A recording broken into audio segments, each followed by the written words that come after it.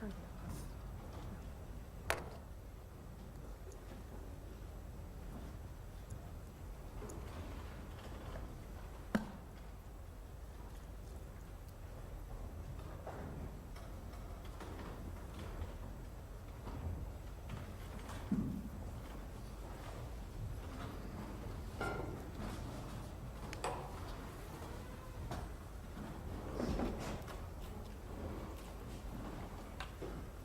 Please have a seat.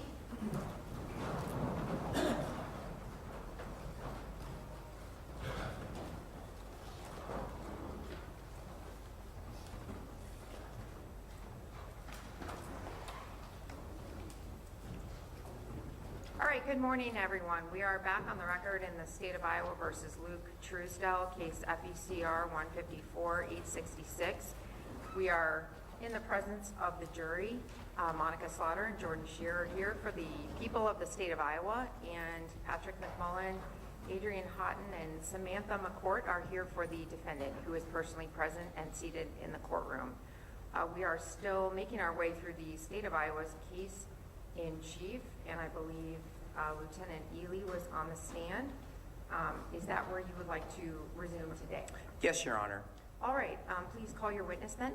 Yes, Your Honor. The state would continue its direct examination of Lieutenant Todd Egli.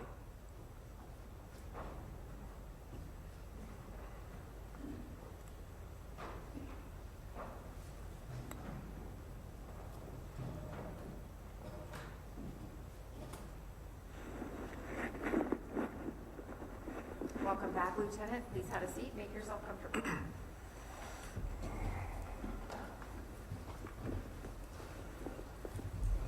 Please remember that you are still under oath.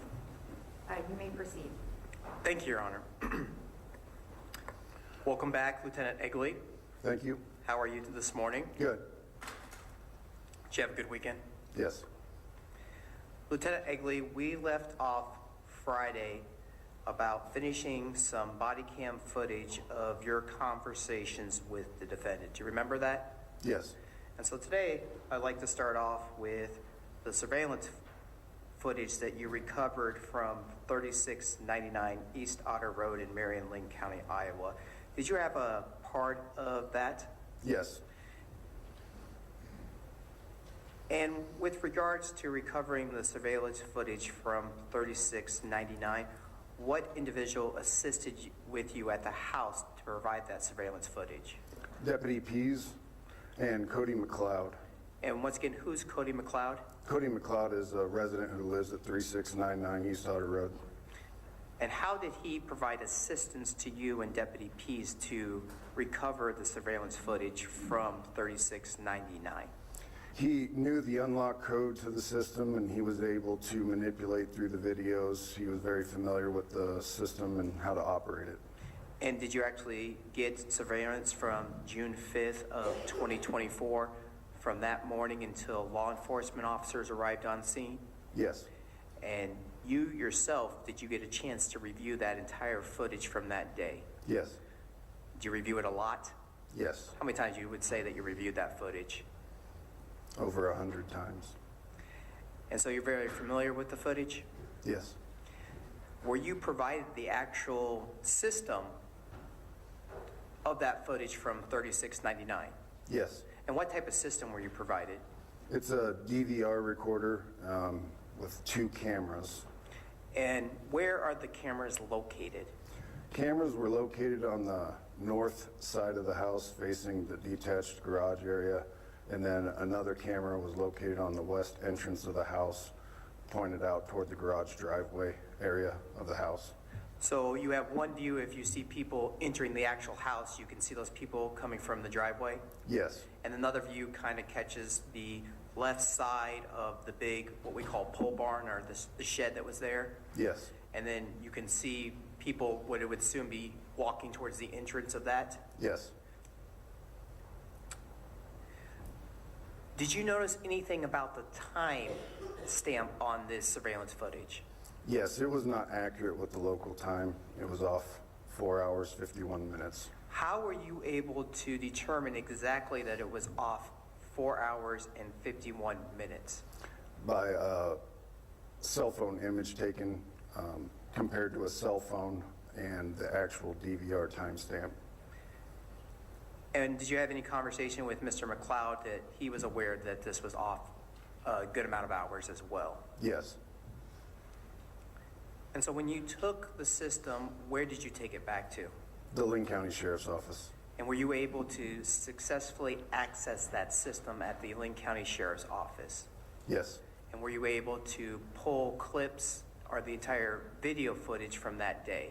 Yes. And were you able to put those on disk or drives in order to review it? Yes. Have you had a chance to review what's been marked as State's Exhibit 6.3? Yes. Is that DVD footage of the entire day of the Truesdells arriving all the way up to Larry Truesdell in front of the pole barn waiting for individuals to arrive? Yes. And when reviewing that footage, is that footage where you actually took both camera views and put them on one screen? Yes. And did you personally do that? Yes. And also throughout this video, is there times where you switch one camera view to the next camera view? Yes. But throughout this video, is this a fair and accurate copy of that time frame of June 5th of 2024, which shows Luke and Larry Truesdell arriving at the 3699 property until we see Larry leaving the house and waiting in front of the storage or workplace? Yes. Have you had a chance to review State's Exhibit 6.4? Yes. Is 6.4 a continuation of 6.3, but that adds the additional time of when Matt Brown and Corey Brown arrive at the 3699 property? Yes, it does. And in that video, can you see Matt Brown out in front of the pole barn, appear to be on the phone, pacing back and forth? Yes. Is that also a fair and accurate copy of that footage from June 5th of 2024 of that specific time frame of the Brown sons arriving and waiting for assistance to come? Yes. And it's about 8 minutes long. Yes. And have you had a chance to review State's Exhibit 6.5? Yes. And is that a continuation of State's Exhibit 6.3 and 6.4 where it shows Deputy Lofgerd arriving on scene as well as other officers and paramedics? Yes. And is that a fair and accurate copy of that time frame where we pick off from 6.4 going into 6.5 where we see the time waiting for officers and other individuals to arrive? Yes. And it's almost about 8 minutes long as well. Yes.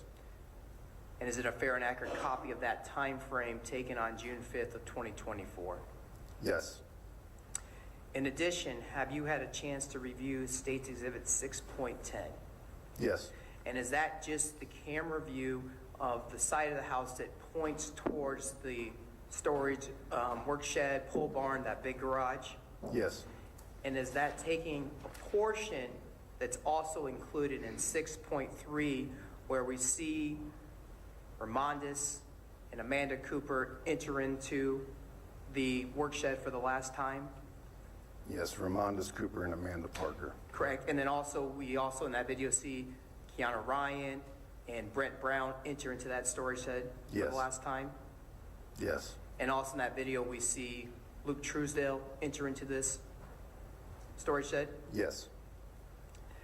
And it's also about 8 minutes long of that particular clip. Is that a fair and accurate copy of that portion of the video from June 5th of 2024? Yes, it is.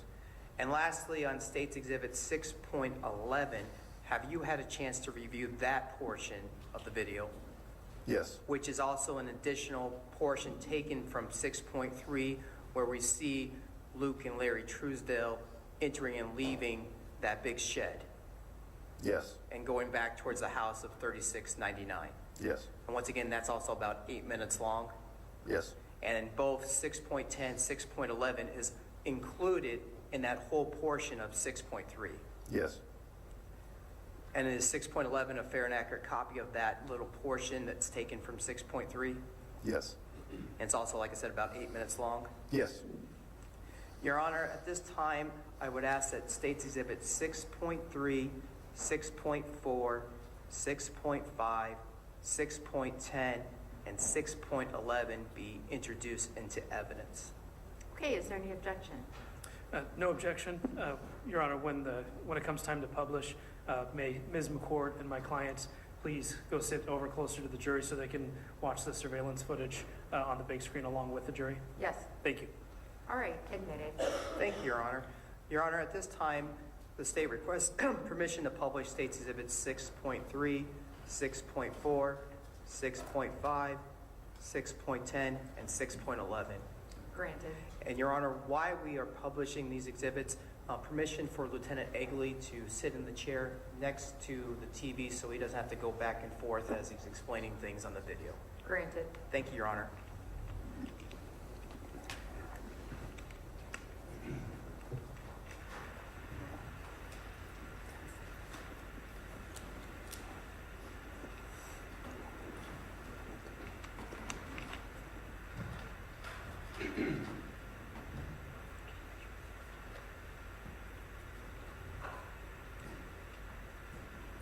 And can you turn the lights all the way off, down, please? Thank you.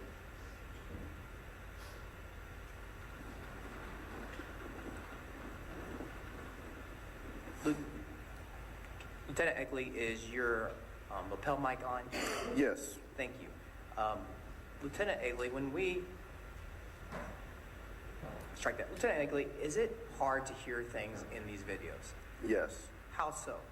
The wind is very strong that day, so it's very loud, and every once in a while it will die down so you can hear things such as birds chirping, things like that.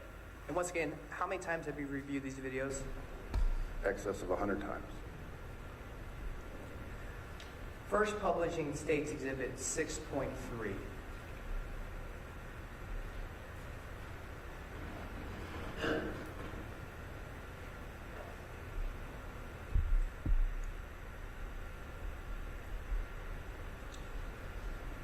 Deputy Egley, before I hit play, can you tell me what are we looking at here on State's Exhibit 6.3, starting from the left corner where we see the word playback and just kind of making your way from that corner across the screen left to right?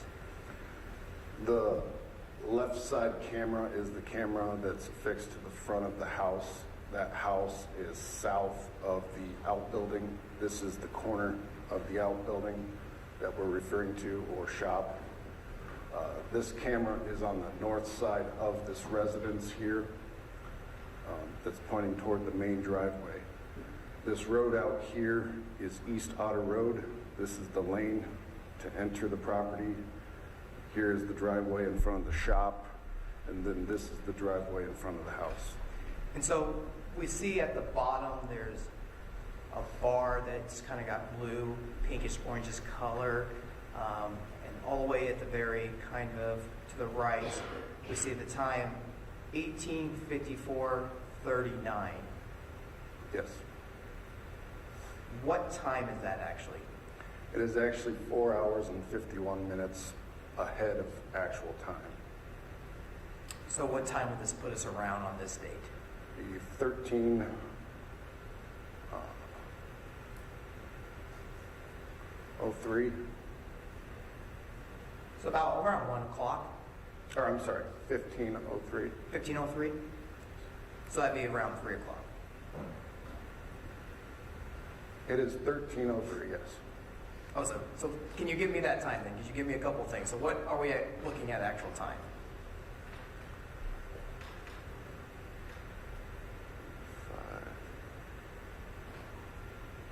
Not military time, just a regular normal time. 14:04.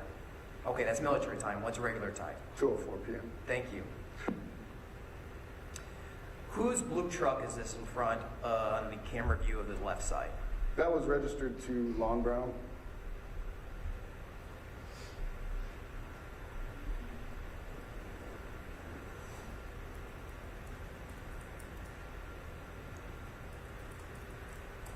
And in the video on the right, can you see the trees moving with the wind? Yes.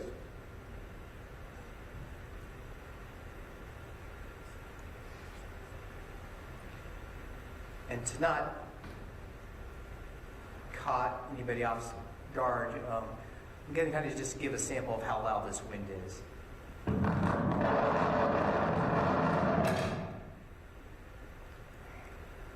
So while needed, I'm going to mute this until there's maybe some times that we'll actually play the sound, okay? Yes.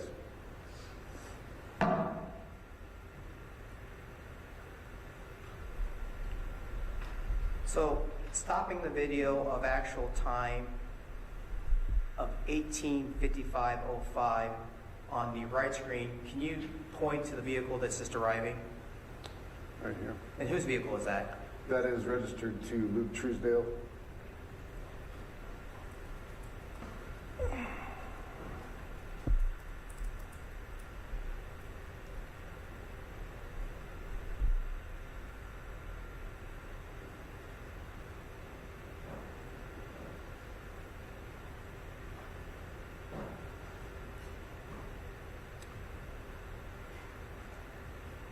Lieutenant Egley, sticking with State's Exhibit 6.38, about 18:55, we saw two individuals get out of that vehicle. One's entering the house. Who just entered into the house? That's Luke Truesdell, And who's following him? Larry Truesdell. And that's the one in the black cutoff sleeveless shirt. Yes.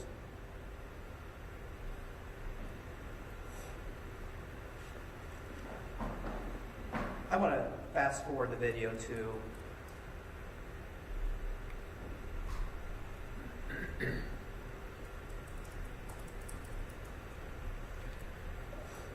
So sticking with State's Exhibit 6.3, we've gone quite some time forward. Looks like we're at 1957:04. From the time that we saw the Truesdells arrive to now the time that we fast forward, did you see anybody else in this time frame arrive at the 3699 property? No. And while watching this video, who is present besides the Truesdells at 3699 on June 5th of 2024 during this time frame? It would be Brent Brown, Keanu Ryan, and Lon Brown.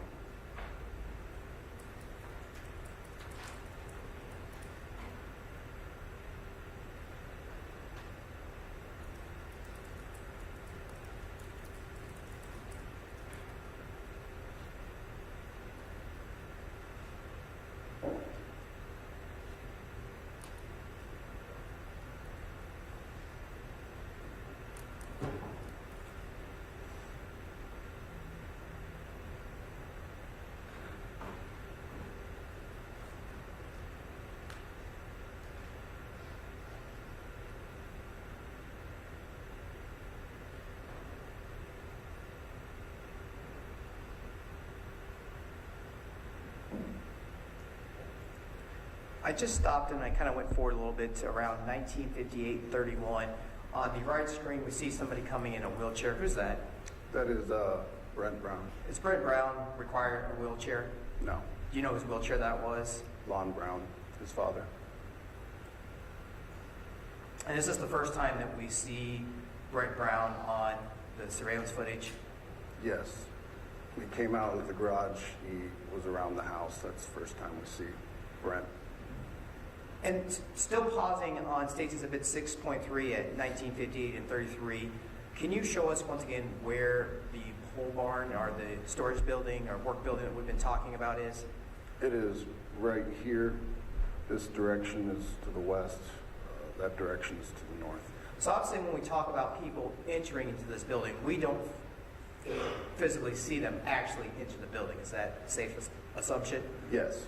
But if they're walking in the direction away from the boat, these two SUVs, is that where the entrance is? Yes, it's in the middle of that building on that side. And is there any other entrances once again to this building besides going straight to the front of it? No other entrances.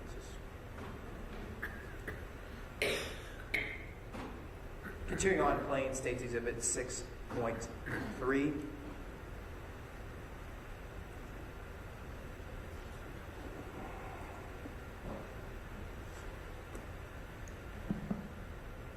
Just briefly stopping at 1958-46, looking on the left screen, who's the individual that's by the blue truck?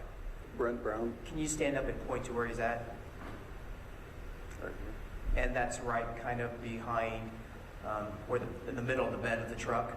Yes. It would be on the right side of the vehicle? Yes. You may sit down, thank you.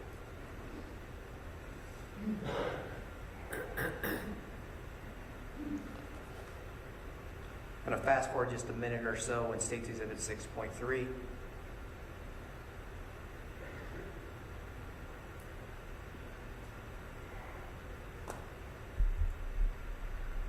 I stopped at 20:34 actual time. We see two individuals enter the screen on the right side of the surveillance on State's Exhibit 6.3. Can you tell me who these two individuals are? This person is Brent Brown, and this is Keanu Ryan. And just so it can be a little bit clear for record purposes, when you say this person, which person are you referring to? With the gray hooded sweatshirt? And he's kind of in the bottom left corner. Yes. And then you said this other person is Keanu. Can you tell me what she's wearing or what she appears to be doing? The black shirt with the yellow shorts pulling the hose. Thank you. You may sit down.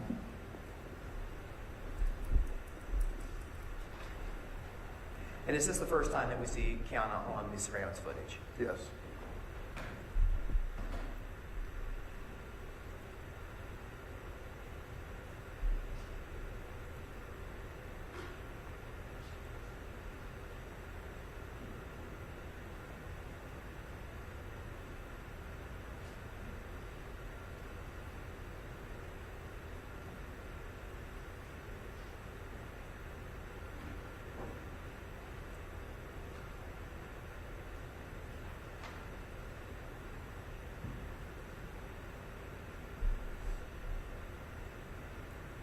I stopped the video of State's Exhibit 6.3 at 20:03:50. Looking on the, once again, right side camera view of State's Exhibit 6.3, we see an individual walking kind of from the direction of the boat down the driveway. It's in the middle. Can you tell us who that person is? This person's Larry Truesdell? And you've seen this video multiple times. Yes. Where did you see where Mr. Truesdell came from? Yes. Where did he come from? Came from the boat area between the boat and the van. And did you see how he got there before? Yes, he walked out there. And which direction did he walk from to get out there? From the house to the boat.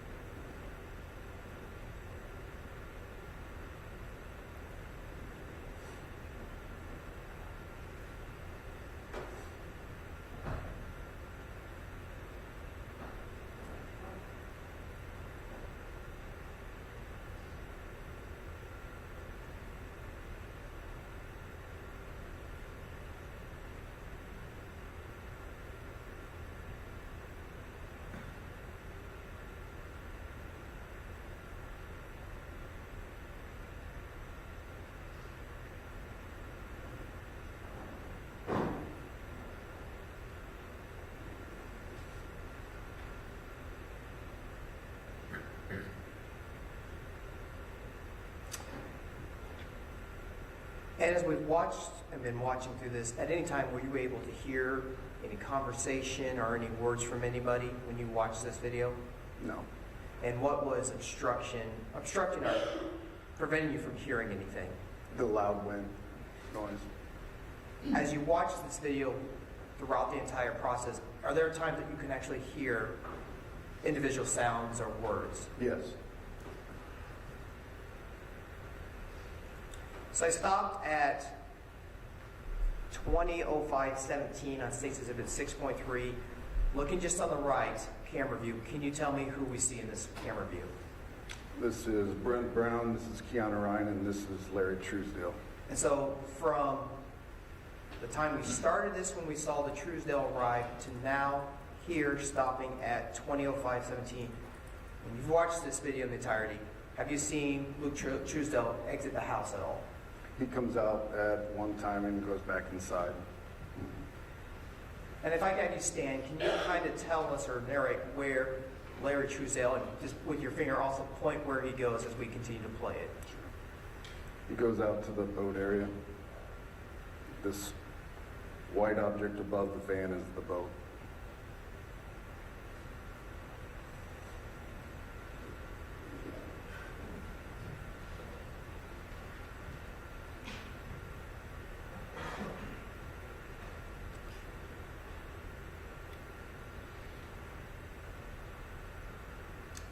And at this time, stopping at 25:47, do we lose sight of Larry Truesdell? Yes.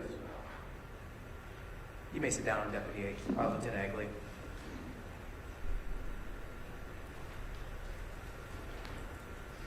I'm going to skip ahead to 2012:48 and play State's Exhibit 6.3 from there for the record purposes.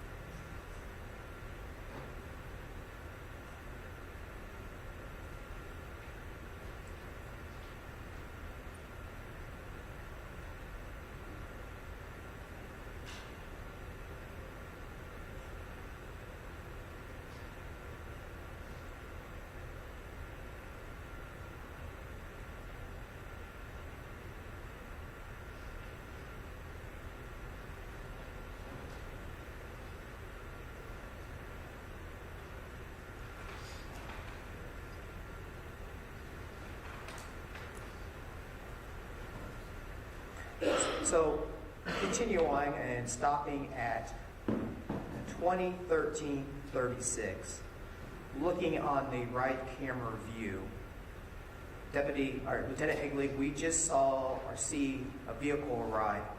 Can you point to that vehicle and tell me what that vehicle is? This is a motorcycle. And who are the two individuals on that motorcycle? Ramonda's Cooper and Amanda Parker. Who is driving the motorcycle? Ramonda's Cooper. And who's on the back? Amanda Parker.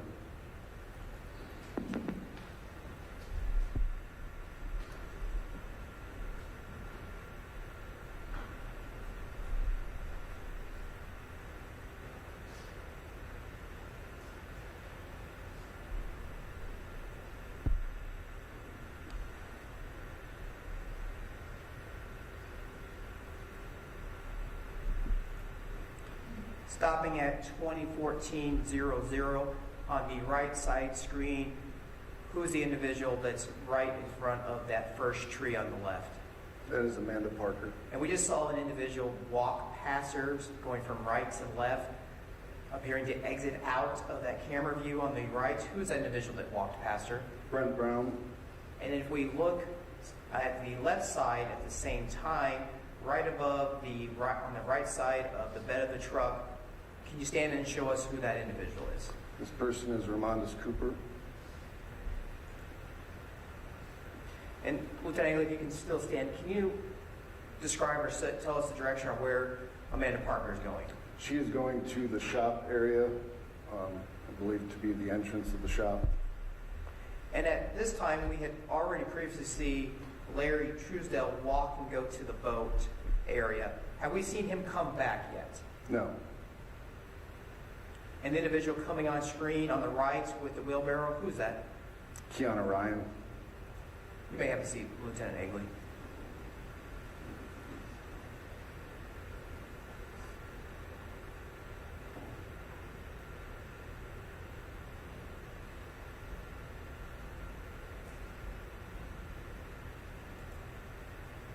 It stopped at 2014:46. Looking at the right side screen, we see an individual coming, or appeared to just come from around the boat or storage building area. Who's that individual? It's Amanda Parker. And then we saw it appear somebody tossed something to her. Who was that? That was Ramonda's Cooper. And the person by the propane tank, who is that? That is Brent Brown. Thank you.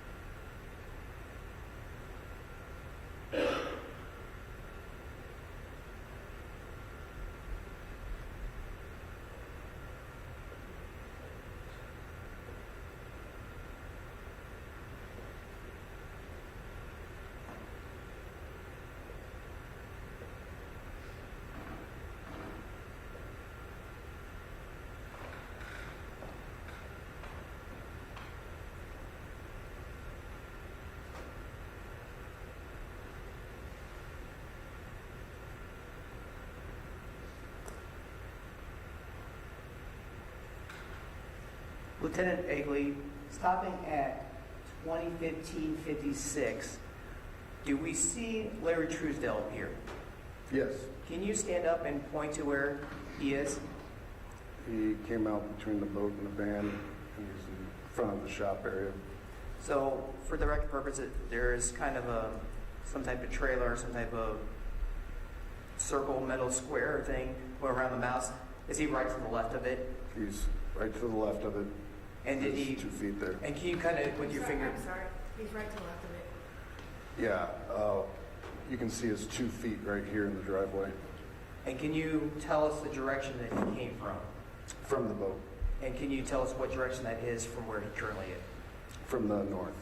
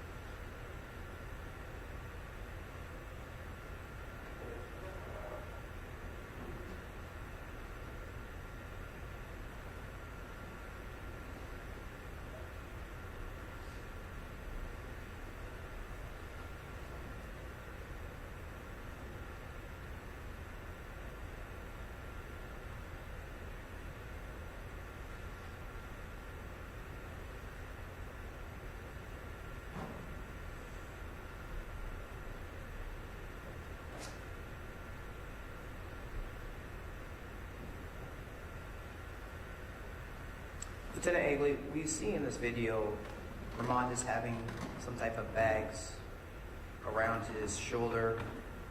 Were those bags searched? Yes. And was there anything of evidentiary value found in those bags? No. Any weapons or anything? No.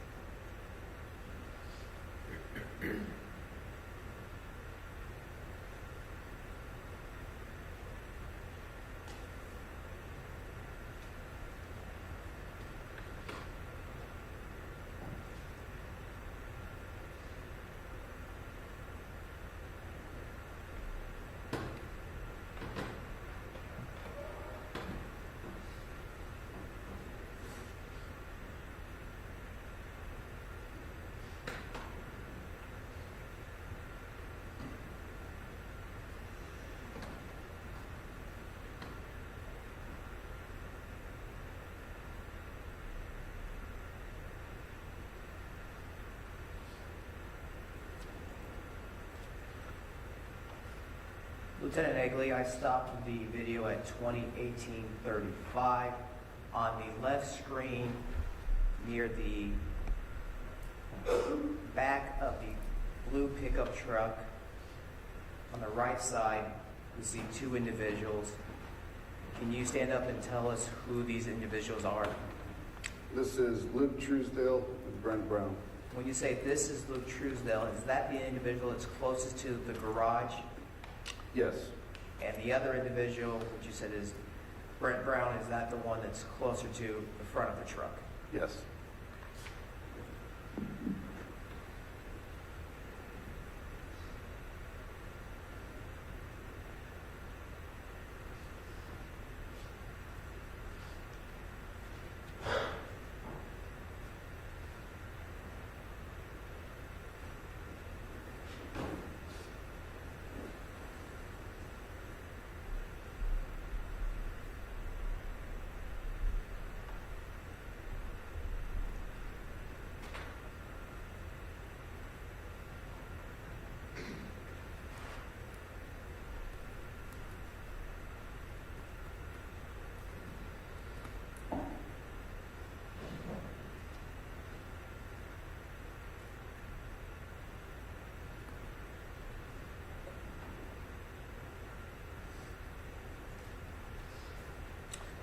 I stopped the video at 20:19:28, kind of going back a few seconds.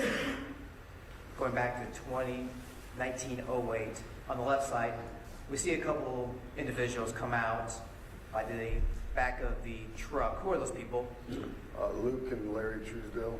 And do you see what Luke and Larry are doing? Yes, they're walking toward this camera view. And does this Larry appear to do or anything with Luke? Shoves him a little bit. Kind of like a friendly shove, like let's get going. Yeah, like that was seen earlier.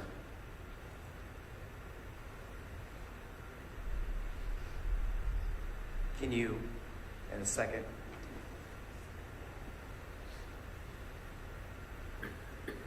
can you stand up and point to where we're looking at on the left side?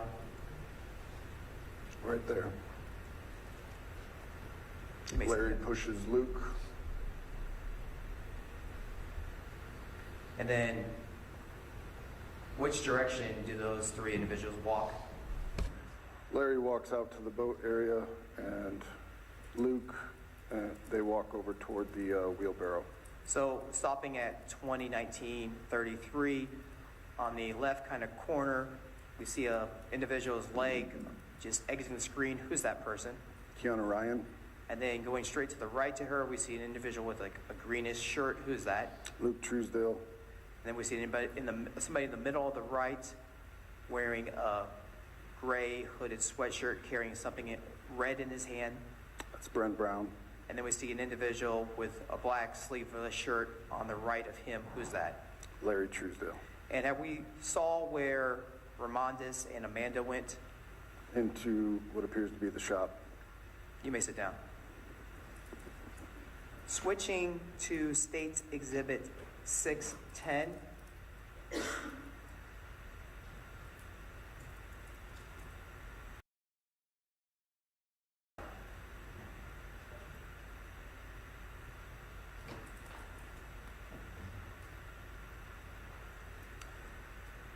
I pulled up State's Exhibit 610, and we have a start time of 20:19:15.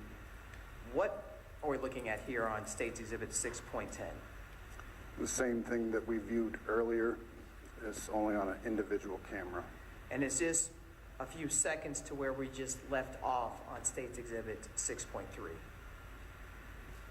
Yes, it's not a few seconds. It's before that. And so, who are the three individuals that we see here? That is Keanu Ryan. This is Ramondis Cooper. That's Amanda Parker. And just for a little bit more clarification for the record, when you say Keanu Ryan, where is she? What color of clothes is she wearing? Keanu is wearing the black shirt, the yellow shorts near the dog. And when you say this is Ramondis Cooper, where is he locating? What's something you can identify him with? He's wearing the same shirt, plaid shirt with the bags around him, and Amanda Parker is just beyond him. So she's just a little bit to the left of him. Yes, You can kind of basically see more of a shadow outline of her. yes.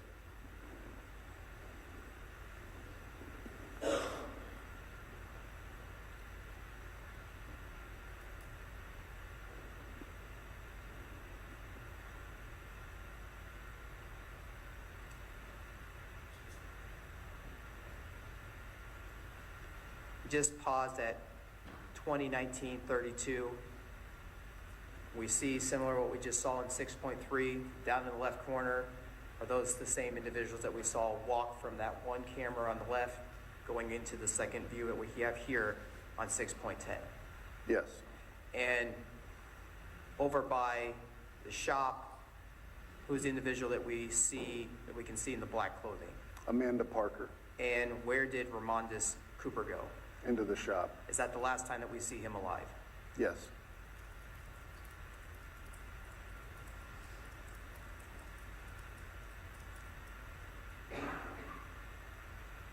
And if you could, can you point to where Larry Truesdell is and show or follow the way where he walks? Here. He And what- walks out to the boat.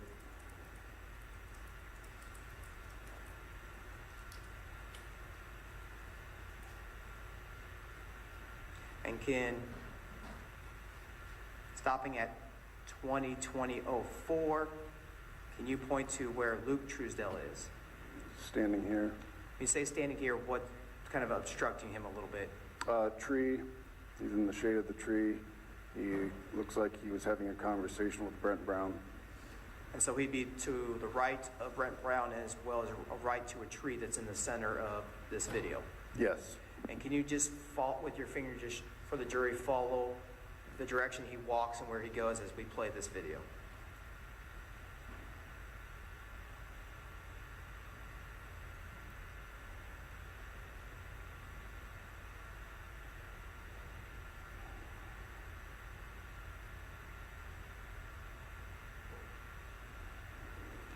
So I stopped at 2020-21.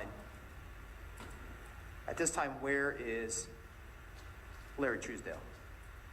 Out at the boat. Where is Ramondis Cooper? Inside the building.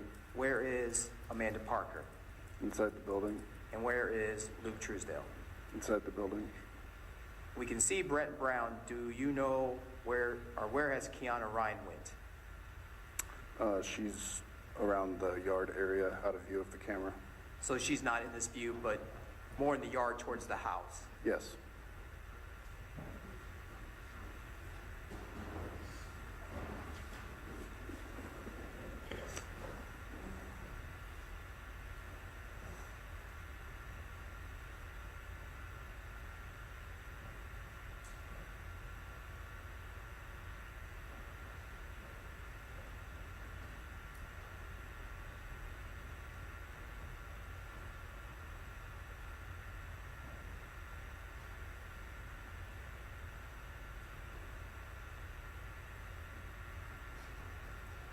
At 2020-55, we do see an individual coming from the direction of the shop wearing all black and appear to be carrying an item. Who's that person? It is Amanda Parker. But besides Amanda Parker, do we ever get to see Ramondis Cooper come back out? No. And where is Luke Truesdell at this time? In the shop. Objection, speculation. Sustained. In this video, have you seen Luke Truesdell come out at all? No. So if you've not seen him come out, where would he be? Objection, there's no proof he entered anything, Your Honor. Your Honor, he can answer this. Overruled. It appears that he went to the entrance of the shop, and there's no evidence that exists that he has left that area.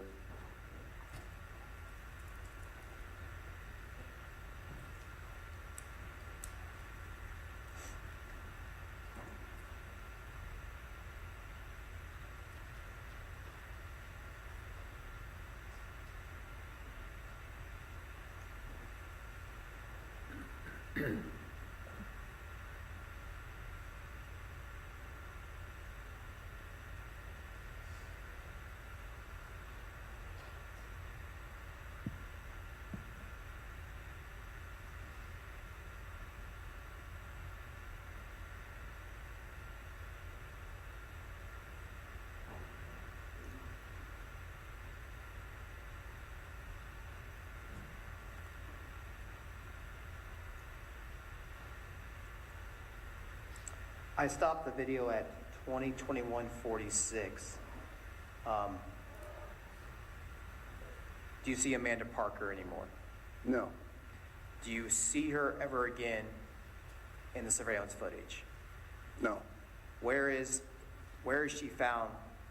Strike that. Where do you locate her the next time you see her? She was located deceased in the southeast corner of the shop. So is there any evidence that shows that she ever left this shop after when we stopped at 2021-46? No. At this time, when reviewing this, and you've stated that you've reviewed this hundreds of times, has there been any evidence that you've seen Larry Truesdell enter the shop? No. And when reviewing this hundreds of times, has there been any evidence that you've seen Luke Truesdell leave the shop? No. So at this time, based off the evidence that you reviewed and seen, who are the three people that are in the shop at this time? Objection, again, Your Honor, there's no proof that Luke ever entered the shed.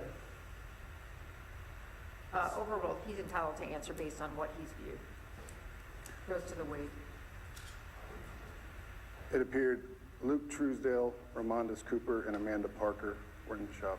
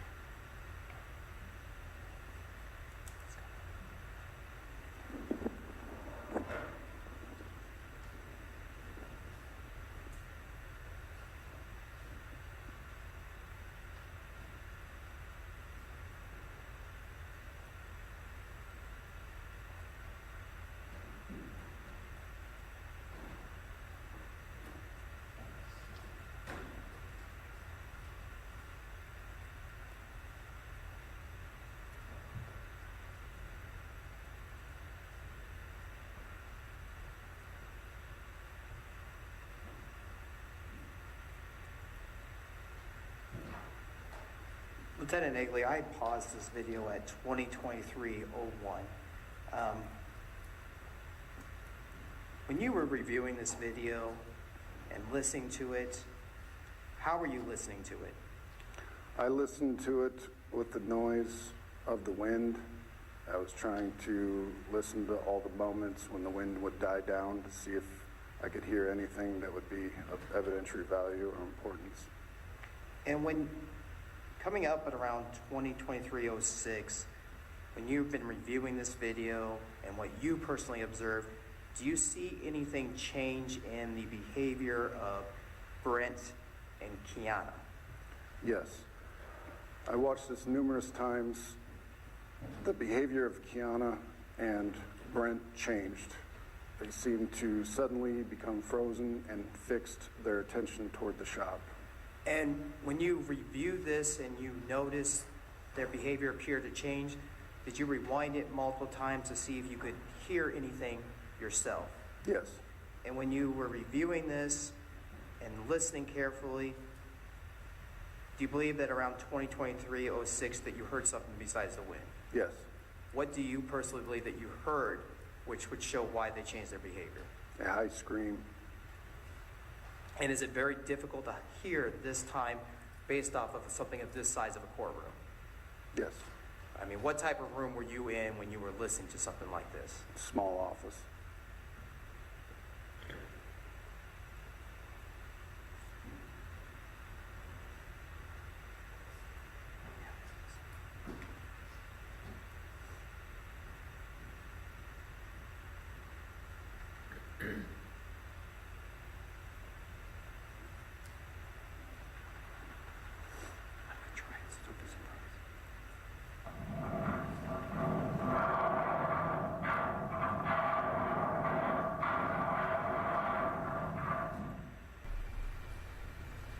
So, I mean, that's very difficult to hear, Lieutenant Egley. Yes. How many times did you review that? 50 to 100 times I listened to it over and over. And so you believe that around 2023-06 you hear something? Yes.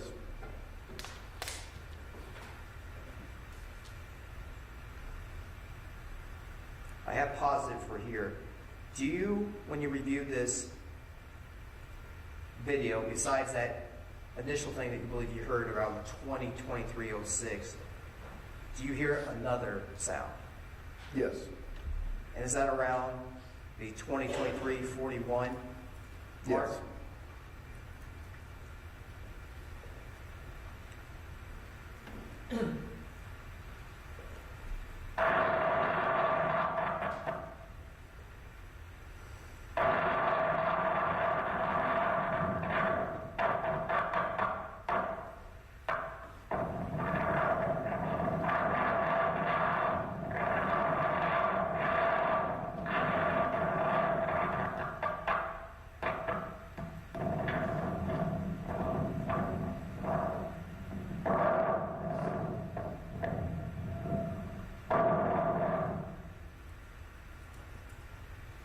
we just hear at 2023-41?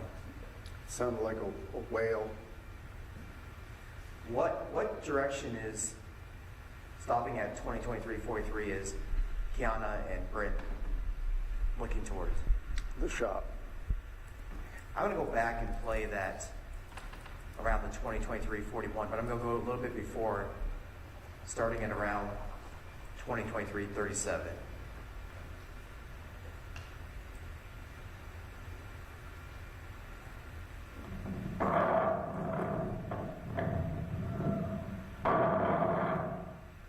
Did we hear that again? Yes. And that's that wail that you're talking, that scream? Yes.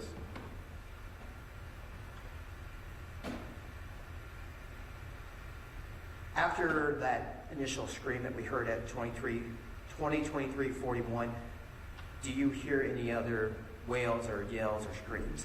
No. I'm going to mute the video for this time so we don't hear that wind at this time.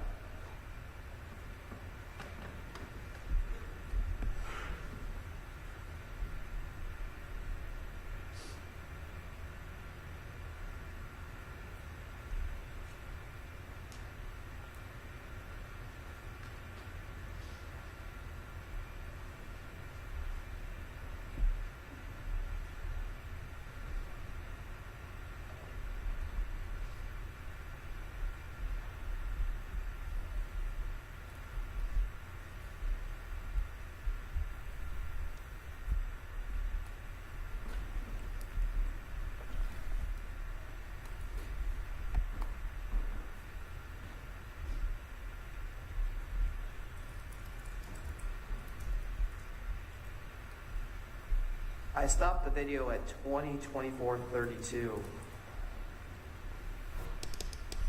Kiana is now out of view. Where do you find her next? Deceased in the scene. Do you ever see any video footage of her coming back out? No.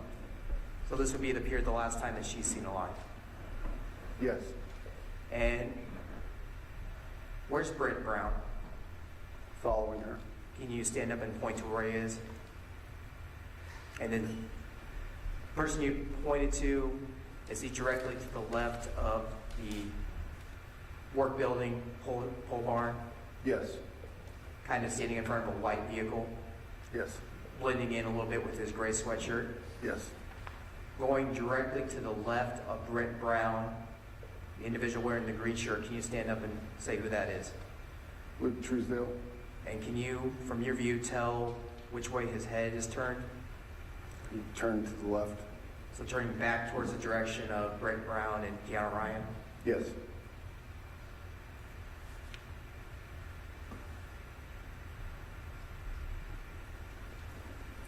Stopping at 20:24:38, do we see in this video at all Luke Truesdell right now? No.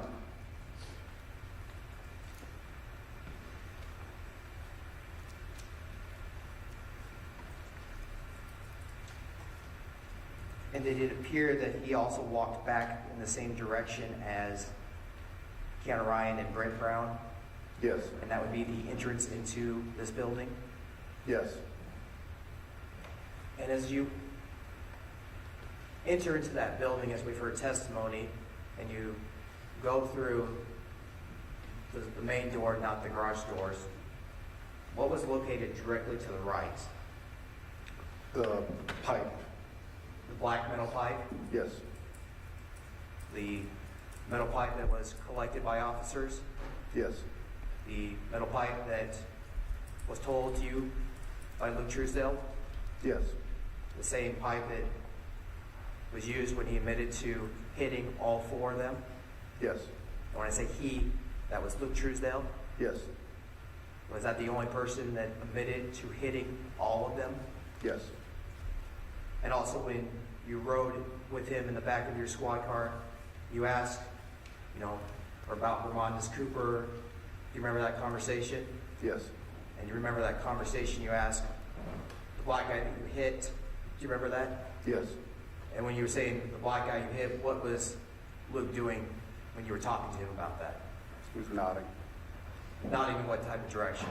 Up and down. So an affirmative yes? Yes. And then you were having a conversation about if you remembered what Amanda was doing. Do you remember what he said she was doing? Saying no, no, no.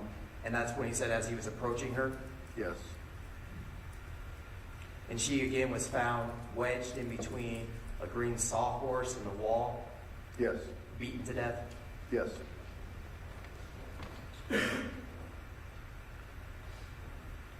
going to pick up again on State's Exhibit 6.10.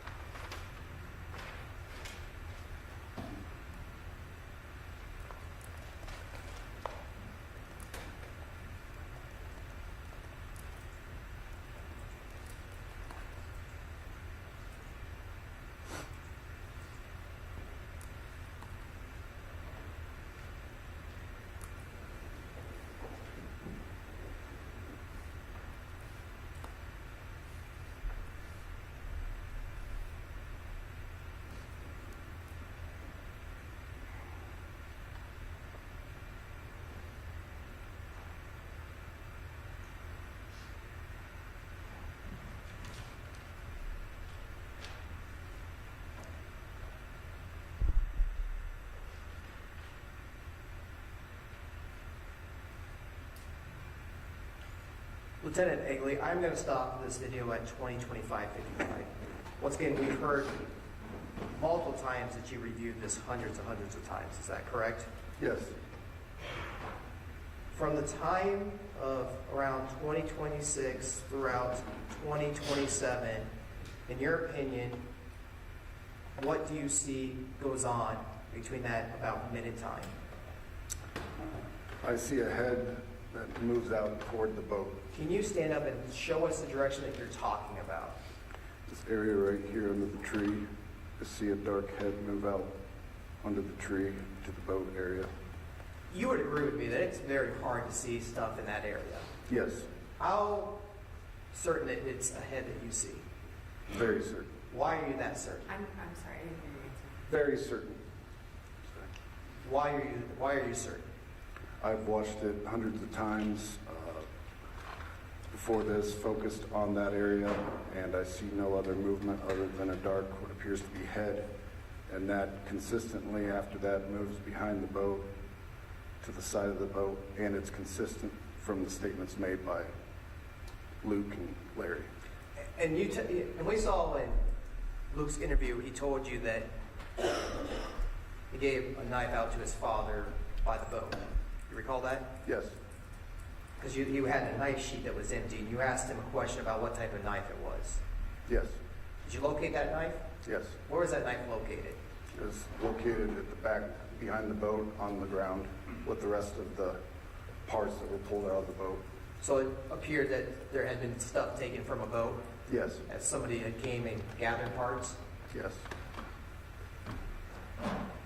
And when you spoke to Lon, was it your understanding that Larry came out there to work on or get parts from the boat? yes.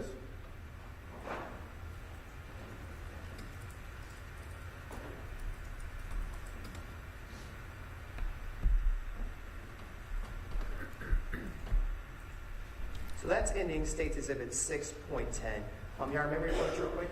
Yes.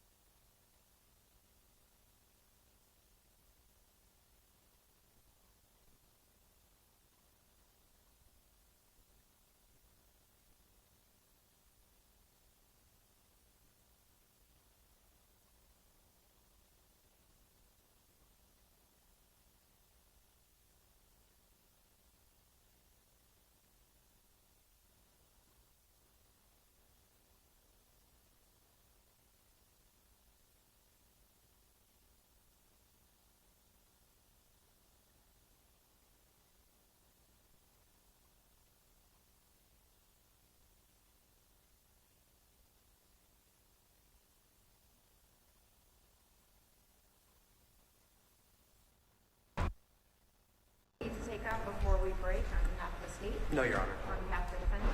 No, Your Honor. All right, we'll see you back in 15. Thank you.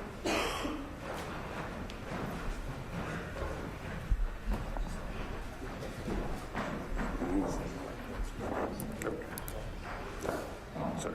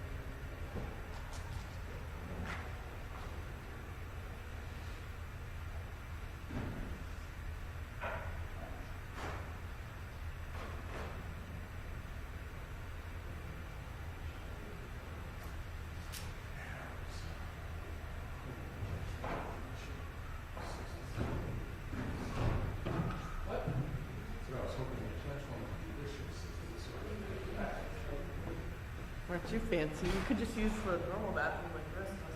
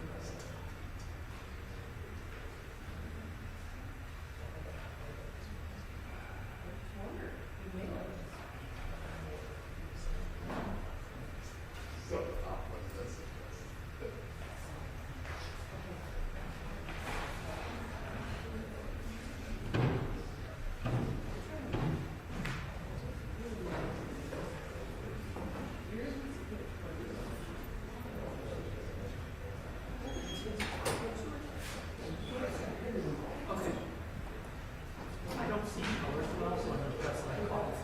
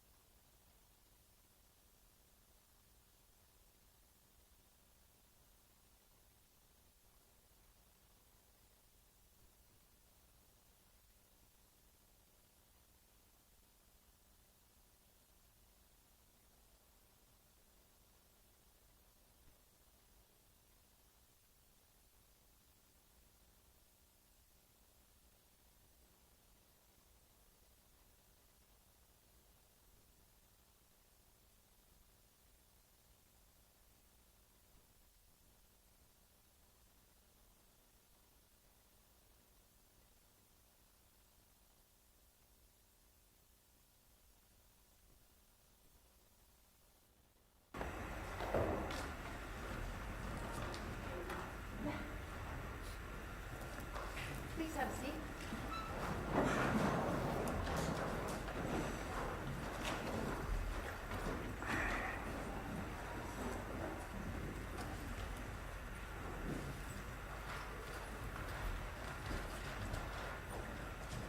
We are back on the record in the state of Iowa versus Luke Truesdell. All of the attorneys are present as well as the defendant, and we are now in the presence of the jury. Is the state ready to resume their direct examination? Yes, Your Honor. All right, please proceed. Thank you. Thank you, Your Honor. Lieutenant Egley, what I still have pulled up is State's Exhibit 6.10, where it's came to an end. What is the time that this video ends at? 20:25:55. And so, bringing in soon State's Exhibit 6.11, specifically the times of 2026 up until about 20:28:48. When you watch that portion multiple times, what do you see that we're going to show? You'll see a head leave what appeared to be the shop area, go out underneath the tree to the boat area. That head then moves behind the boat and then to the side of the boat, continues to move about until finally, after 2028, the head appears, which I can identify him as Luke Truesdell, and then later another head go toward the shop. And so the initial head that you see, who do you believe that is? Luke Truesdell. And you believe he's going to the boat? Yes. And who do you believe is at the boat? Larry Truesdell. And are you able to see Larry at all by the boat? No. Are you able to see Luke's head over by the boat when you play this portion that we're talking about? Just one head. Yes, at the rear of the boat. And whose head do you believe that is? Luke. And just for the record purpose, you pointed in this about 2-minute frame, what area of the video do we want to pay close attention to? Right here. And when you say right here, can you describe what do you mean by right here? Above this or between the two vehicles here, under the tree, toward the rear of the boat. The boat stretches to be about right here. So you're talking about, if we start where the white boat sticks out, going to the right, we have a van. Going to the right of that, we have an SUV that has like a tarp. Yes. And then going to the right of that, we have another white vehicle. Yes. And in the back, we have some trees and shadows. Correct. What about the tarp area? Do we want to focus or look in that area? Right above the tarp area is And where you will see the head movement. And which head movement do you see? Luke Truesdell. You can sit down. I'm going to bring up State's Exhibit 6.11.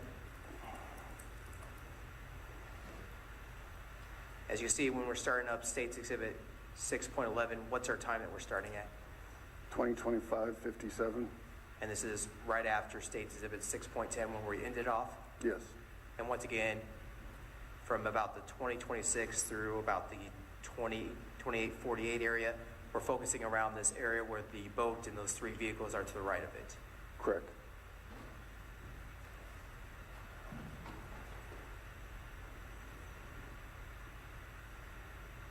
Right there.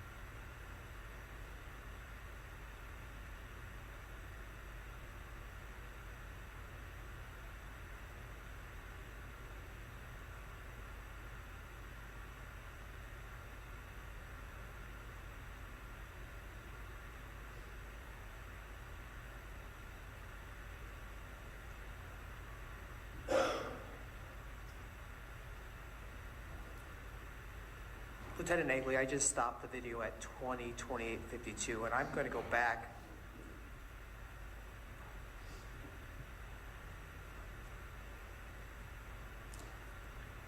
to 20:25:58. If I could have you stand up, and I would like you to narrate what you're seeing as we play that clip again.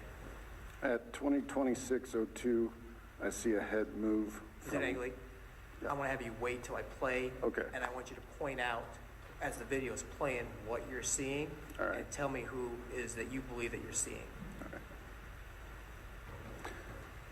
20:26:02, I see a head move right there under the tree toward what I believe is the back of the boat. I'm just going to go back a little bit, again, to that 2026. I'm going to start again at 20:25:58 and then play it all the way through. So continue narrating as it plays. Okay. There you see the head move under the tree. You'll see that head move back to the right here shortly.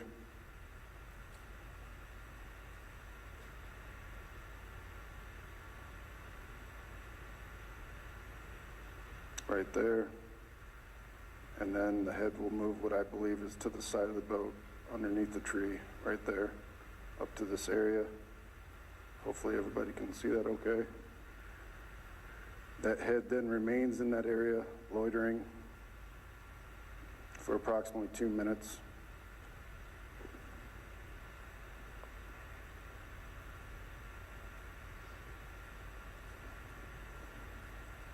Right above this tarp area.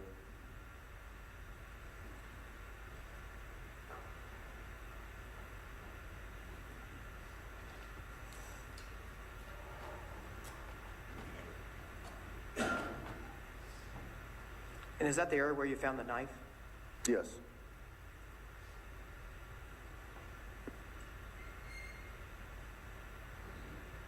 Again, the focus is right here above that tarp area.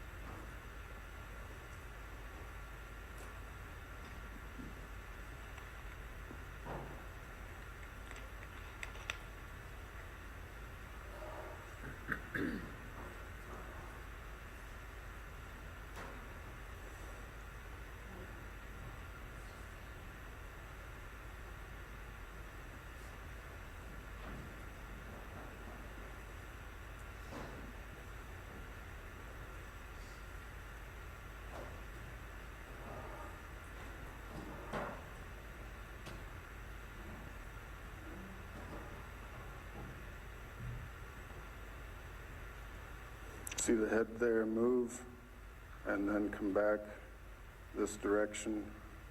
And shortly you'll see Luke Truesdell emerge. About this point, you'll see what I believe is Larry Truesdell's head moving toward the garage. Luke then starts jogging toward the shop. Go back a few seconds.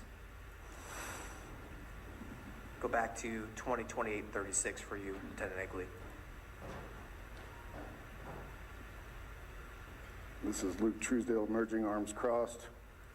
And you see the head of Larry Truesdell going to the shop. Luke then begins to jog toward what appears to be the entrance. In which direction is Luke Truesdell's head pointing? He's looking back what appears to be Larry Truesdell. You may have a seat, sir.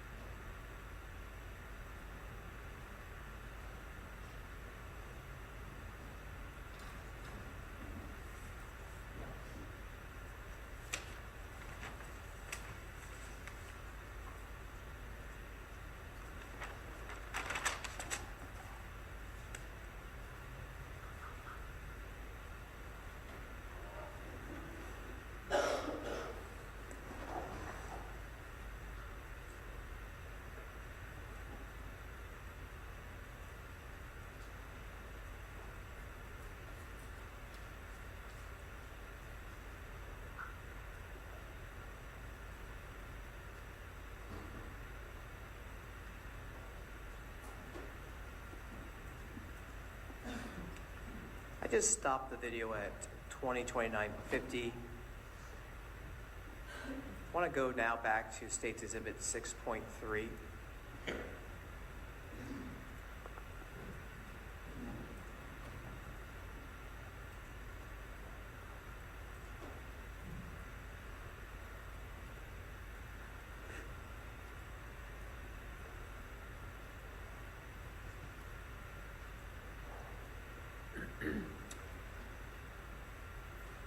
I once again have gotten to this at 20:29:45, which is about 5 seconds where we just 5 seconds sooner than when we just left off on State's Exhibit 6.11. The actual real time on this exhibit is 1:38:13, and the reason why I want to bring that up, Lieutenant Egley, when you were making and looking at this, is there a few minutes prior to this, somewhere around the 1:36 to this, that you kind of go back and forth of this same clip area? Yes, And why are you kind of going back and forth of this same clip area? because of, to capture them entering the house, the audio, and if I could hear anything, I moved the audio from one camera to the other camera just to see if things were said. And so, Because, I'm go, sorry. continue. It appeared he clearly had a change of behavior. He was very upset. It seemed like he was yelling. When you say he, who's he? Larry Truesdell appeared to be yelling at Luke when they entered the house.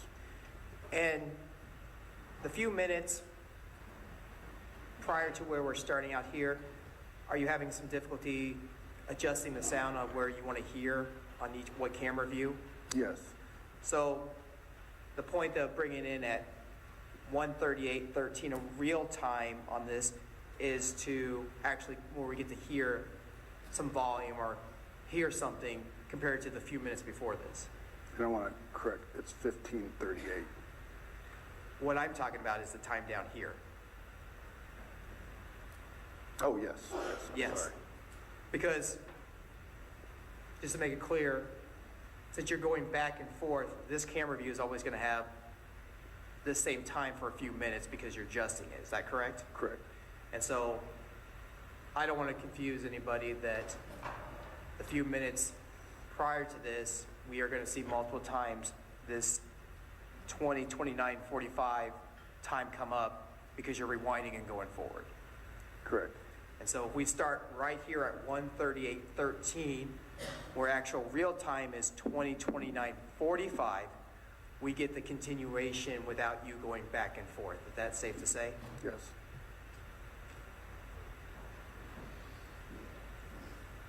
I'm going to also start playing the volume to just give the court and the jury heads up about that wind sound.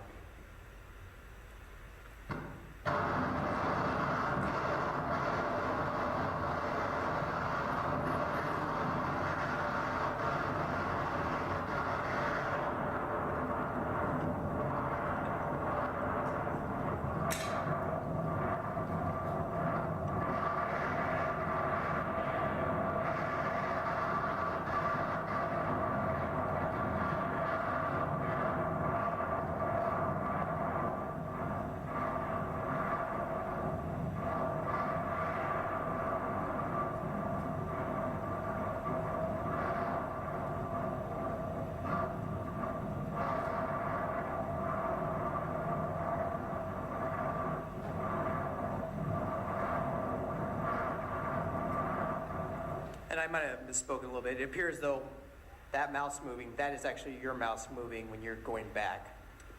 Correct. And so, This is to rewind it now 30 seconds. Back again. we're going to kind of go back and see that clip that we just saw, but this time with some audio. Yes. And once again, that's around the real time of 20:29:50. Yes. And though, once again, trying not to confuse anybody, though we're at the 1:39:04 of this actual video time. Yes.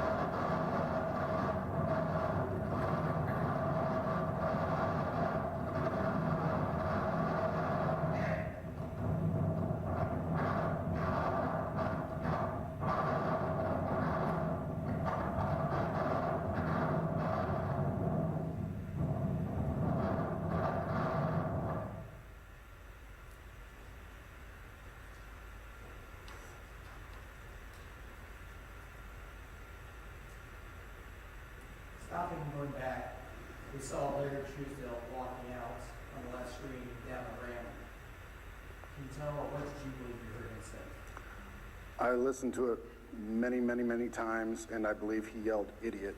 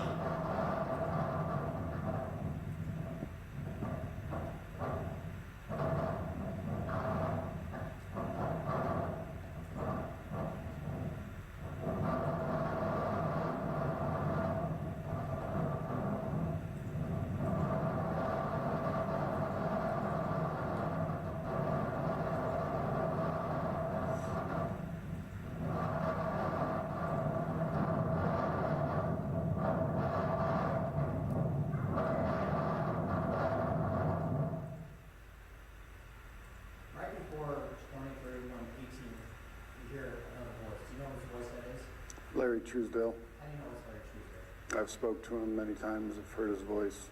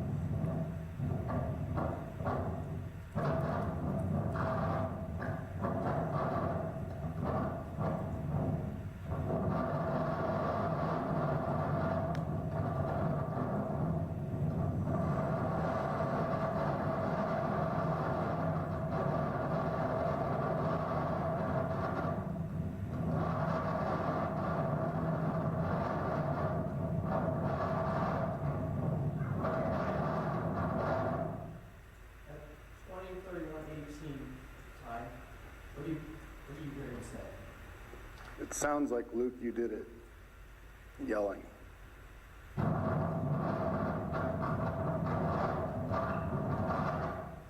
What was just thrown from the porch? An axe.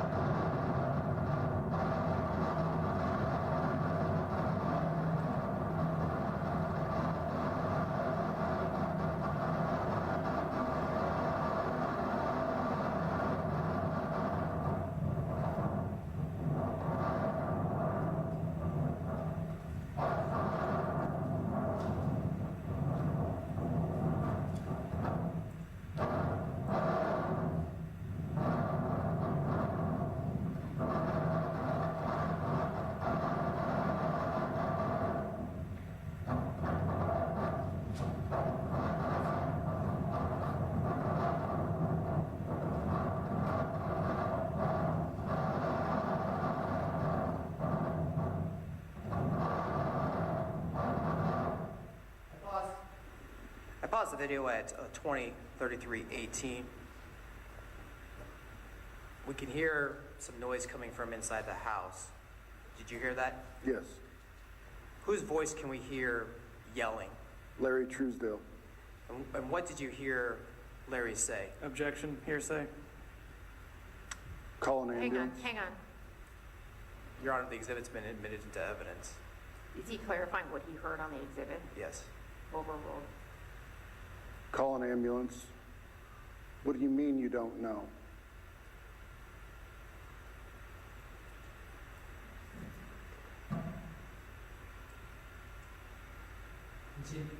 Continuing playing on.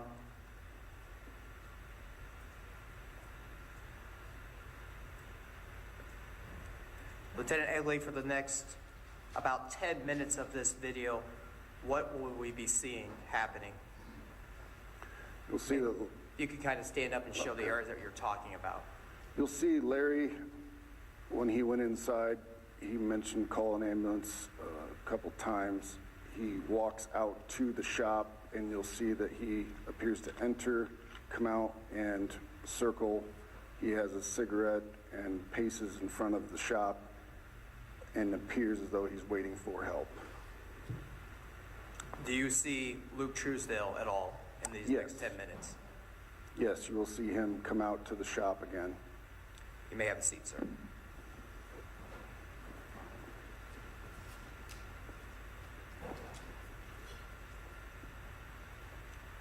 The person on the right side video up in the corner that appears to come out of the shop, who's that person? Larry Truesdell.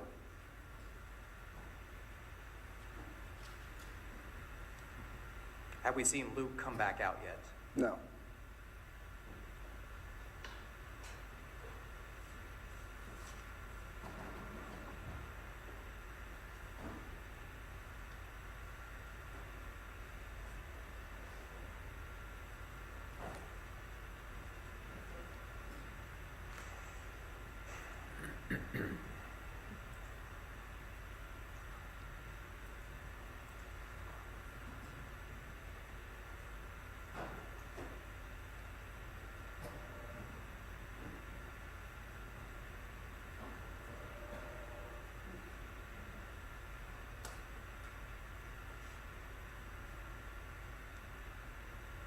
And once again, the same person that came out of the shed, who's that?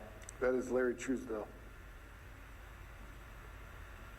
He's observed pacing in front of the garage area again.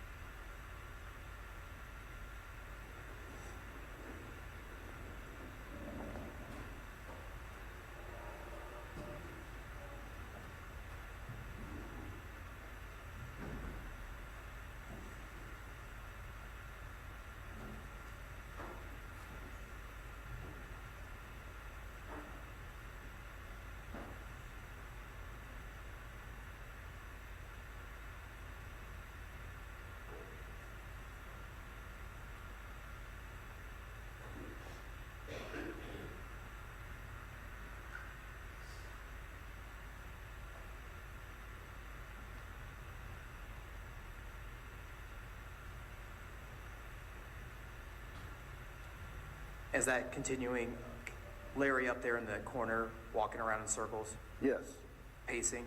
yes.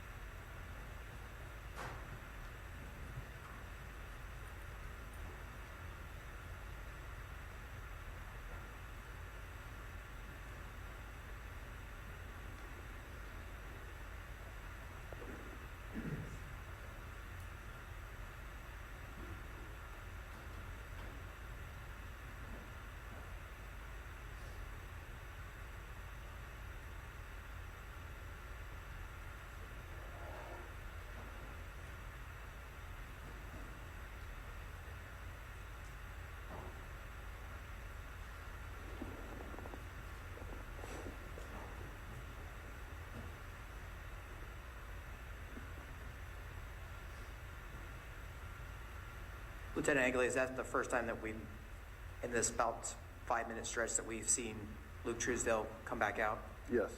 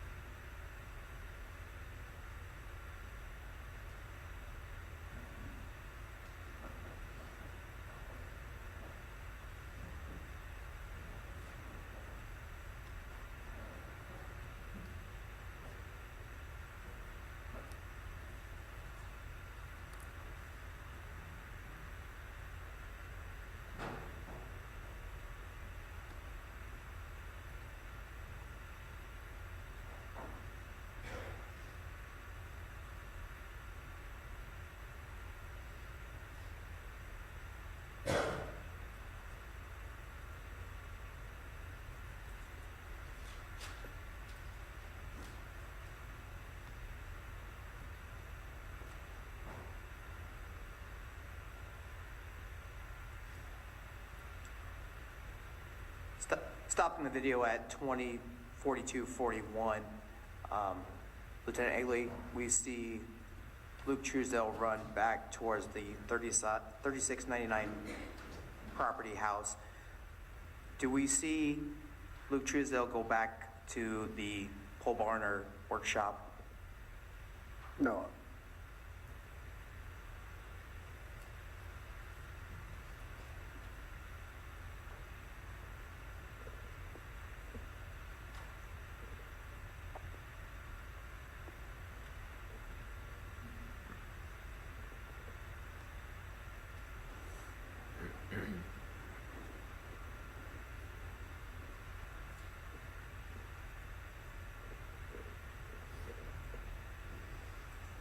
Continuing on with State's Exhibit 6.4.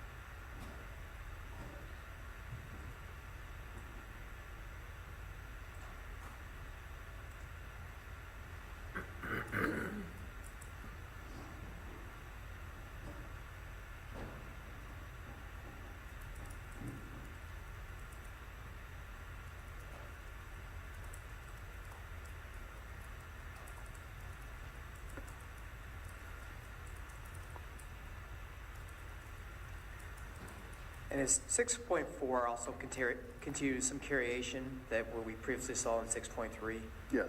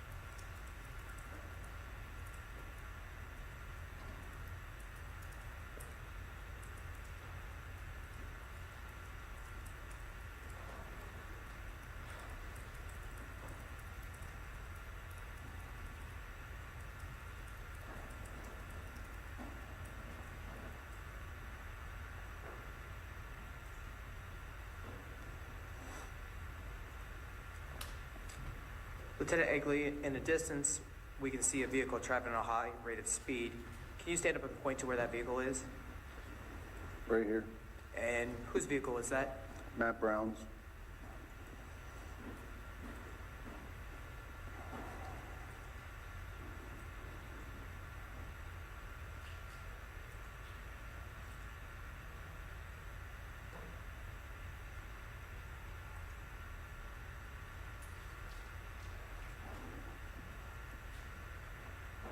Stopping at 204604, who just got out of the truck? Matt Brown.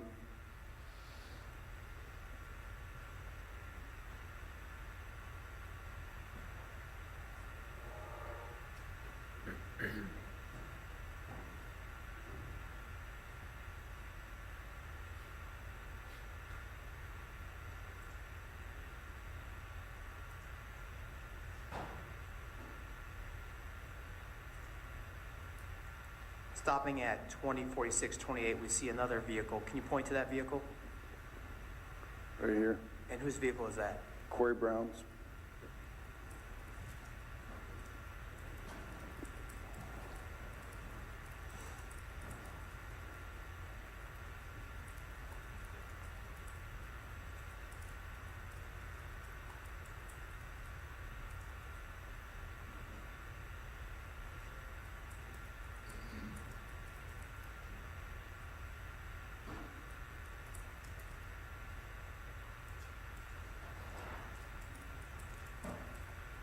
Picking off where we left off there, Lieutenant Egley, States Exhibit 6.5.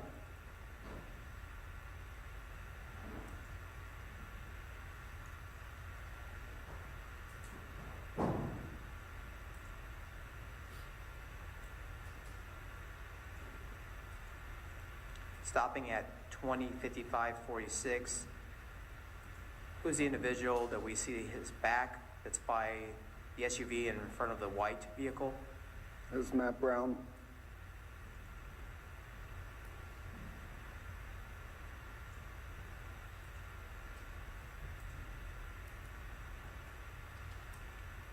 Can you tell what he's doing? He's on the phone, pacing around in front of the shop, and it appeared he'd moved the vehicles from the front of the shop. And does that appear? I'm sorry, I didn't get that answer. It appeared he'd moved his vehicles away from the shop before that. Does that appear to line up with the information that he made a 911 call? Yes, And does the time, when we subtract the 4 hours and 51 minutes, line up with the time that 911 call came in? yes.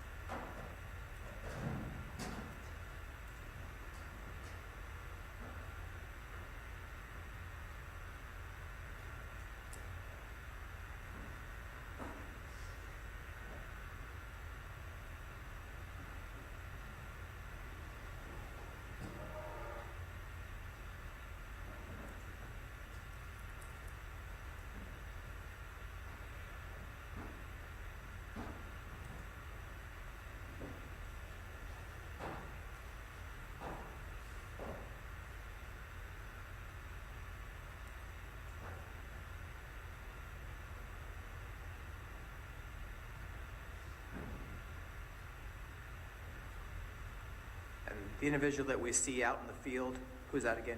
Matt Brown. And then we just saw an individual walk out or come from the area of the pole barn. Who is that? Corey Brown.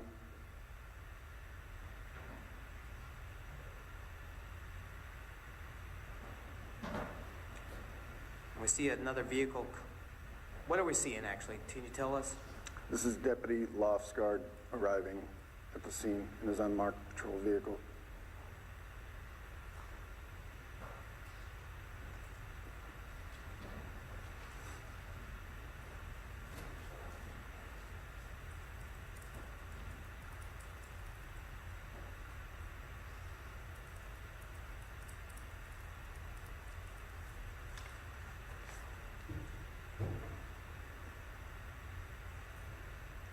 And in this case, Lieutenant Egley, did you get a chance to review Deputy Lofgard's body cam, which has been admitted to evidence as State's Exhibit Number 2?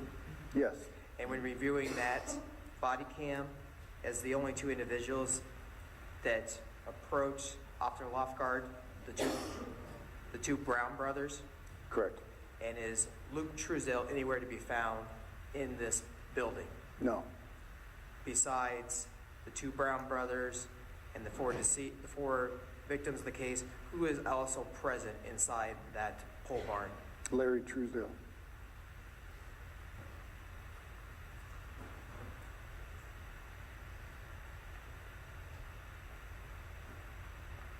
And can you tell us what else we're seeing in this video coming down the driveway? Additional emergency vehicles arriving.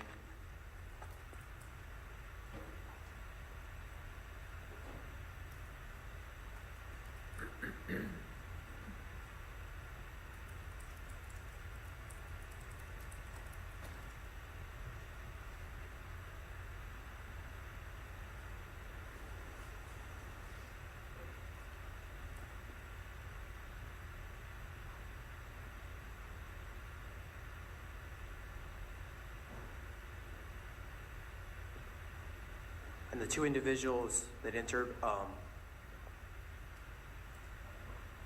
not knowing their names, but are they civilians or law enforcement?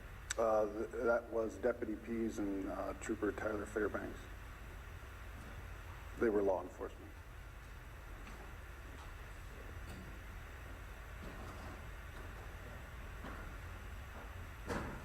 And who's the person we're seeing that's kind of now by the boat area?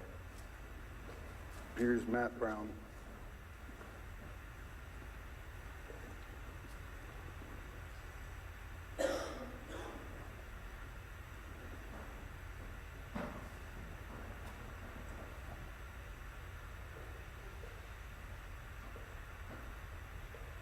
What else are we seeing that's happening now? There is an ambulance arriving on scene and other emergency vehicles.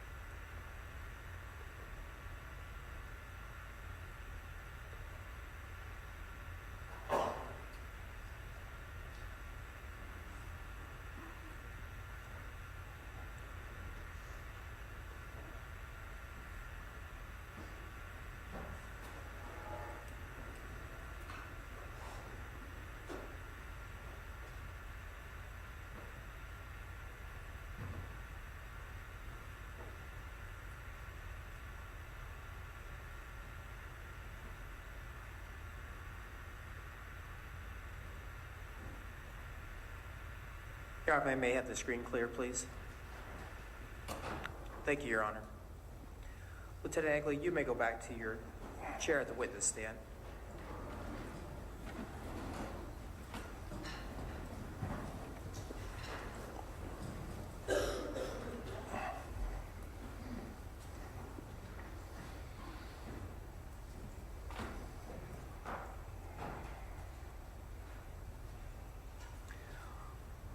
Lieutenant Egley, we watched quite a bit of surveillance footage this morning.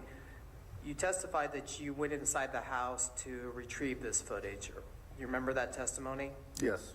And so, were you aware of where the cameras were located Yes. and how many cameras there were? Yes, 2. Were there any cameras inside the pole barn or that shop? No. Were there any cameras inside Lon Brown's house at 3688? No. So we don't know what was going on inside the house then. No. So the times that Luke was inside, we have no idea what he was doing No. or things that he could have been doing. No, the only camera footage we have is after law enforcement arrived in their body cameras. So we don't know if he went inside and washed his hands. Correct.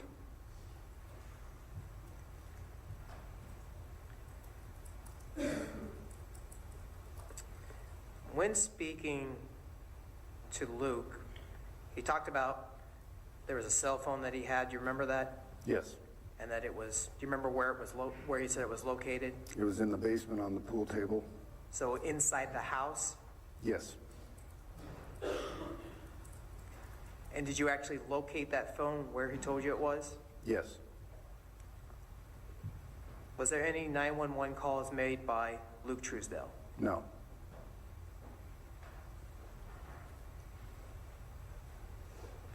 We saw pictures and we saw in your body cam footage that you took pictures of Larry Truesdell's hands. Yes. Did you ever collect any DNA from him? Just swabs from his hands, Sergeant Payne did. Did you ever send those swabs in to be tested at the DCI? No. Why not? We already had Larry Truesdell's DNA on file. It's in CODIS.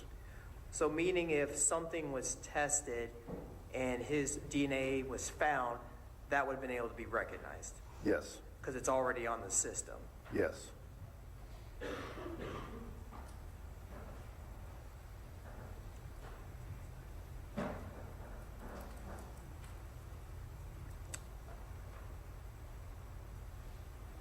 Lieutenant Egley, did all of these events that you've testified today to occur here in Linn County? Yes. Thank you. I don't have any other questions at this time. Cross-examination. Thank you, Your Honor. Lieutenant Egley. That was quite a bit of information. Your Honor, I'm sorry, can we take just a quick 2 minutes so I can move the TV? It's kind of in the middle of the opening here. Yes. Thank you.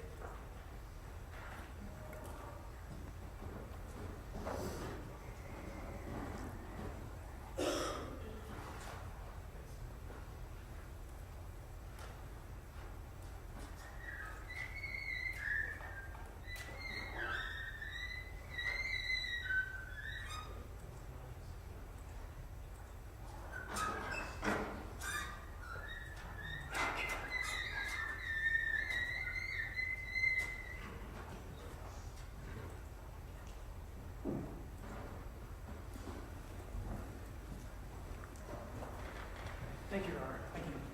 See the rest of the jury now.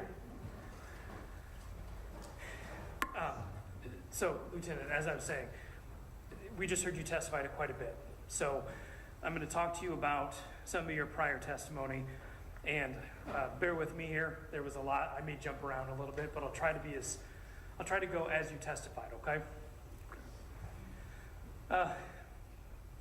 You said that you got promoted back in 2024. Is that accurate? No, that's inaccurate. I was promoted to lieutenant in 2025, March 29th, 2025. Okay, my apologies then. What led to your promotion? I took a test, oral interview, and was placed on a list, created by the civil service, and the command staff selected from that list. Okay. Congratulations.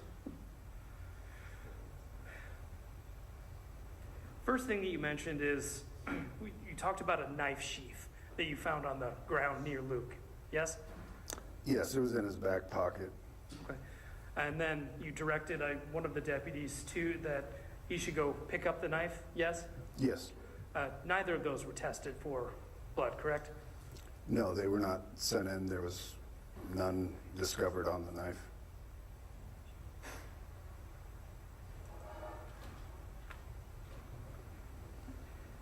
I think the next thing that we talked about in great length was the conversation that you had with Luke on the way from East Otter Road to the police station. Can we talk about that a little bit? Yes. Your Honor, if we could have the screen here in just a second.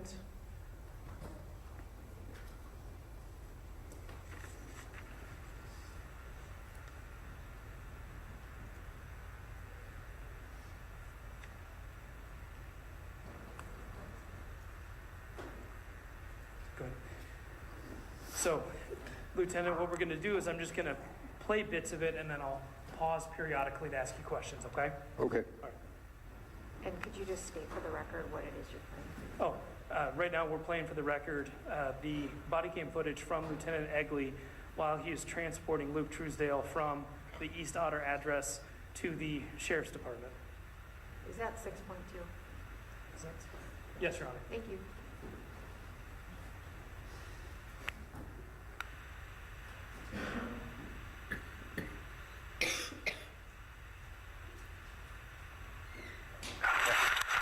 I gotta go off this side. I feel a lot better talking to you. Put him on that side, Jason, over there. On the way down, we'll talk. Here. Yeah. I'll put him on that side. Okay. So. I'd say the last line of keeping your rights in mind, you'll want to continue. Right.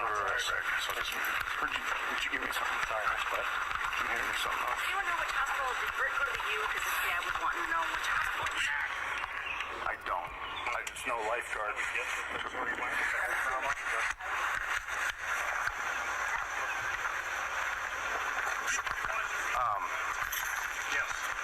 My car's commander key sensitive, so. What's that? My car is basically got a specific key. I'll just give you that. Okay. And I'll follow you. I'll meet you down there. Okay. Keep going with it.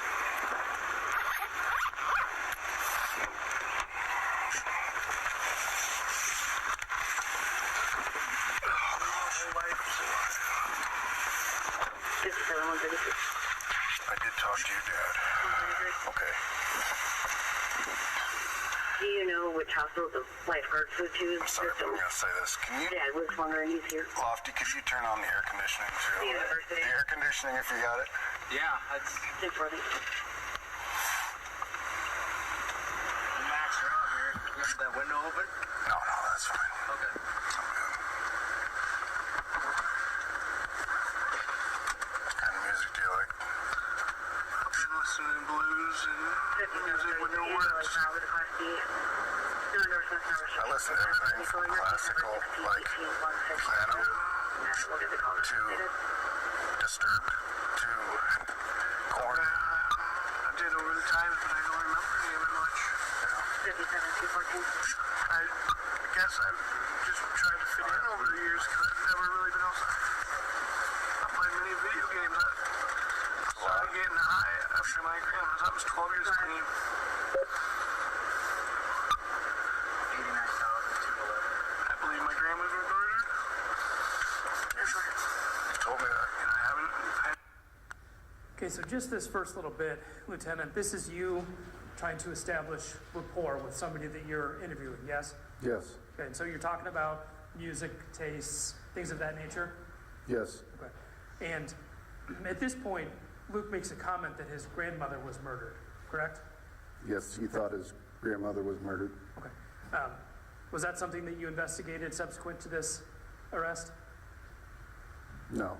Okay, and why not? Objection, Your Honor, relevance. Overruled. I wasn't involved in the investigation of his grandmother's death. Did you contact the person who was to let them know that there was concerns that he was murdered? She was murdered, excuse me? No, Why not? I didn't think that was relevant at the time. You didn't believe him? I wasn't sure. I had no information about that.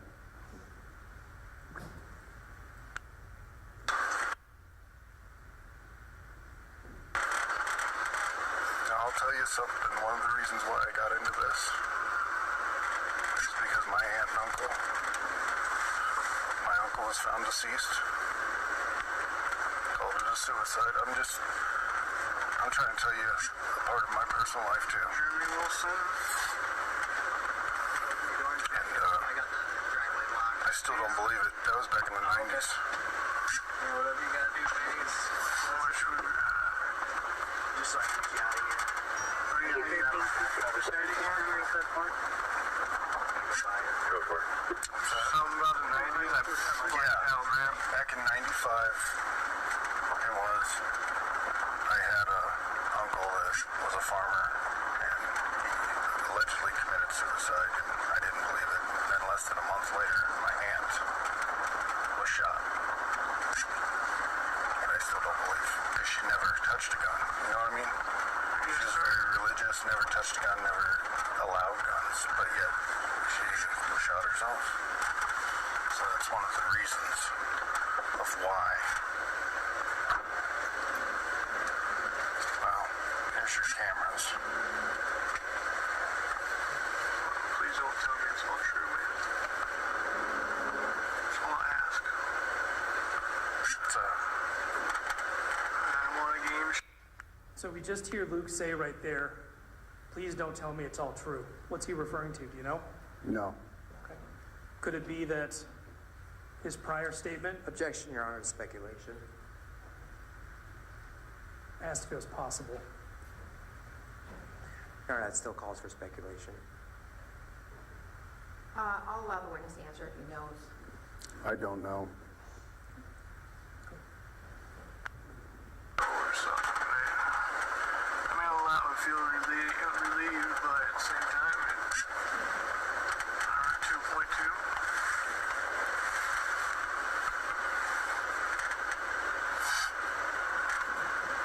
I don't remember much of 95 anymore.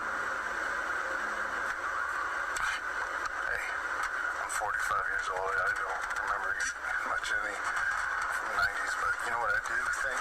I don't know if you agree with me, but was it better back then than it is now?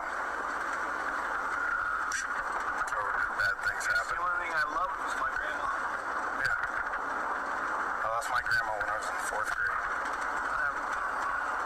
I hated that. I went through 2 drug rages, watched. I believed the man's name was my grandpa, and I feel like I was sitting on a 4-wheeler in the kitchen when Jennifer Dorothy was doing dishes and jumped over top of me when flashbangs and smoke grenades come through the windows and doors. How old were you? So we just also heard Luke talk about how he was part or was in a kitchen, I think, on a four-wheeler where a drug raid began, and flashbangs and grenades maybe were used.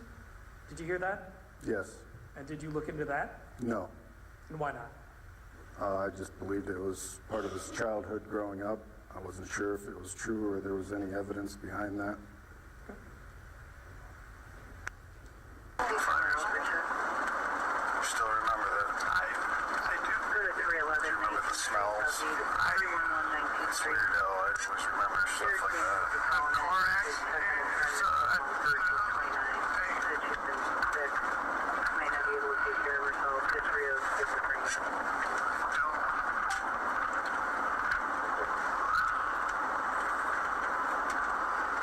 Don't remember, to be honest.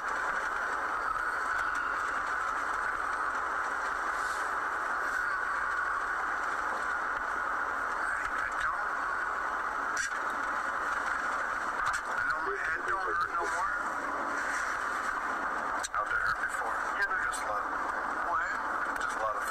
on your mind?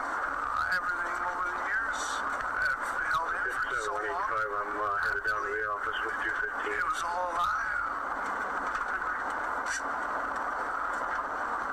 I believe the first book I remember reading was Son of the Mob when I got to California. What's it called? Son of the Mob. Yeah. I grew up believing that I was taken from my true family, my destination, or my destiny.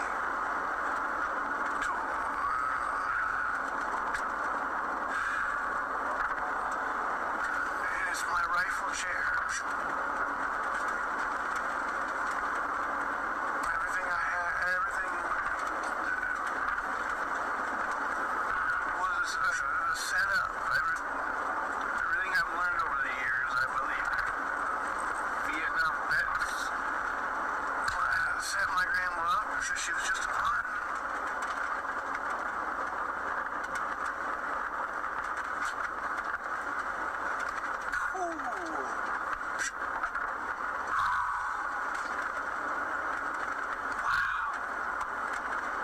It's so fucking amazing. Feel better? I feel like a new person. I don't believe I've uncovered the truth. And it took something to break me to show the world. You want to show? What? Do you think those four were responsible for it? I don't know on that part. I don't know. I don't remember that part. So we just heard Luke, I'm going to call it rambling. Is that a fair assessment of what he was doing? Yes, All right. I mean, you could tell that Luke was high on some substance, correct? I suspected that. Okay.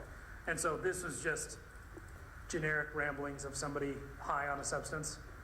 Yes, he made a quote, I believe, something similar to something out of the John Wick movie, The High Table. I don't believe we've gotten to that point, but I appreciate you bringing it up because we will Right. talk about it. But you would characterize what's coming out of his mouth right now as just generic ramblings of somebody high on a substance? Yes. Okay. I remember when I was little living in Anamosa, and I was taken to the sheriff's department, and I went to some kind of camp for a couple weeks, and I was always told to do the right thing if I felt I could 100% stand my ground, that it was the truth, and I truly believe I did, and I have no regrets. How old are you now? 33. And I know, to be honest, I was born in 89, 33, 34, man. I remember my mom going out to a cemetery just off of Blair's Ferry Road and stealing 2 gravestone plates when I was a kid, which would be Dustin Truesdell and Justin Truesdell, and I believe I know where they're buried. And I'm one of the few that do, and I believe that they're just empty boxes or boxes with gold or something in them. And I believe my brothers were still alive. And if you didn't see it, everybody I've asked. So here we're talking about how Luke is saying that he thinks his mom stole 2 nameplates from a cemetery, correct? Yes. I assume that would be considered something that law enforcement would look into? Yes, if there was anything to that, yes. Was that passed along to the proper people to investigate? No. CRPD specifically? No. And why not? Didn't think that was relevant at the time. Still part of his substance abuse rambling? Yes. He also makes some comments about his 2 brothers, and I don't catch the names, but I believe he says that he thinks they're 2 empty boxes. Is that accurate? Yes. Meaning that he thinks that his 2 deceased brothers are still alive? Yes. That's what you took it to mean at least? I believe that's what he was trying to say. He wasn't sure if they were still alive or they were, the boxes I believe referred to their coffins. I wasn't sure. But as far as you know, those two brothers are actually deceased? as far as I know. Okay.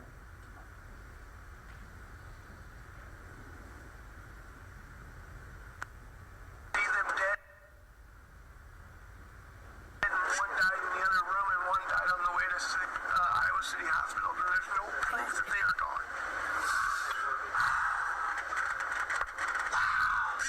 I've never told anybody this. I believe the FBI came to me at Washington High School trying to find my father when I was a freshman in high school. And they wouldn't let me call my grandpa. FBI coming to talk to him? Did you contact the local field office to see if they had any interest in talking to Luke? No, And why not? I did not think that was relevant. You didn't think it was accurate? Yeah, I did not think it was relevant to the current investigation. Okay. Got me, and I ran from them, and the next day, they let me call my grandpa.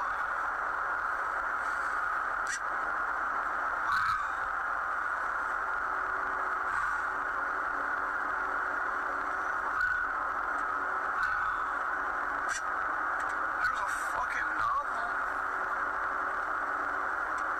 Someone write it. You know, Luke right there mentions that it's a novel, yes?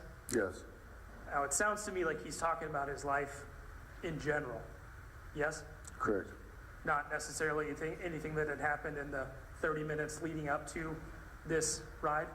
No, Okay.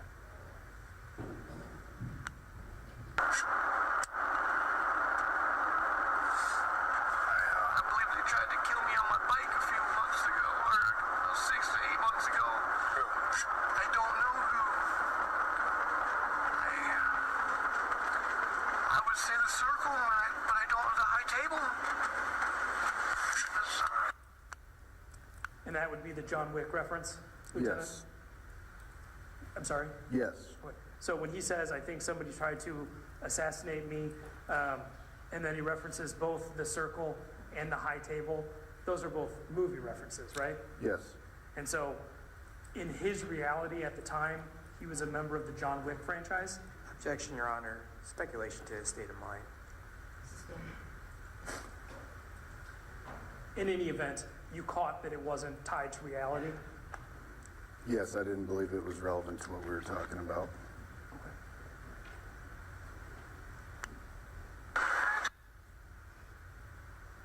Don't know. Hey, Luke, remember, I'm Todd, right? I'm going to rewind it about 10 seconds right here, just so we can hear that again. Luke, I don't know. hey, Luke, remember, I'm Todd, right? So at that point, while Luke is talking, you actively stop him from talking just to remind him, hey, I'm Todd. Let's come back to reality. Correct? I wanted to bring him back and see if he could verify some accurate information. Because up until now, nothing that's come out of his mouth has seemed coherent. Correct? Yeah, it seemed like he was, under the influence of meth. Seemed like he was kind of rambling a little bonkers. Not bonkers, just seemed like he was reliving what he thought was his childhood memories. He seemed to be saying all sorts of strange things. Sorry, you're going through this. I want to know one thing, too. Be honest I'd with me. never do it again. I feel so much better. You'd never do it again if No, you would. I'd never do it again.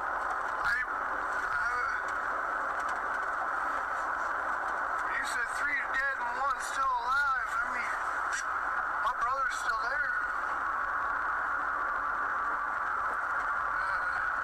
Your brother? Right?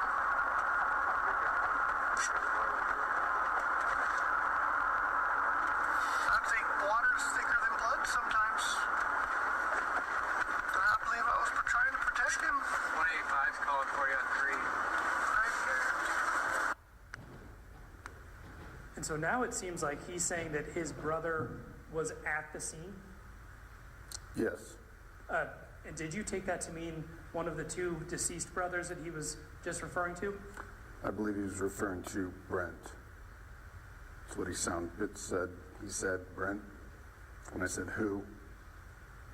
I mean, but he had just been talking about his brothers, correct? Yes, And he had previously been mentioning that his brothers were still alive, yes, and one of them was there with him, one of his brothers. that's not what I interpreted. He said, followed by that, water is thicker than blood. So I assumed as a friend, not blood related. You assumed, Correct. but you don't know. No. Okay. I walked in on my brother laying there, and I had to defend him. Who? I was already laying on the ground, and my brother was in front of the truck.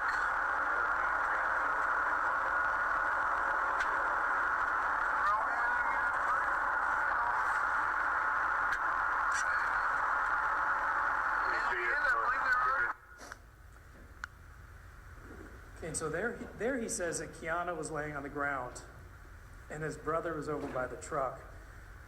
But he also said that he was trying to protect his brother, correct? Yes, And so even if we assume, for the sake of argument, that instead of one of his deceased brothers, which that's not how I heard it, but he was referring to Brent, didn't he just say that he was trying to protect Brent? yes, Not hurt him? correct. Okay.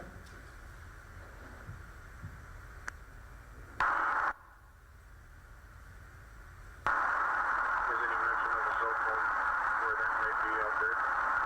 Did you have a cell phone out there? Yeah, he's out there. Do you know And where I it's guess at?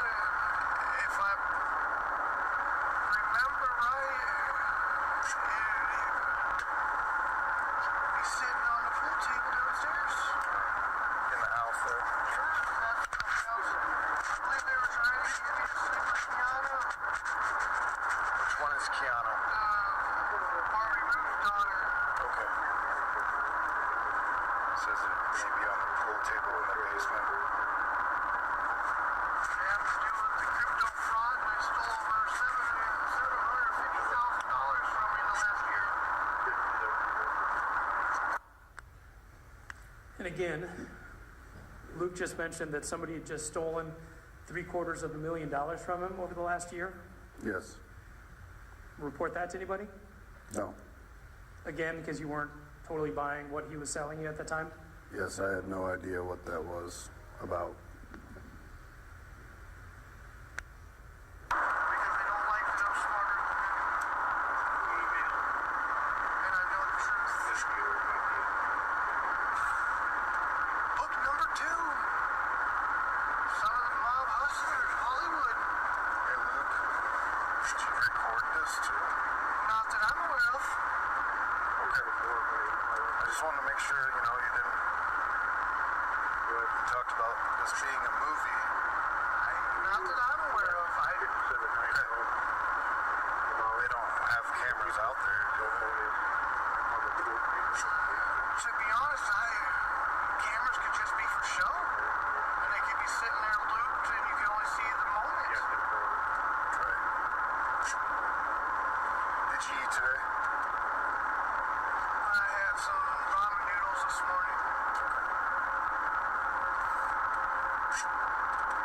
And you said you last used a couple days ago. You're not going to have an overdose or anything like that? No, sir. I smoked a little, I believe, this morning. A couple of hits. Meth? Yeah, I could say yes, but I'm not a chemist. That's right. Okay, so that right there is Luke confirming that he had in fact smoked something earlier. Yes, So at this point, not only did we have let's call it an educated belief, but now we have a statement, I smoked earlier, so we know he's high. an admission, yes. Okay. Now, based on your training and experience, Could you venture a guess which substance he had been smoking? Based on my experience, I believed it was meth. Is that methamphetamine? Yes. Okay. Is that kind of the, I guess, persona or the outward, how people are acting when they're high on meth? Yes.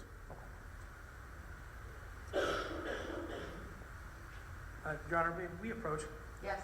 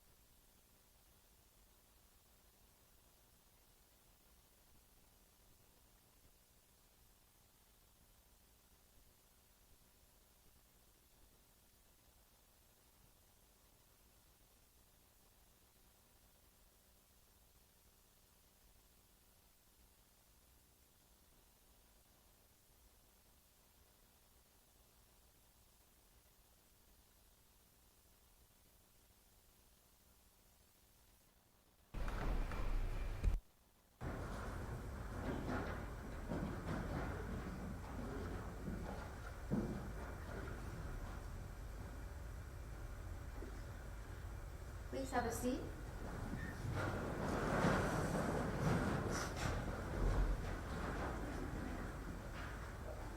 Anything for the record on behalf of the state of Iowa before we break for lunch? No, Your Honor. Anything on behalf of the defendant? No, thank you, Your Honor. Okay, we'll see you back here at 1:30. Thank you.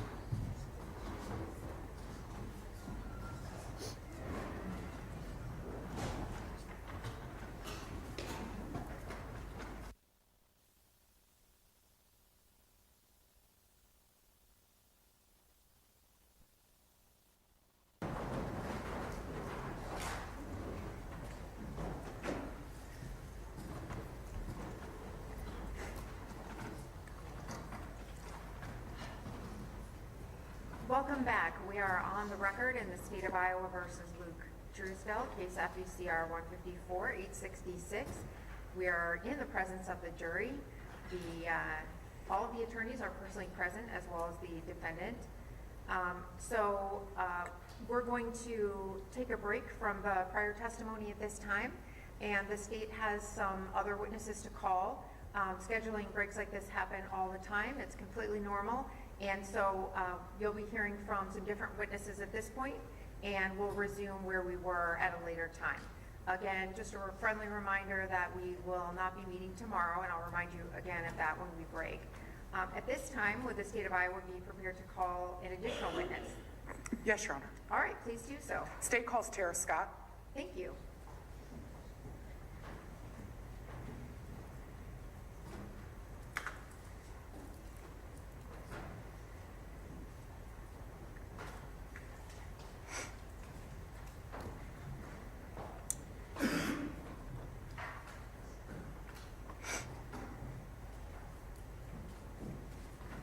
Welcome, Ms. Scott. Please come forward to the witness stand. You can have a seat right behind the red microphone.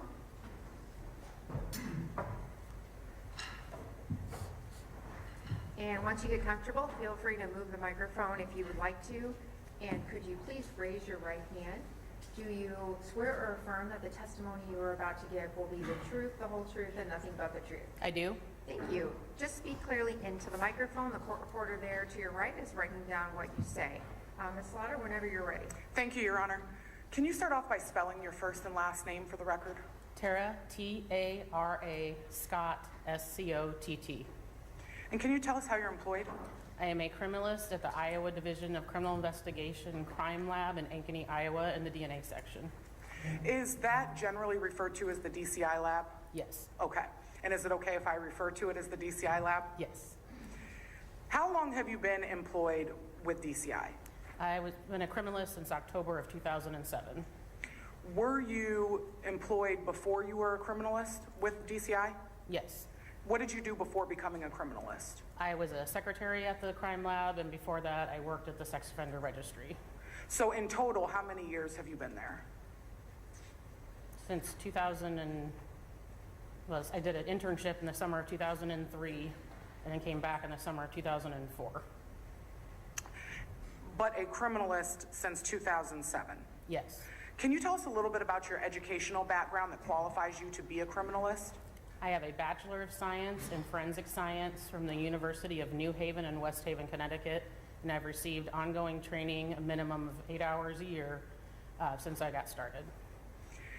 And when you do that continuing education minimum of 8 hours a year, generally what types of courses are you taking that continue your education?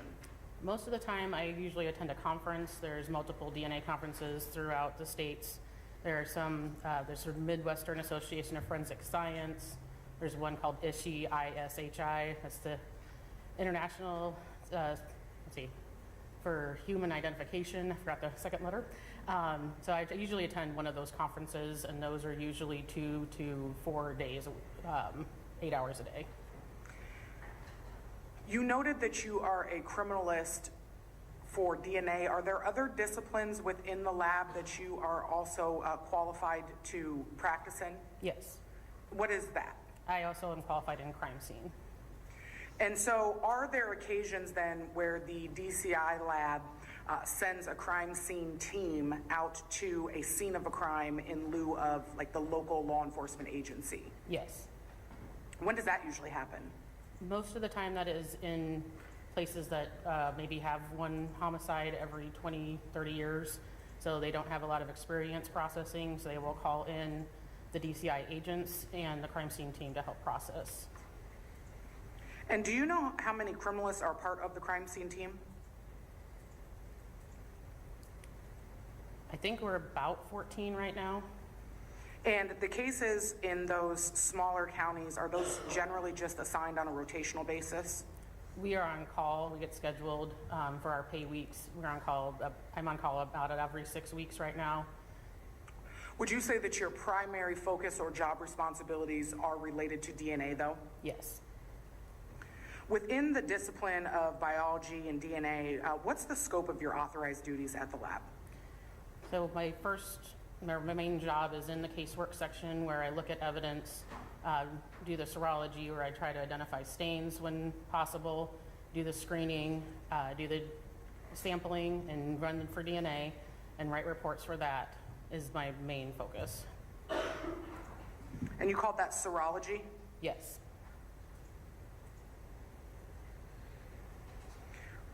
Prior to coming into court today, did you provide the county attorney's office with a statement of, what's called statement of your qualifications? Yes. And is a statement of qualifications similar to a professional resume or a curriculum vitae? Yes. Is all of the information that we've discussed as far as your areas of discipline and your educational background and work history, is all of that contained within your statement of qualifications? It is. So if the jury wanted to look more in depth at all of the training that you've had, would they be able to find that there? Yes.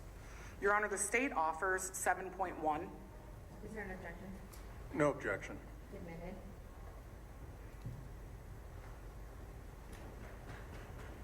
And may I just publish that briefly, Your Honor? Yes.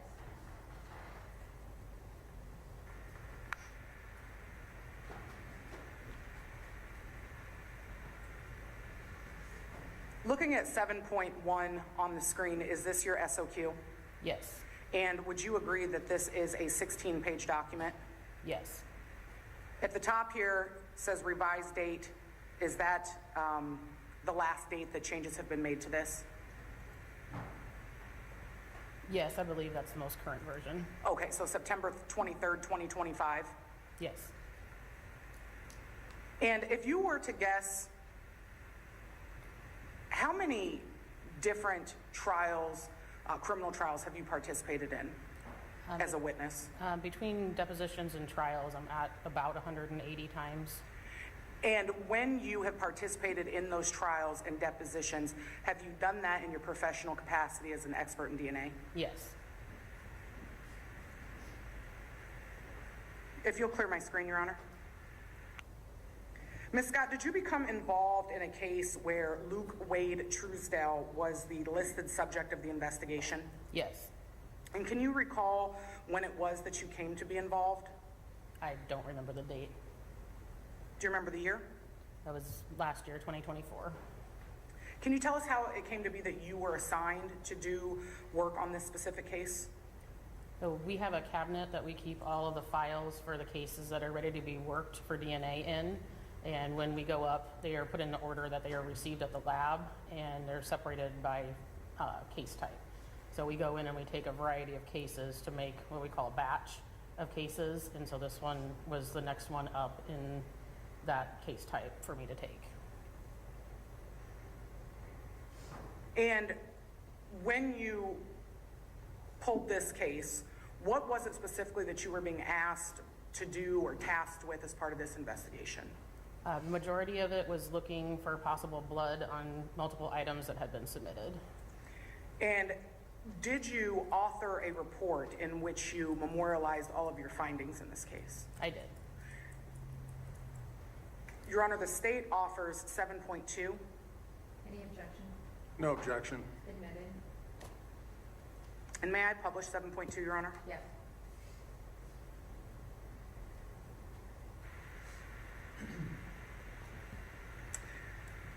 Ms. Scott, at the top right of this report, we see case number 2024-14149, report 3.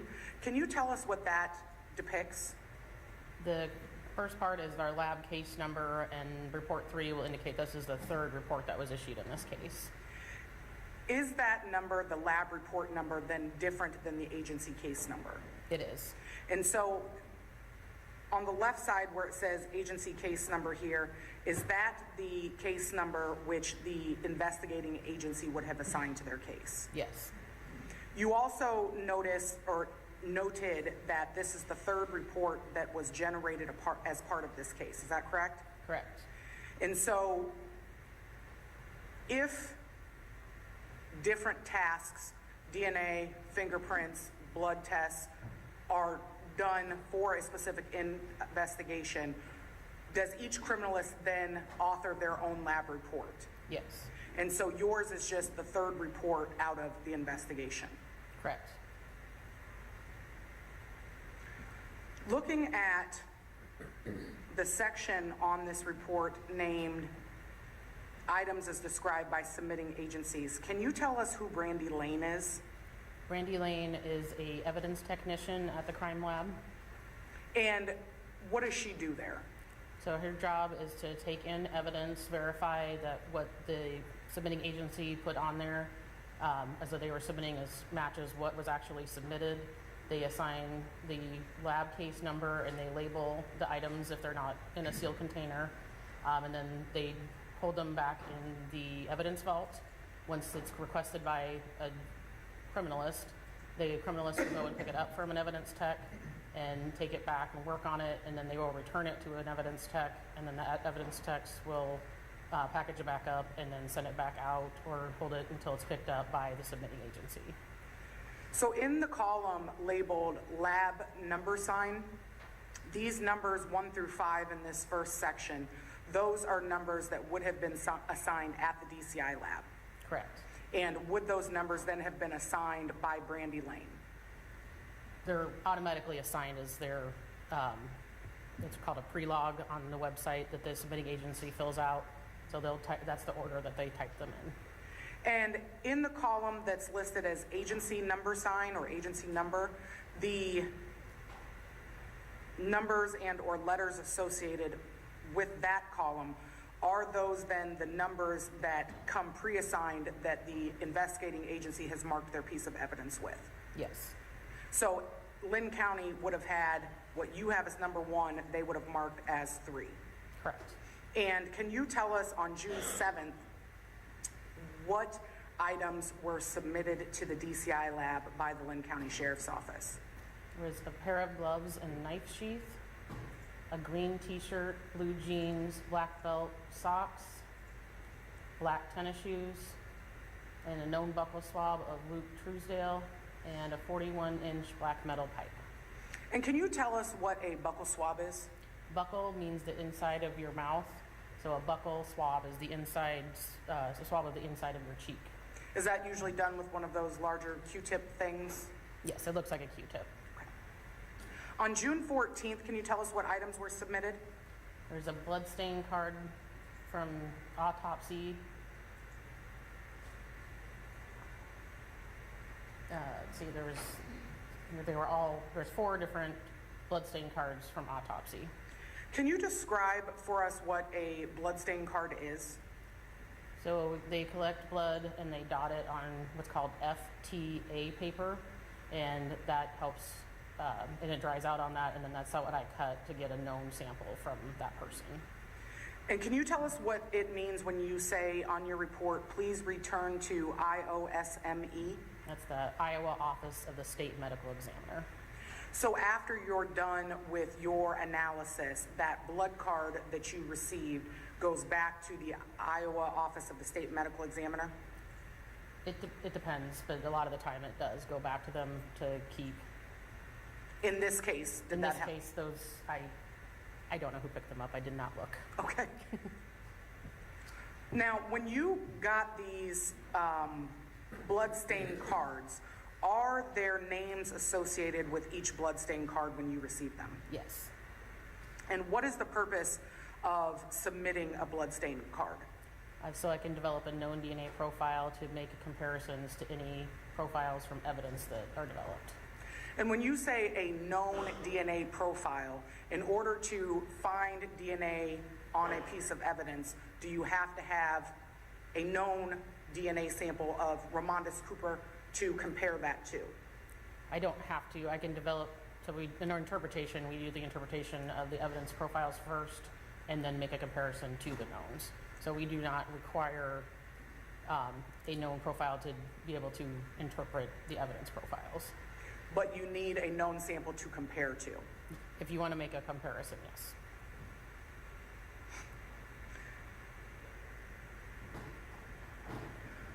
There is a section labeled explanation on page 2 of your report. On the paragraph that starts, if an evidentiary profile is, well, I'm just going to read it out loud. If an evidentiary profile referenced in this report is stated to be associated with the DNA profile of a specific individual, then the DNA profiles of other individuals profiled in the case can be considered to have been eliminated as possible DNA donors to that specific evidentiary profile. Does that mean that if in your comparison you found that a specific sample belongs to, I'm going to stick with Ramondis Cooper, that it could not have been then Luke Truesdell, Amanda Parker, Kiana Ryan, or Brent Brown? Correct. You also note that testing was not attempted on every stain on the submitted items. Is that correct? Yes. Can you tell us about that? So depending on the item and how much is on there, I would test a certain number of stains and try and get them from different areas. So I would hopefully cover all of the profiles that are on there. But generally, like if there's some things that have so many stains, we could test them forever. So. Based on your training and experience, are there some stains that just by their appearance are more suitable for identification purposes? There's some that I prefer to test if it looks like a single stain as opposed to overlapping stains or smears. I generally look for, in a case where I have multiple people that are potentially bleeding, I try to look for those individual stains. And why is it important to look for individual stains? With our DNA interpretation, we can only interpret profiles that have 3 contributors or less. Since I knew I had potentially 4 people or more bleeding, I did not want to try, wanted to try and avoid cases or the stains where I had multiple people in them. So I was trying to get the individual stains. On the next line here, you say the evidence was screened for the presence of body fluids by chemical testing and or antibody antigen testing. What does it mean to screen for the presence of bodily fluids? So in the case of blood, we start with 2 tests that are called TMB and phenolphthalein. And if they both turn positive, we say it screens positive for blood. And if they both turn negative, we say it's negative. If one's positive and one's negative, we say it's inconclusive. And I use that to determine which stains to take on for DNA testing. So when you take a sample from a stain, the first thing you do is the TMB and the phenolphthalein? Yes. And each of those, are those considered presumptive tests? Yes. Do you perform both presumptive tests on each stain that you intend to take for DNA analysis?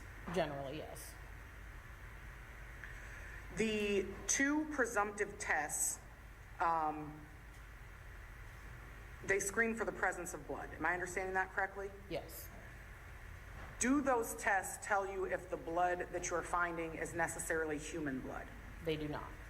Is there a test that you do prior to DNA analysis that tells you that it's human blood, or are you not concerned with determining that prior to DNA analysis? Depending on the case scenario, if I know I have an injured animal or potentially an injured animal, I might do the hemotrace testing ahead of time. Sometimes I don't do that before I do the DNA. Sometimes that's done after.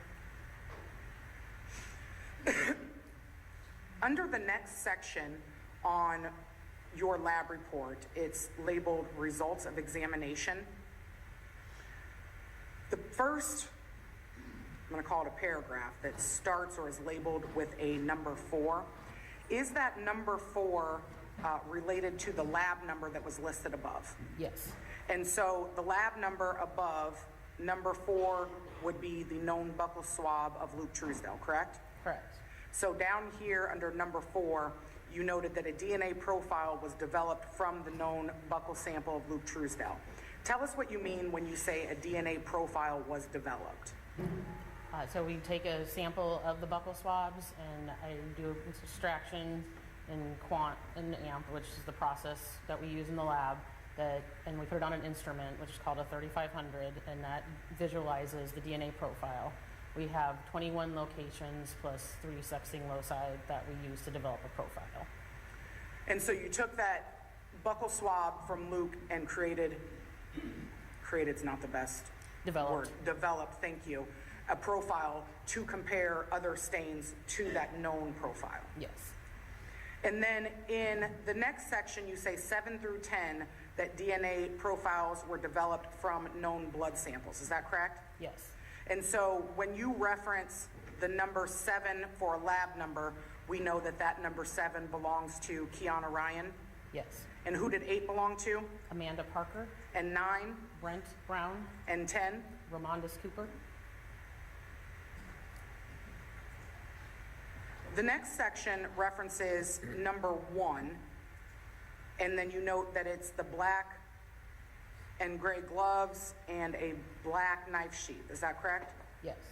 Tell us what your findings were for lab item 1. Screening did not indicate the presence of blood on 2 stains, 1 on the pointer finger of each glove. And then you noted that those were 1.1. Yes, So out of everything that was contained in item 1, multiple gloves and a black sheet, the glove that you tested the 2 stains on, you labeled then 1.1. I labeled both the gloves 1.1. And then the black knife sheath, you labeled 1.2. Correct. And for 1.2, that black knife sheath, you note that you did not observe any stains. Correct. That observation or that looking for the stains, is that done just visually with your naked eye, or what do you do to look for stains? No, I usually look with my naked eye first. For black material, I usually look with what's called infrared or IR, and I usually look with a bright white light.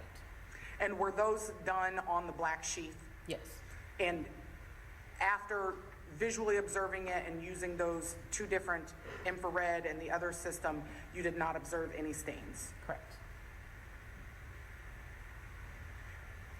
Because you didn't observe stains, is that why you did not attempt DNA testing on that item?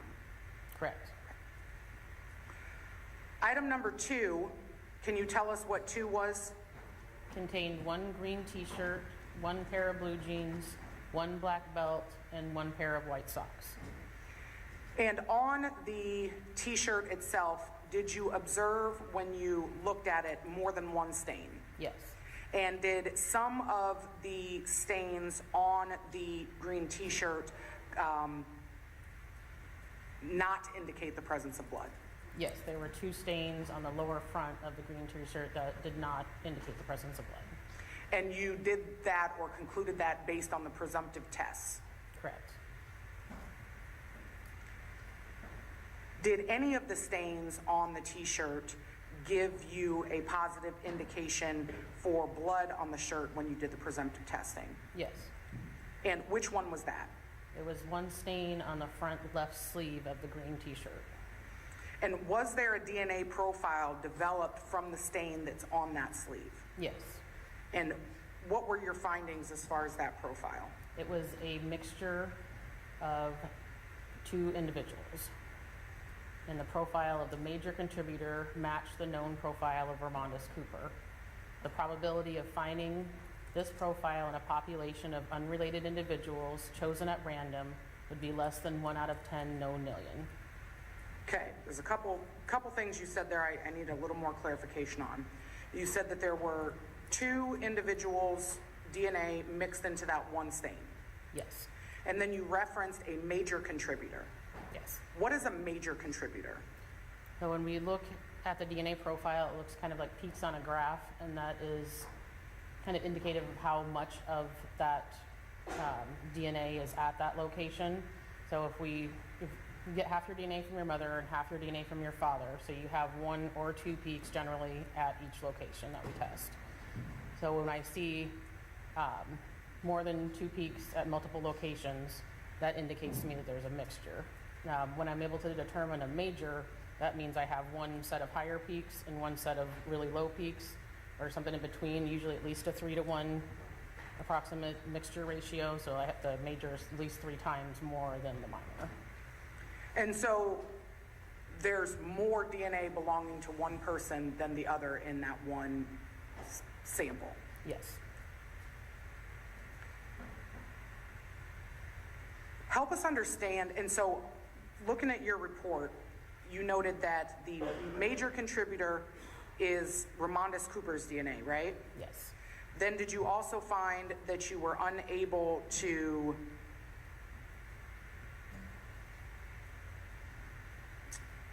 determine the profile of the minor contributor? Correct. Why is that? We have minimum thresholds that we have to meet before we can do interpretation. So we have to have at least 8 locations by our SOPs, or standard operating procedures, before we can make an interpretation on the minor, on either major or minor. So there's less than 8 locations that had interpretable information at them, so we say that's too weak or insufficient to determine the profile. And when you say locations, earlier you described that graph. Are the locations the peaks of the graph? So there's 21 locations that we test, and each location has the peaks on the graph for each one. And so out of the 21, the standard operating procedure for the Iowa DCI lab requires you to have 8 out of 21 before you can make a comparison. We have to have 8 that meet certain criteria, yes. Okay. And this minor contributor did not meet that certain criteria. Correct. And so you were unable to tell who contributed to that minor sample. Correct. Now, you discussed the probability of finding this profile in a population of unrelated individuals chosen at random, and you said that that would be less than 1 out of 10 nonillion. Yes. For those of us who have never heard the number nonillion, can you tell us how many zeros there are after a 1 in 10 nonillion? May I refer to my notes, Your Honor? Yes.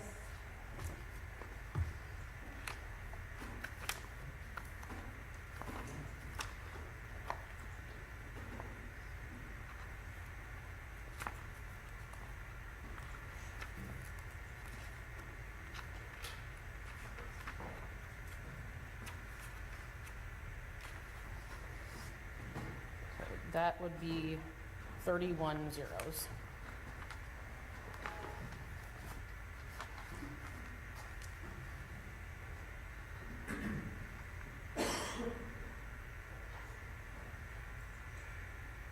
You looked at the stains on the blue jeans that were also submitted as part of lab item number 2, is that correct? Yes. And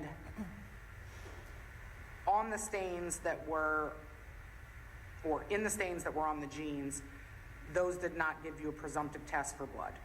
Correct. They did not. They screened negative for the presence of blood. Was that similar to I read that wrong, I apologize. So no stains at all were located on the belt or the socks. Correct. Lab item number 3, can you tell us what was included with lab item number 3? There's black Skechers brand sneakers. And did that include both the left and the right shoe? It did. And if I'm reading your report correctly, is it true that you did not observe any stains on the left sneaker? Correct. Did you observe stains on the right sneaker? Yes. And when you observed those, were presumptive tests done? Yes. And was the presumptive blood test positive, indicating the presence of blood? It was for 2 stains, yes. Where were the 2 stains observed on the shoe that you got positive presumptive tests for? That was the right heel and near the toe of the right sneaker. Were you able to develop a profile from the swabs taken on those 2 areas? I was able to develop a profile from the stain on the right, the heel of the right sneaker. The other 2, one was too weak and one was no profile.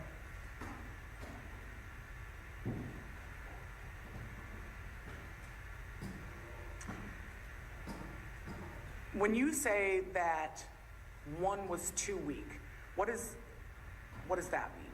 That means it doesn't meet the 8 locations that have enough data to do an interpretation on it. So can you help me understand if there's blood, and we say it's blood, you didn't determine that it was a mixture of blood for that stain though, correct? Correct. So how, if there's no mixture, is there not enough information in the blood for you to develop a profile? So some of these were very small stains, and in blood, we are looking at the white blood cells to get the DNA out of them, because red blood cells do not have a nucleus, and the DNA testing that I'm doing is the DNA that's in the nucleus. So if there could be visible blood there, but still not be enough to get a DNA profile. But in one of the stains, there was enough white blood cells within that stain to develop a profile. Correct. And can you tell us whose DNA did you find on that sneaker in that blood stain? It matched the known DNA profile of Ramondus Cooper. And the probability of finding this profile in a population of unrelated individuals chosen at random would be less than 1 out of 10 nonillion. So another 31 zeros for that. Yes. Lab item number 5 is the 41-inch black metal pipe. Is that correct? Correct.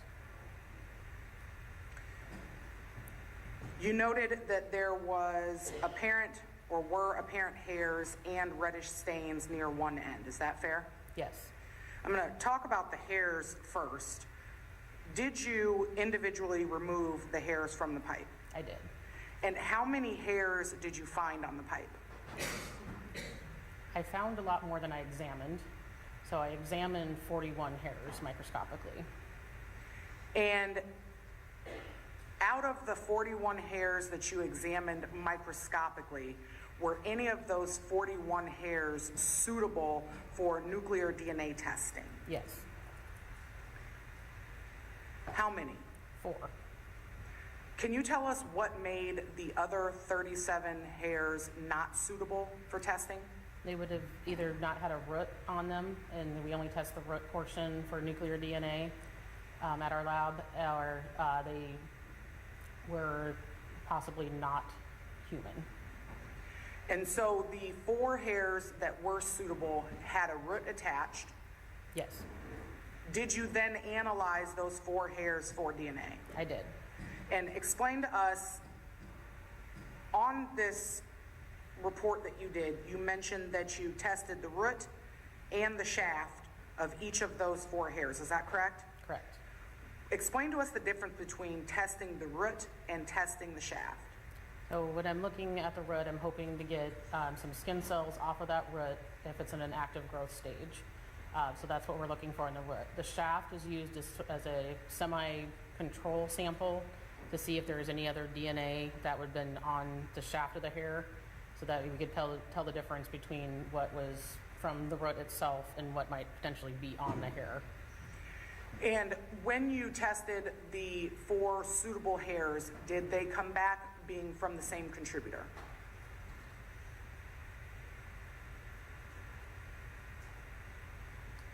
There was, yes, the ones that did develop a profile were from the same person. And who was that person? Kiona Ryan.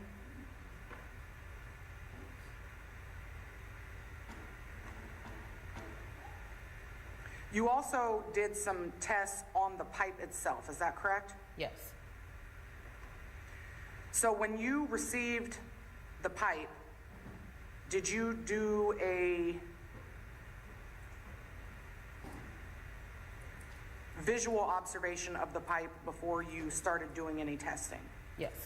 And was there one end of the pipe that had the majority of the biological evidence on it? Yes. Did you personally observe or visually observe any biological evidence at the other end of the pipe? Not that I recall now. Nothing that was visible to the naked eye, right? Yeah, I was mostly looking for probable blood stains, so I was looking for any reddish brown stains, and I don't recall seeing any at the other end.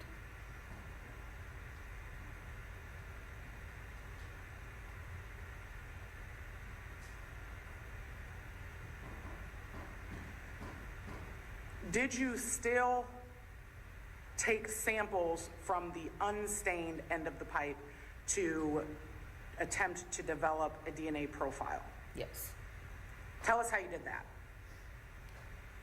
I looked at an area, this was also going to be tested for latent prints, so I was looking for an area that would not be suitable for latent print development, and I swabbed that area to see if there was enough DNA there to develop a profile from.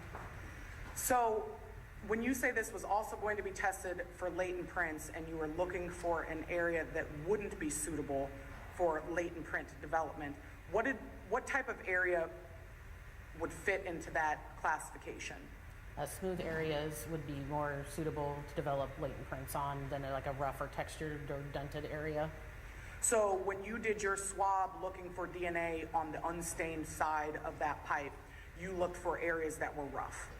Yes. Is that fair? But areas that weren't a smooth finish. And in swabbing the unstained area of the pipe, were you able to develop a DNA profile from the non-bloody side of the pipe? Yes. If the profile that you were developing from the non-bloody side of the pipe wasn't blood, can you tell us how you are developing a DNA profile then, or what you're finding there? Based on information I received from the submitting agency that the subject listed in the case, they thought had handled the pipe without gloves. So there was one area or one side that had apparent biological fluids on it, then I would think the other side would be the one that was handled, and so that's where I started with that information and took the sample from that end for that reason.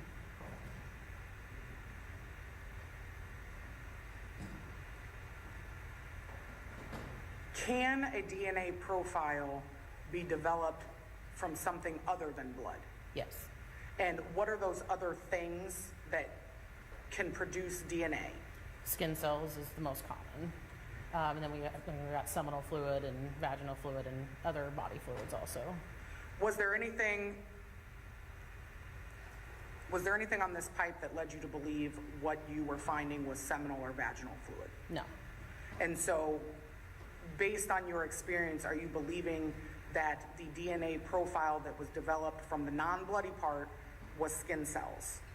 I'd say that's why I was testing it, because I thought it was likely if there was going to be any on that pipe, it would be in that area.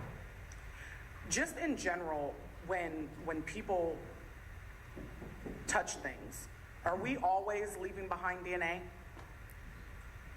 We're leaving behind DNA, but not necessarily detectable levels. So just because someone touches something, that doesn't necessarily mean there's enough DNA to be detected from what we've touched. Correct.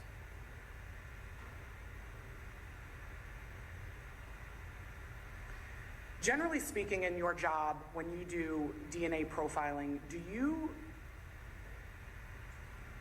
you process a lot of like firearms for DNA? Yes. And are there specific areas on a firearm where you typically swab for DNA? Yes. Tell us what those areas are generally. So the area that I generally test is the grip, or where you hold the gun, and then test the textured areas of that grip for possible touch or transfer DNA. And why is that area on a firearm important? Because since it's textured, that's more likely to get stuff off and have more friction to get skin cells off of your hand or wherever it touches.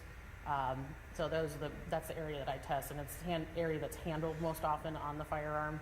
So in my opinion, that is one of the greater areas to be able to get DNA. Because of the roughness. The roughness, and that's where it's handled most often. And so, when you test firearms, do you find DNA more often than not, or the reverse of that? Usually find DNA. Did you, in this case, find DNA on the unstained side of the pipe from that rough area that you swabbed? I did. And whose DNA was on that pipe? That DNA profile was consistent with the known DNA profile of Luke Truesdell. In the area where you found Luke Truesdell's DNA, was that determined to have been a mixture of DNA in that area? No, it was not a mixture. So nobody else on that rough part, on the non-bloody side of the pipe, had their DNA mixed in with the defendant's? Not in the area that I tested,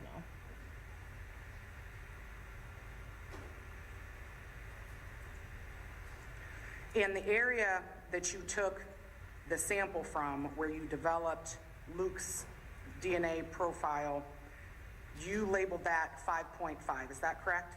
I did, yes.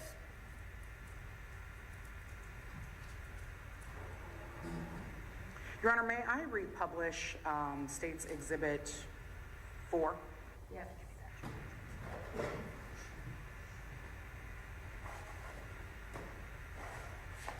Ms. Scott, when you did swabs from the pipe itself, did you then mark the areas on the pipe in which you were taking the swabs from?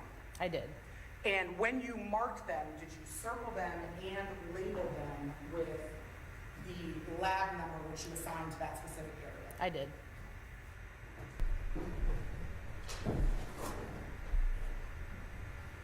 Is this the pipe that you examined? Yes. And in the position that I'm holding it, would you consider my left hand being the side that was stained? Yes. And my right hand side being the side that was not stained? Correct. And on that pipe, the area that has a 5.5 written on it, is that the rough area in which you sampled? It is. And the 5.5, is that what you wrote? It is. To indicate that that's where you found the sample of Luke Truesdell's DNA? That is where I sampled, yes. And so we haven't gotten that far yet, but did you also then take swabs from the bloody side of this pipe? I took swabs of areas that screen positive for blood, yes. And did you circle then with that same silverish marker the areas where you took those samples? I did. And are those samples also labeled, in addition to being circled, with a lab number 5.10, 5.7, 5.8, 5.14, and 5.9? Yes. And what does this say right here? That is the lab case number, the 2024-14149, and the lab item number 5.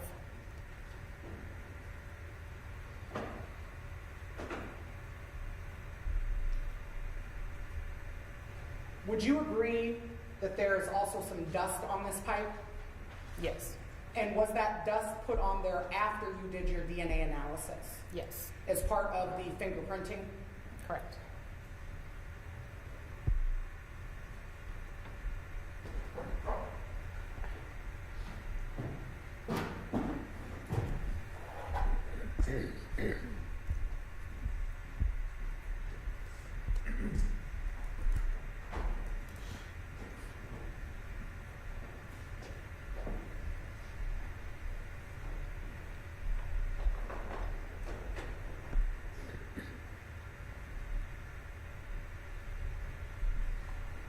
Now, earlier, you told us that you did not test every blood stain that you saw on the pipe. Is that correct? Correct.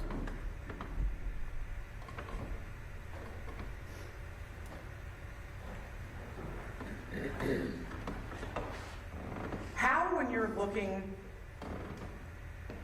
at a blood stain, are you able to determine if that's a stain that you want to test? Are there different characteristics? What can you see that maybe I wouldn't be able to see? I'm looking at the size and shape and putting that in context with the information that I might have in the case about how that was potentially used or believed to have been used. I'm looking at that to determine which ones I think are most likely to produce a profile based on my training and experience. And is that a normal practice at the DCI lab, that when there's something that has a lot of blood stains, that each individual stain is not specifically tested? Yes. Why? Like I said, depending on the number of stains on there, it might not be realistic to test all of them. And we're trying to get the best information we can, so we're trying to pick the best stains. So after we've tested those, we can go back and test more if requested, but we generally don't unless we're requested to go back and look at more. So in this case, I tested, I forgot how many stains. I did multiple stains trying to get as many unique profiles as I could off of that pipe, and that's what I thought I had achieved when I stopped testing. And I want to back up just before I get to the blood. In the unstained side, the side where you found Luke Truesdell's DNA, that side of the pipe, when you swabbed it, did you also do a presumptive blood test on that area as well? I did not. Okay. So on here where it says screening did not indicate the presence of blood on one unstained area on the pipe being 5.5. Okay. I misspoke. Yes, I did test. Okay, Sorry. so you did also, when you took that swab from where Luke's hands were, you tested that for blood? I did. And there was no blood in that specific spot on the unstained side of the pipe? It's screen negative. Okay. So on the bloody side of the pipe, we saw the outlines of areas you swabbed, and on the pipe, those were labeled 5.6 through 5.14, correct? Yes. Can you walk us through the 9 stained areas on the pipe that you did test and what your findings for those were? So DNA profiles developed from stain 1, 2, 3, 7, and 8 all match the known DNA profile of Ramondus Cooper, and the probability of finding this profile in a population of unrelated individuals chosen at random would be less than 1 out of 10 no million. You say 1 out of 10 no million. When you tested that sample that came back to the defendant, to Luke Truesdell, what was the probability of finding that profile? The probability of finding that profile in a population of unrelated individuals chosen at random would be less than 1 out of 25 no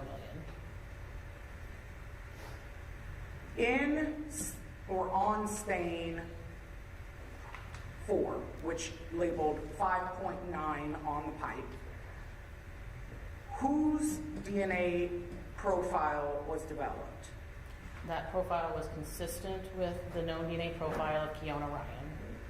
And the probability of finding this profile in a population of unrelated individuals chosen at random would be less than 1 out of 480 septillion. And what about stain 5.10? So the profile developed indicated a mixture of 2 individuals.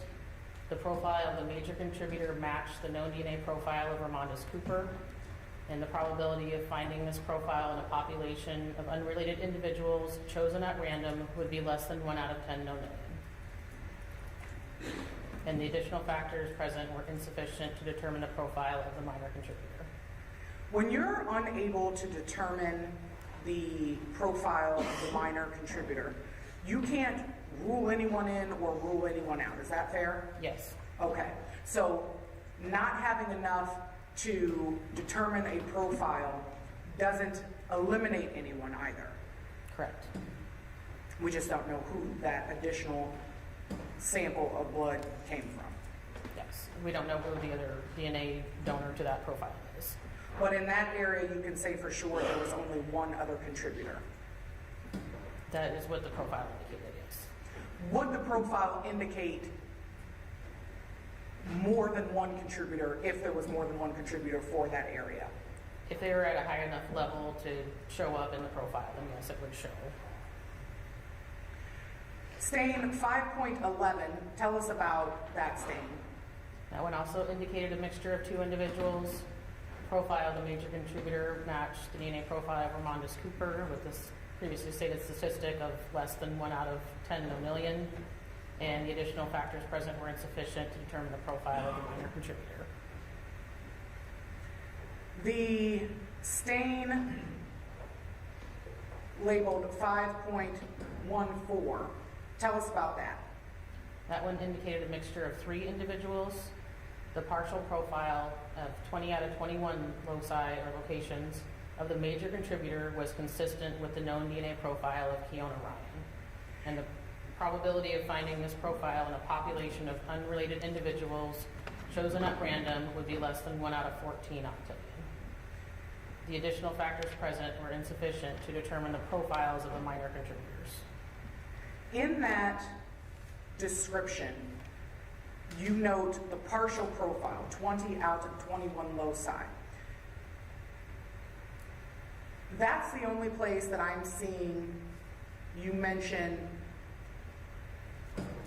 a number out of another number of loci.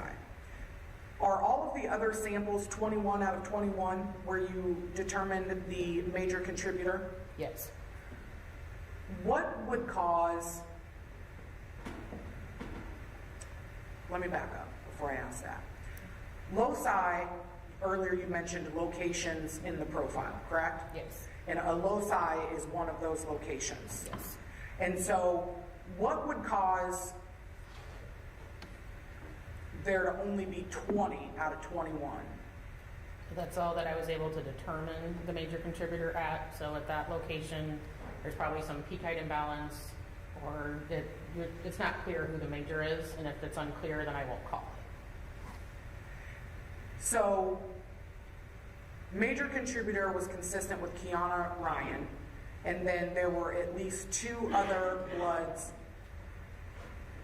or DNAs mixed in there, but not enough information for you to determine who those 2 bloods belong to. Yes, there's at least 2 other contributors to that mixture that I could not determine individual profiles for.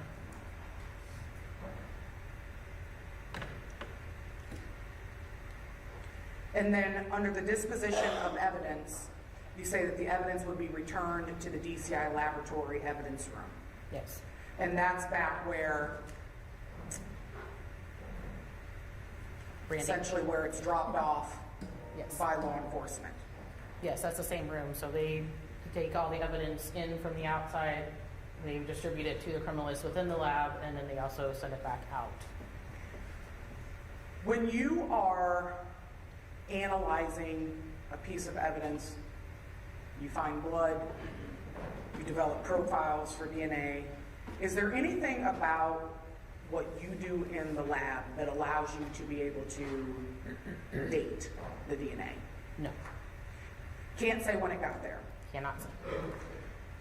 The most you can say about the work that you did on this piece of evidence is who the specimen belonged to. Yes, if I have the known profile that is consistent with or matches, then I can say that it's where the source of the DNA was from.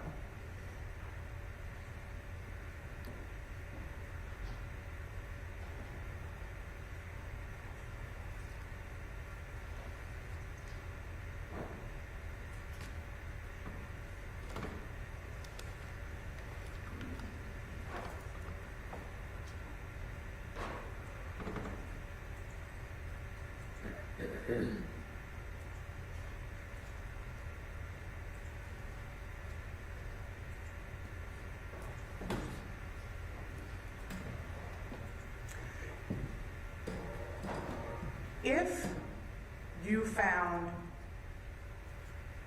a specimen on this pipe that belonged to someone who you did not have a known sample to compare it to, would you be able to say, yes, I have developed a profile, I just don't have anyone to match it to? Yes. So just because it's the minor contributor, you're not saying that that minor contributor is not one of the 4 victims in this case or the defendant. You're saying you don't have enough to tell you one way or another. Correct. I do not have enough, regardless of having any knowns, I do not know who those people, or the source of those profiles are, because they're too weak. If you developed a profile that did not match one of your known samples, do you have other means of running that DNA sample through a database for other comparisons? Depending on the case information, it is potential. Okay. Was there any DNA found on this pipe that you were able to develop a profile for, but were unable to match to one of your known samples? No. Everything that was interpretable, I believe, was sourced to an individual. And when you say sourced, if it was interpretable or able to be interpreted, you had a match based on the known profiles in your possession. Correct. Otherwise, there just wasn't enough information for you to know. Correct. I don't have any other questions, Your Honor. Cross-examination of criminalist Scott. Thank you, Your Honor.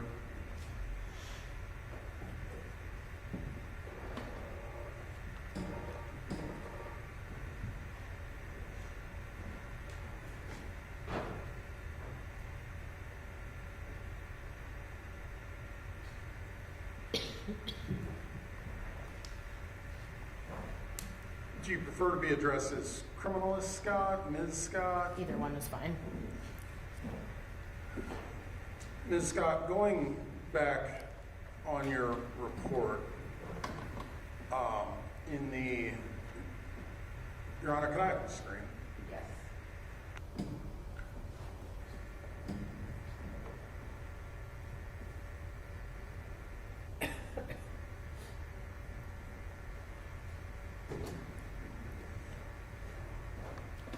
So in this section,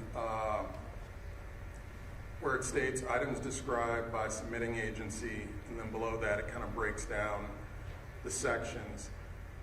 I believe the dates that are indicated here, so we have on June 7th, on June 14th, I believe there were 4 sections on June 14th. Those are the dates that those items were received, is that correct? That's the date they were received in the lab, yes. And the items were not necessarily tested that day? Correct.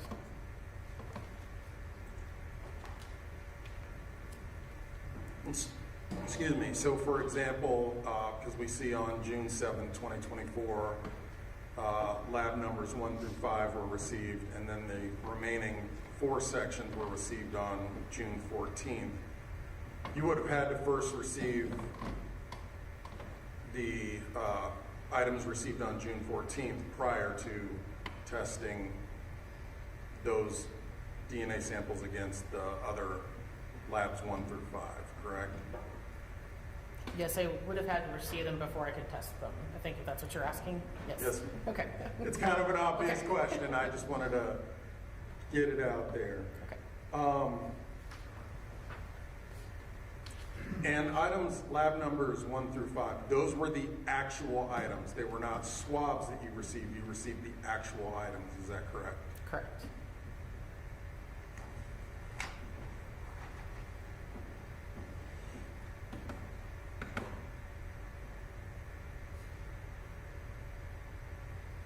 Would you be able to say how long it was after receiving the items that you actually tested them? I can refer to my notes and tell you. Please do.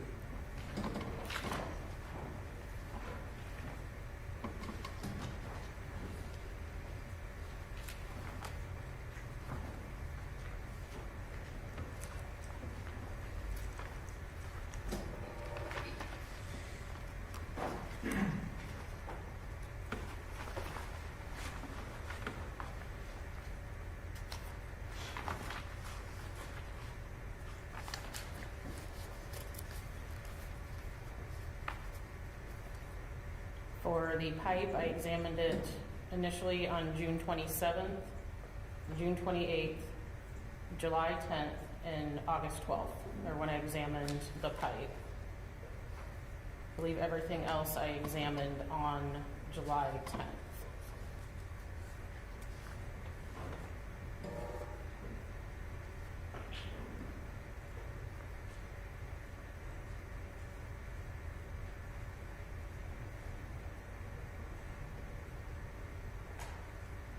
About how long will DNA stay on an object? It'll stay on there. It depends on the conditions that it's stored in, and like if there's dirt or if it's exposed to sunlight, that type of stuff will determine how long that you'll be able to test it and still get a result. So depending on the conditions that it's exposed to, it could stay on an object for months? Decades.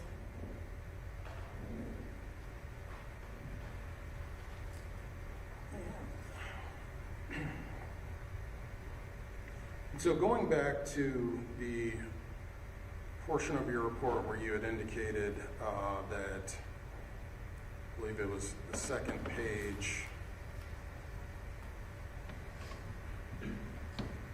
where you had indicated that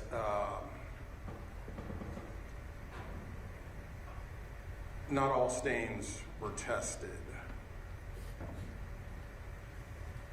You would agree that it is possible then that there could have been other DNA on the stains that went untested, correct? Correct.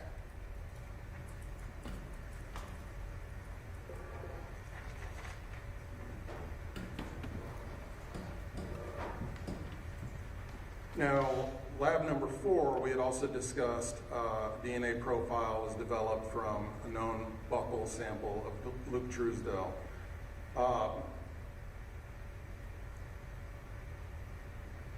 And I believe you said that a known sample is necessary to develop a DNA profile, correct? It's necessary to compare to tell you if that person is or is not the source of the profile you're in question, the evidentiary profile you're questioning.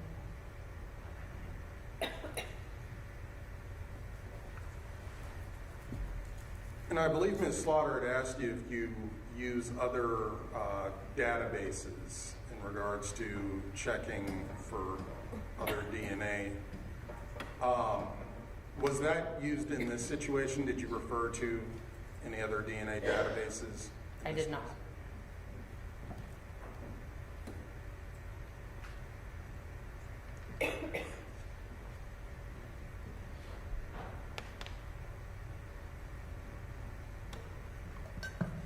And I'd just like to kind of just go back through some of the results of your examination here.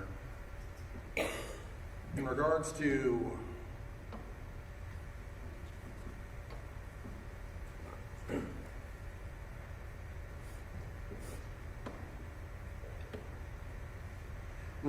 lab number 1, regarding the pair of black and gray gloves and the knife sheath.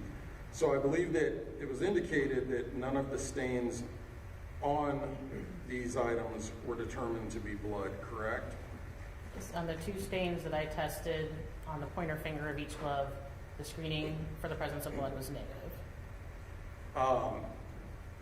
Was there any additional testing that you did on those specific stains? No.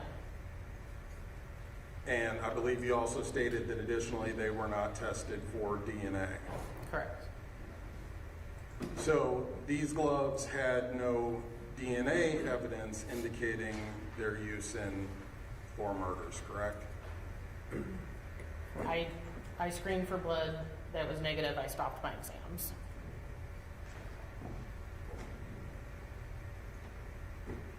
So then going into lab 2, which contained a t-shirt, 1 pair of blue jeans, 1 black belt, and 1 pair of white socks.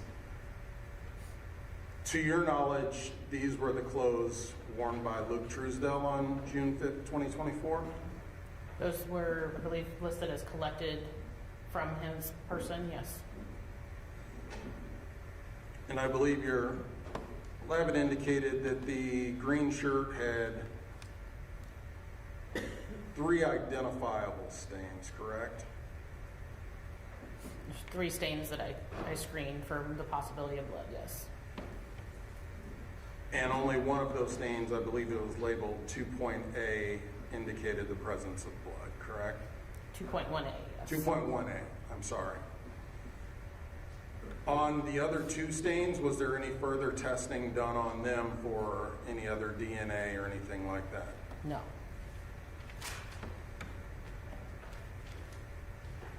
Now, the stain 2.1A was located on the front left sleeve, kind of near the shoulder armpit area, is that correct?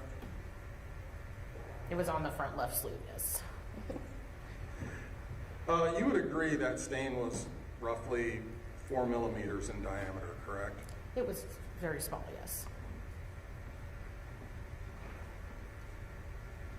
And as we heard, the stain item 2.1A indicated 2 DNA contributors. One was Ramondus Cooper, the other was unknown. Correct.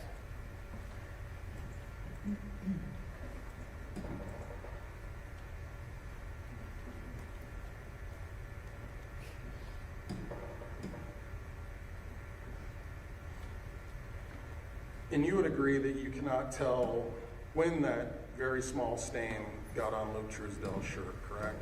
I cannot tell a time it was deposited, correct.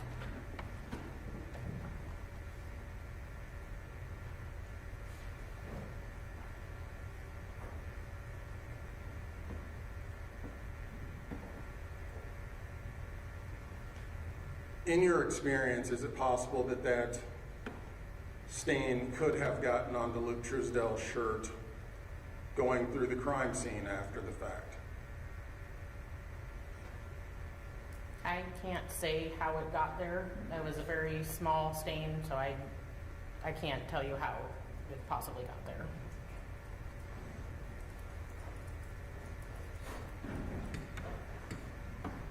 And you're trained in blood transfer as far as transferring from one surface to another, correct? In general terms, yes. We look at papers and have some training on it. So a droplet of blood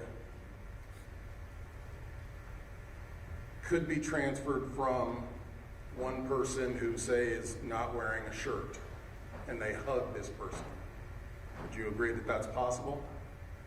That scenario is possible. In general, yes, you could transfer if there is blood on one person and they touch another person in that area. It can be transferable, yes.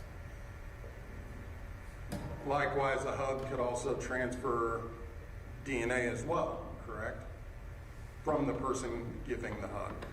Yes, that is possible.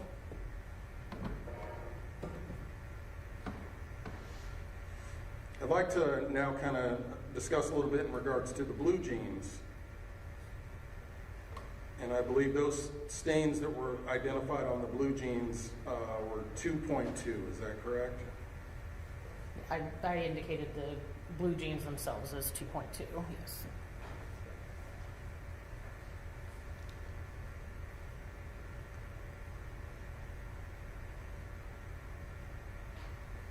And those stains did not indicate the presence of blood on the blue jeans, correct?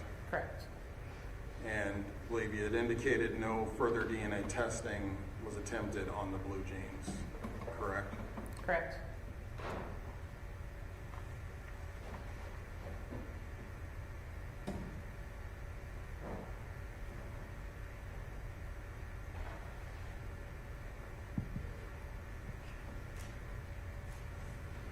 So we'd also discussed that there were a pair of white socks and no stains were indicated on the white socks either, correct? Correct. There was a pair of tennis shoes, Skechers shoes, correct? Yes. And no stains were located on the left shoe at all, correct? I did not note any stains on the left shoe, correct. And there were the 3 stains located on the right shoe, and those stains are labeled 3.1 through 3.3, is that correct?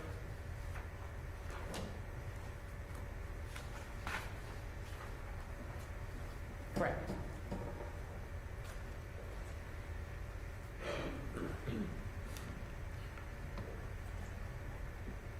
And so, on that right shoe, one stain, 3.1, tested positive for blood, and that was on the right heel. Is that correct? Correct. So on the back part or bottom part of the back part of the shoe. In the back of the heel area, yes.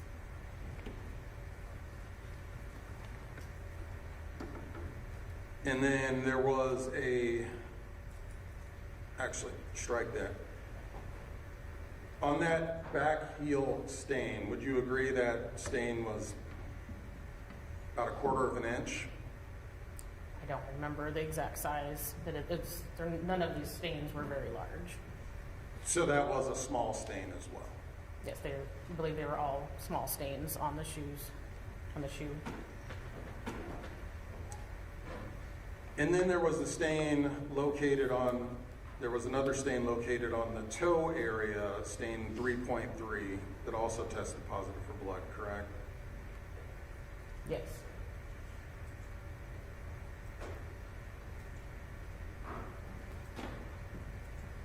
That third stain that was, I believe, located under the S on the outside of the right shoe, that did not test positive for blood. Yes, that's correct. Did you run any DNA testing on that stain? Yes, I did.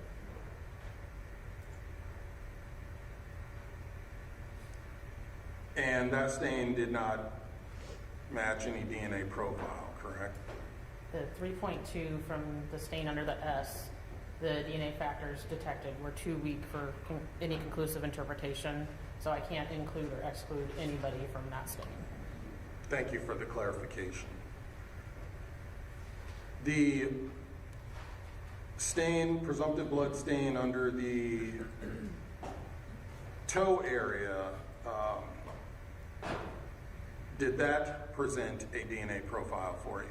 No, that one, no DNA profile was developed from the stain near the toe area of the right sneaker.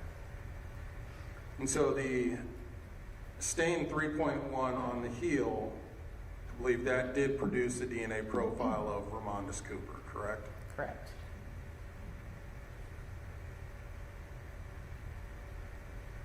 And I know that you mentioned that you're unable to say how any of these stains got onto these items, but you would agree it is possible that blood on a shoe could get on that shoe for someone if they walked through that scene where there is blood, correct?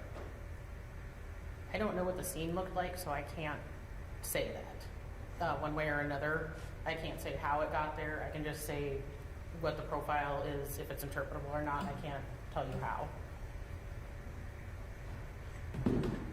Sure, if there was significant amounts of blood on the floor, it is possible someone could step in it, correct? You can step in it, but if I did not develop DNA profiles from the bottom of the shoes, is not where I tested. Or even if I had more, if that's possible or not.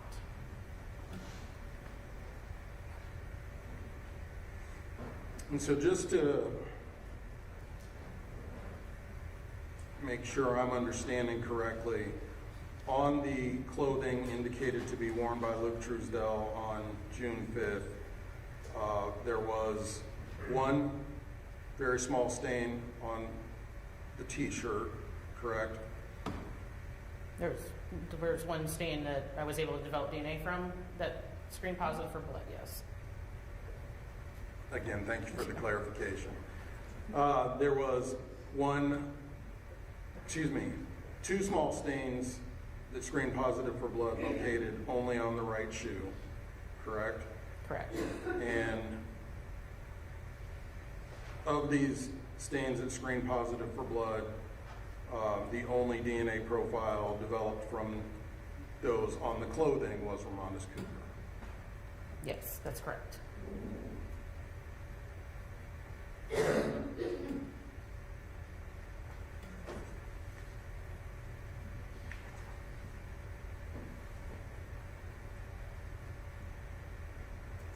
Now, in discussing the metal pipe, lab number 5,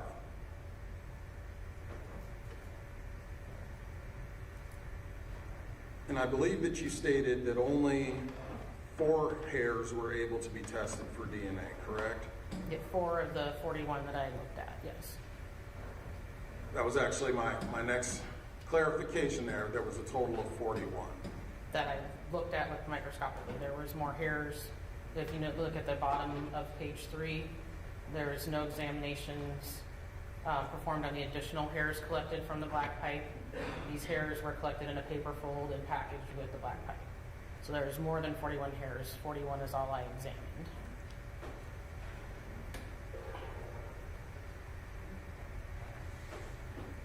And then of the hairs that were tested for DNA, a profile was only developed for Kiana Ryan. Is that correct?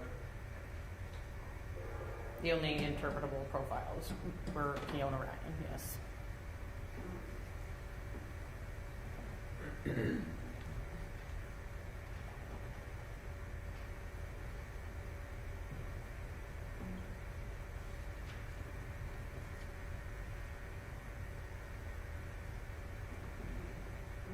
You had indicated that there were a number of stains, but testing could have gone on forever, I believe is what you said. Potentially.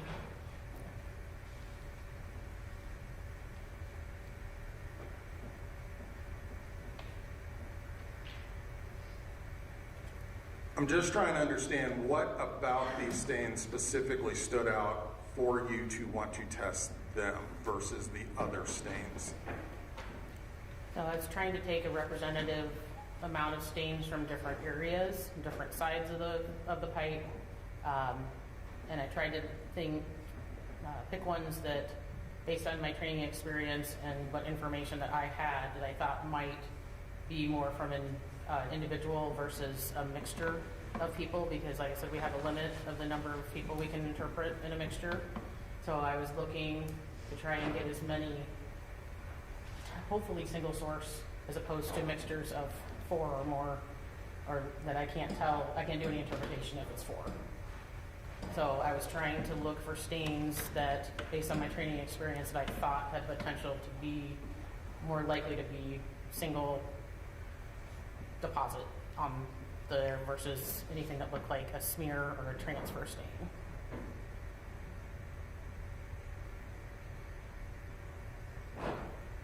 And you had talked about those 2 tests that screen for the presence of bodily fluid or testing for the presence of what's believed to be blood, correct? Yes.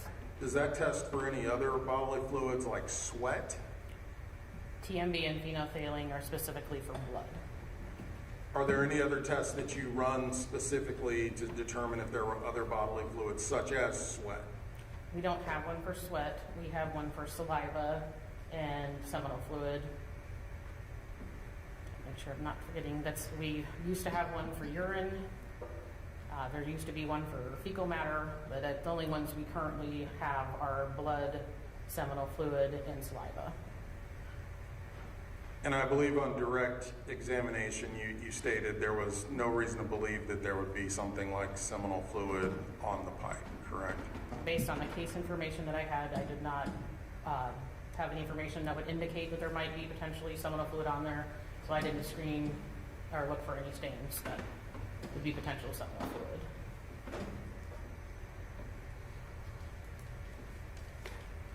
Now, I'd like to talk about the tests that you did on the unstained area. I wasn't able to see it on the pipe, but I believe that Ms. Slaughter had pointed out to you a section that you had circled where you had swabbed that. About what was the size of that circle, roughly? I am horrible at guesstimating sizes. A couple inches.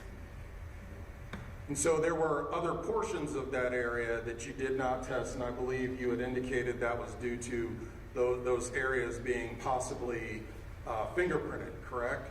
Yes, since I knew that the latent print testing had also been requested on the pipe, I did not swab those areas. Was there any additional DNA testing done on those areas after fingerprinting was done? No. And so, other than that possible roughly 2-inch circle, that other area of the unstained portion of the pipe was not tested, correct? Not for DNA, no. And you had indicated that on that 2-inch space that you had swabbed for DNA, that came back for a positive profile for Luke Truesdell, correct? Yes, it was consistent with his profile. Now, on direct, Ms. Slaughter had indicated that that's where Luke's hands were, but you do not know whether or not that's from Luke's hands, correct? I can tell you that it's Luke's profile.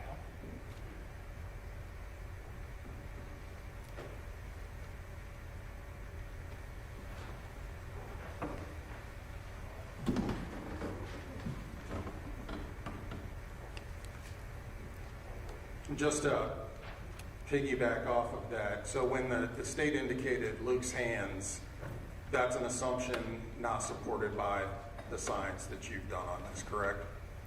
I cannot tell you how it got there. I can just tell you the DNA results.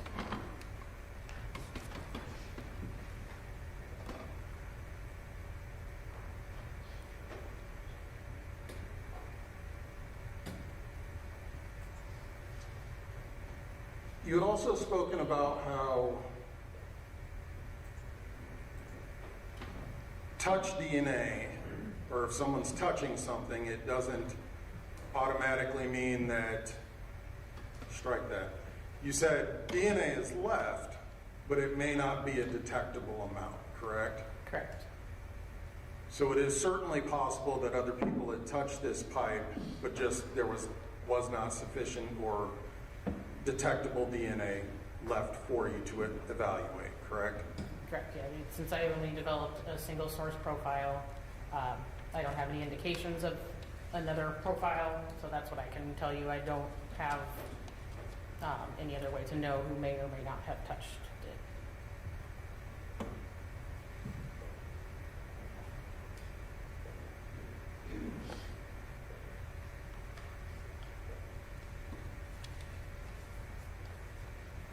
And then going back to the stained portion of the pipe,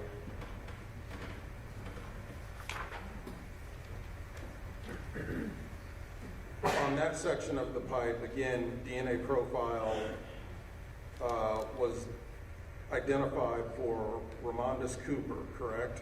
Correct. And on some of those stains, there was some discussion on direct examination regarding a mixture of DNA where, for example, stain, I believe it was 5.14, there was a mixture of 3 individuals. Is that correct? Correct. And in that, Keanu Ryan was the major contributor. Correct.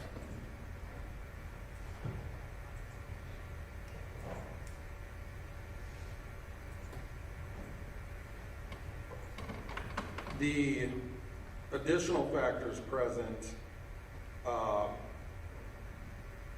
you had indicated that they were insufficient to determine a DNA profile. Is that correct? Correct. And so insufficient to determine a DNA profile does not necessarily mean that the DNA came from any of the known profiles that you had. Is that correct? Right. Those profiles I'm not able to include or exclude anybody, except like in this case, Keanu Ryan, because she's the major, so she wouldn't be one of the minors. But other than that, I can't include or exclude anybody. But it is certainly possible that came from yet another source that you did not have a profile for anyways. Is that correct? Correct. I can't tell you the source.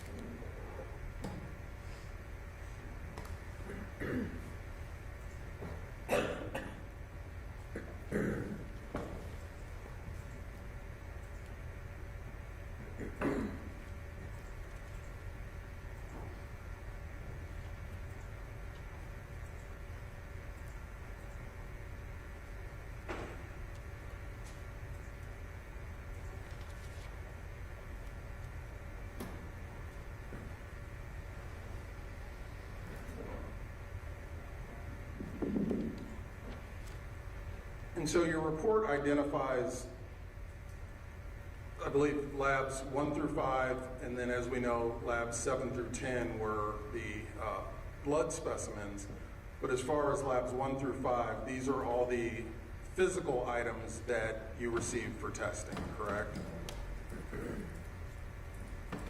Well, 1 through 3 and 5, and then the buccal swab is number 4.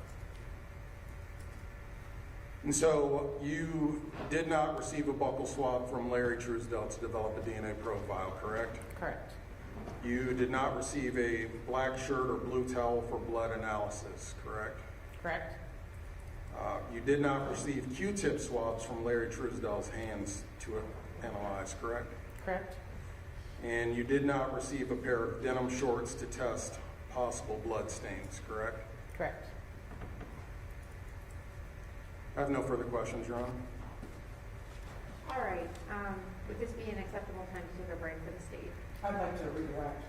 I mean, Before after. the break. Oh, before? Yeah. Okay, we've got, how long do you think? Not long. Okay, go right ahead. Just a couple of questions. Your Okay. Honor.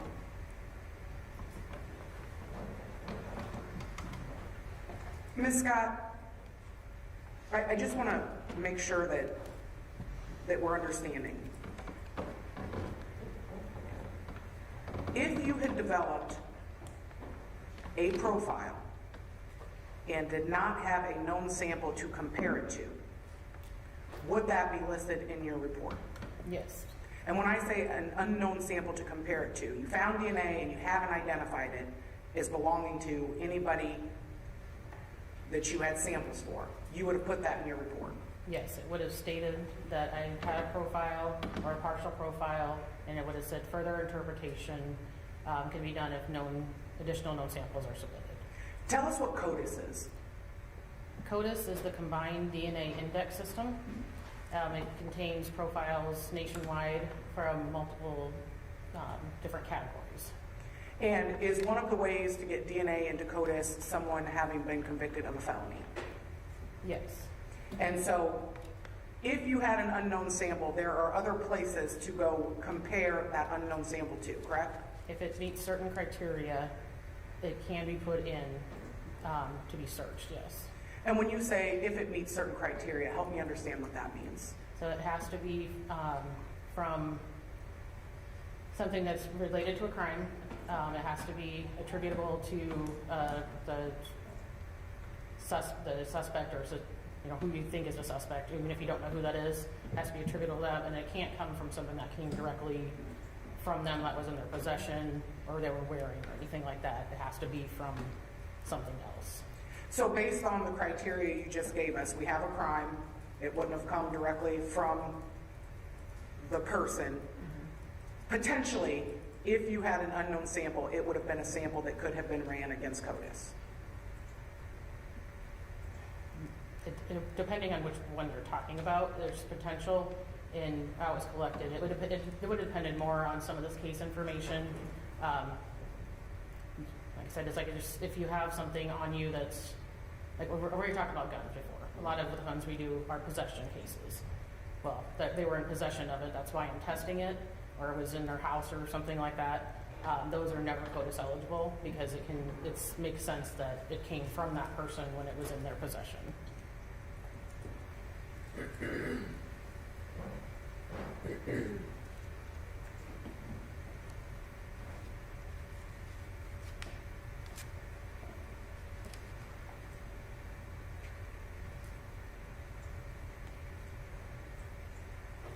Not only do we not have unknown profiles, the sample 1 in 25 known aliens from Larry Truesdell, that was an individual single sample, not a mixed sample. Correct. Excuse me, Correct. Luke Truesdell. I think I said Larry. Okay. Yes. But for Luke Truesdell. Luke Truesdell, yes. Okay. Nothing further, Your Honor. Mr. Hutton? Very briefly, Your Honor. I just want to clarify,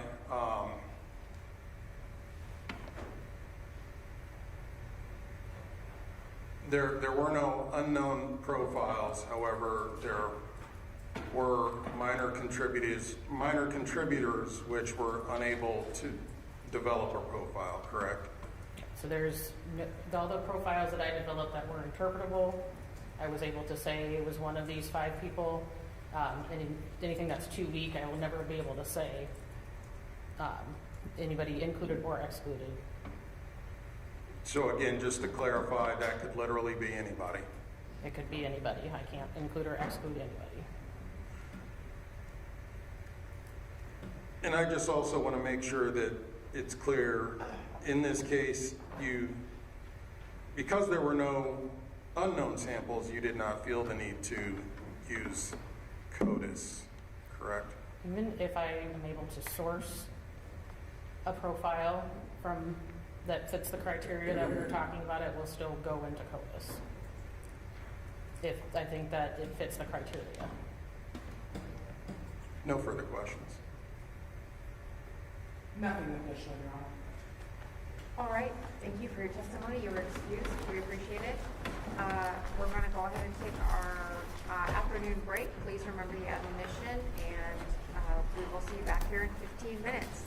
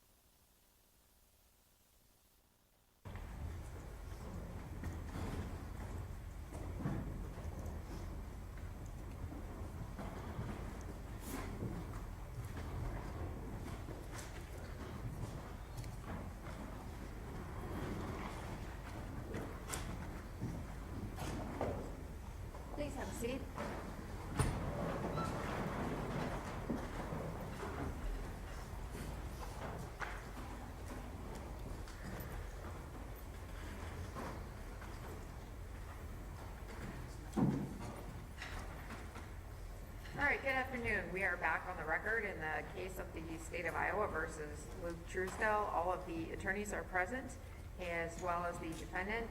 We are now in the presence of the jury. Does the state of Iowa have another witness to call at this time? Yes, Your Honor. Please do. State calls Steve Tverdick.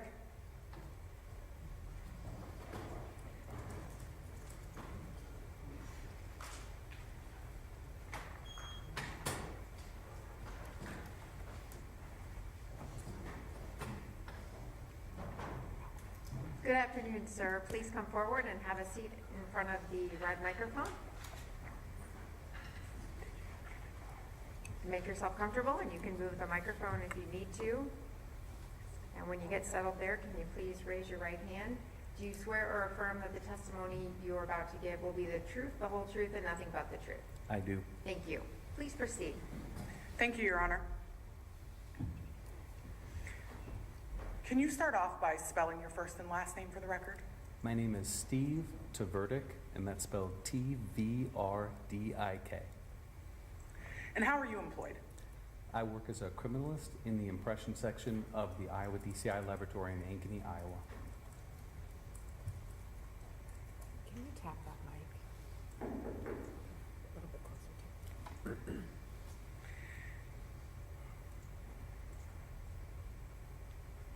Tell us about your educational background. In 2000, I received a Bachelor of Science degree from Iowa State University in anthropology. And you said you work for DCI Laboratory. How long have you worked for the DCI Laboratory? I started there the last week of August in 2013.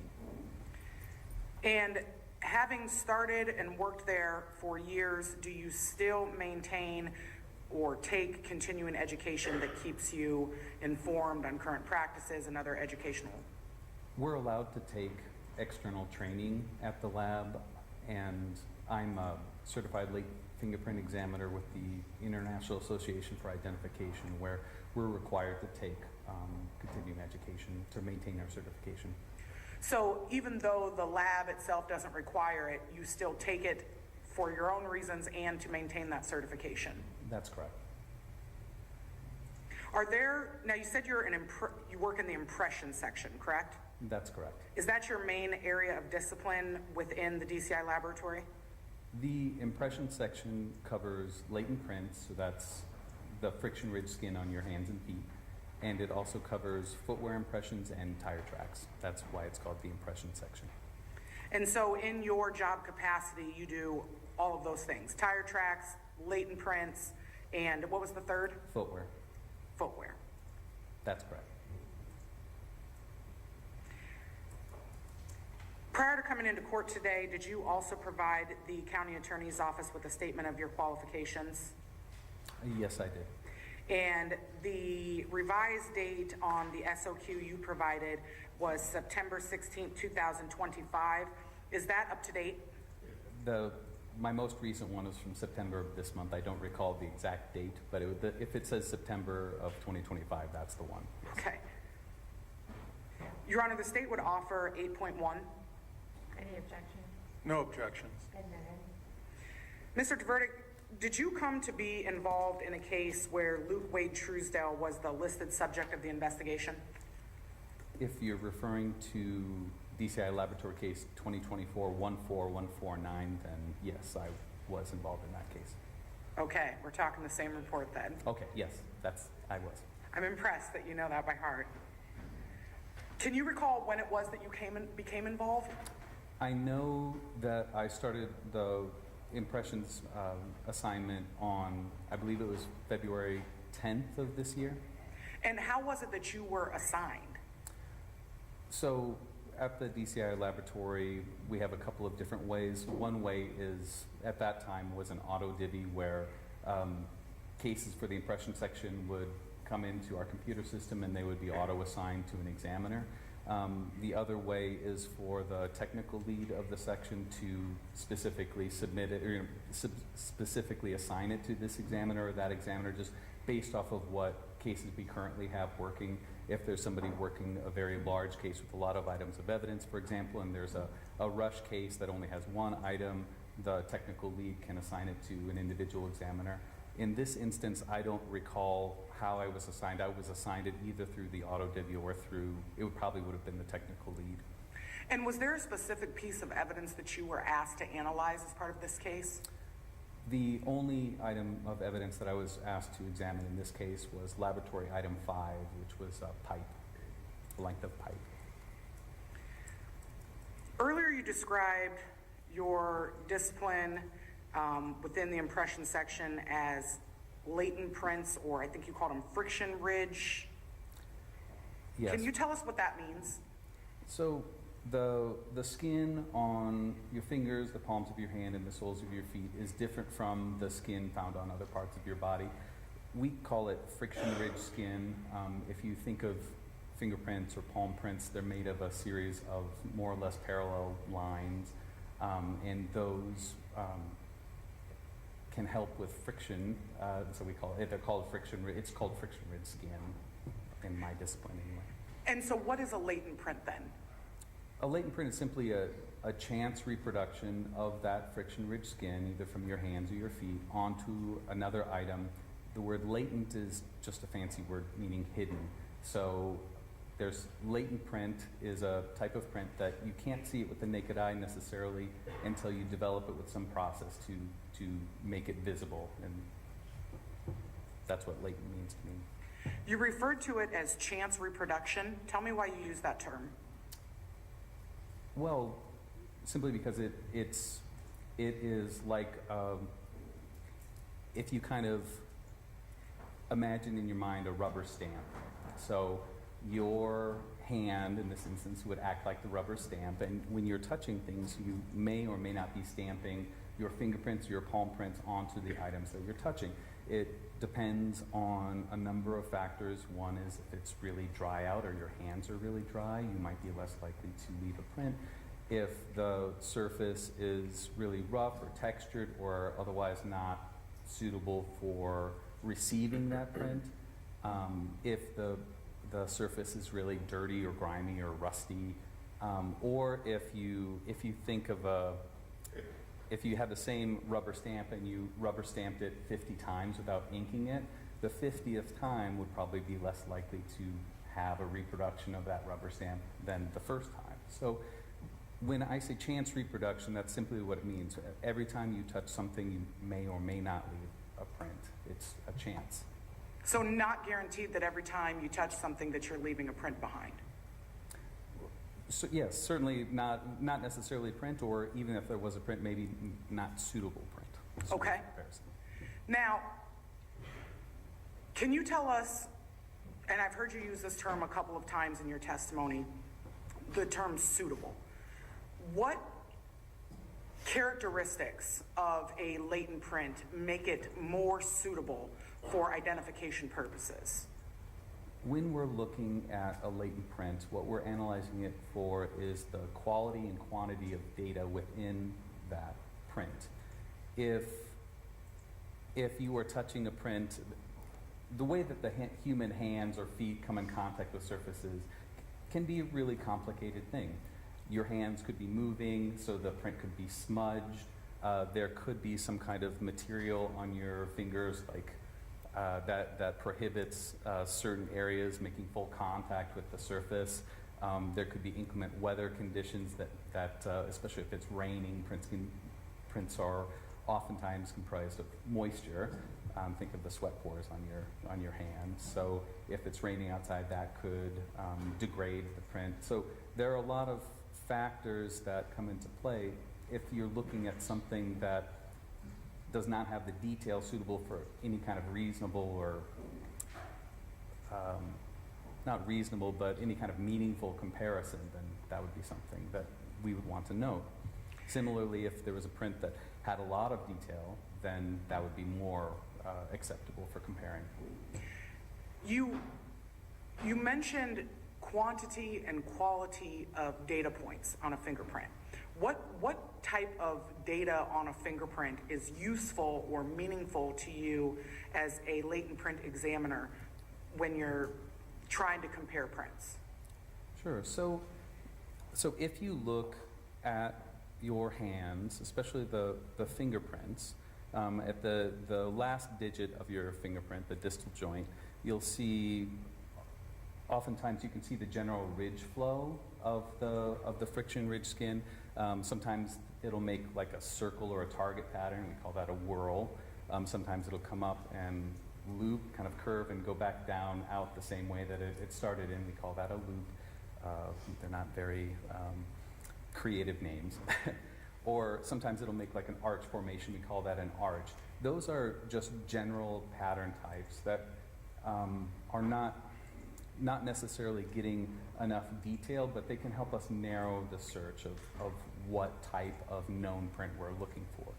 When you look at greater magnification and in greater detail, all of those, that friction ridge skin, they're doing a number of things. They could split or kind of make a fork. We call that a bifurcation. They could stop, and we call that a ridge ending. Or there could be a little short ridge. Again, not a creative name, but we call that a short ridge, where it's just it starts and then it stops shortly thereafter. And all of those different data points, their relationship to each other, their relationship to the overall pattern, those are the types of details that I'm looking at when I make a comparison to see if something is suitable for comparison. And so if you were to find those types of data points, could you then use those data points, map them out to compare to other prints? If I feel that there's enough data within the question print, having a known print to compare it to, absolutely, I can do that. And essentially, is that a major part of your position as a criminalist, is taking one print and comparing it to another print? Yeah, so I have a number of things that I do in the section. One of the largest responsibilities is comparing known prints with question prints. So, but yeah, that's certainly not the only thing I do, but that's a big part of my job, yes. Okay. And is there a difference between saying you didn't find any latent prints and saying that you did not find prints that were suitable for identification? Yes, there is a difference in saying those two things. If I don't find any indication that a thing was touched, I don't see any ridge detail at all, versus I do see friction ridge skin impressions on something, but it's not suitable for comparison. I guess for the purposes of making an ID, those two things wouldn't necessarily be distinct. I see them as distinct things, but yeah, in either of those instances, I wouldn't be able to make an identification or a comparison to a known. In as basic and general terms as I can use, would you agree that the difference is either no prints existed or the prints that are there aren't good ones? No. Could you, if I understand you, could you repeat that? So I'm just having a difficult time. Sure. To say that you didn't find any prints means there's none there, correct? Yes, if I say there's no friction ridge skin detail or no latent prints, then that means I'm not seeing anything. And to say that you found prints but they were not suitable for identification would mean that the ones that you found aren't good enough to compare to something else. That's correct. Okay. Would you consider like smudged prints unsuitable? I mean, again, I'm not always looking at the prettiest prints on surfaces. If there is if the print lacks detail for me to make any comparison, then yes. I mean, if the smudge is interfering with the details within the impression, or it obliterates some of the impressions, like you can wipe through a fingerprint, they can be very fragile things. So, I mean, I have identified smudge prints, but if there's not a lot of detail in it, then absolutely it could interfere. Is it more difficult to identify overlapping prints? It can absolutely be complicated when you have multiple overlapping prints. Imagine, I don't know if all of you are old enough to remember film photography, but when you're taking a picture with film versus digital, you can accidentally have a multiple exposure image where it's like multiple image over the top of the same, on the same picture. And when you have that, it kind of has that appearance in my mind when I see multiple contact prints, where if you have this multiple prints over the top of each other over and over and over again, it can make it very challenging.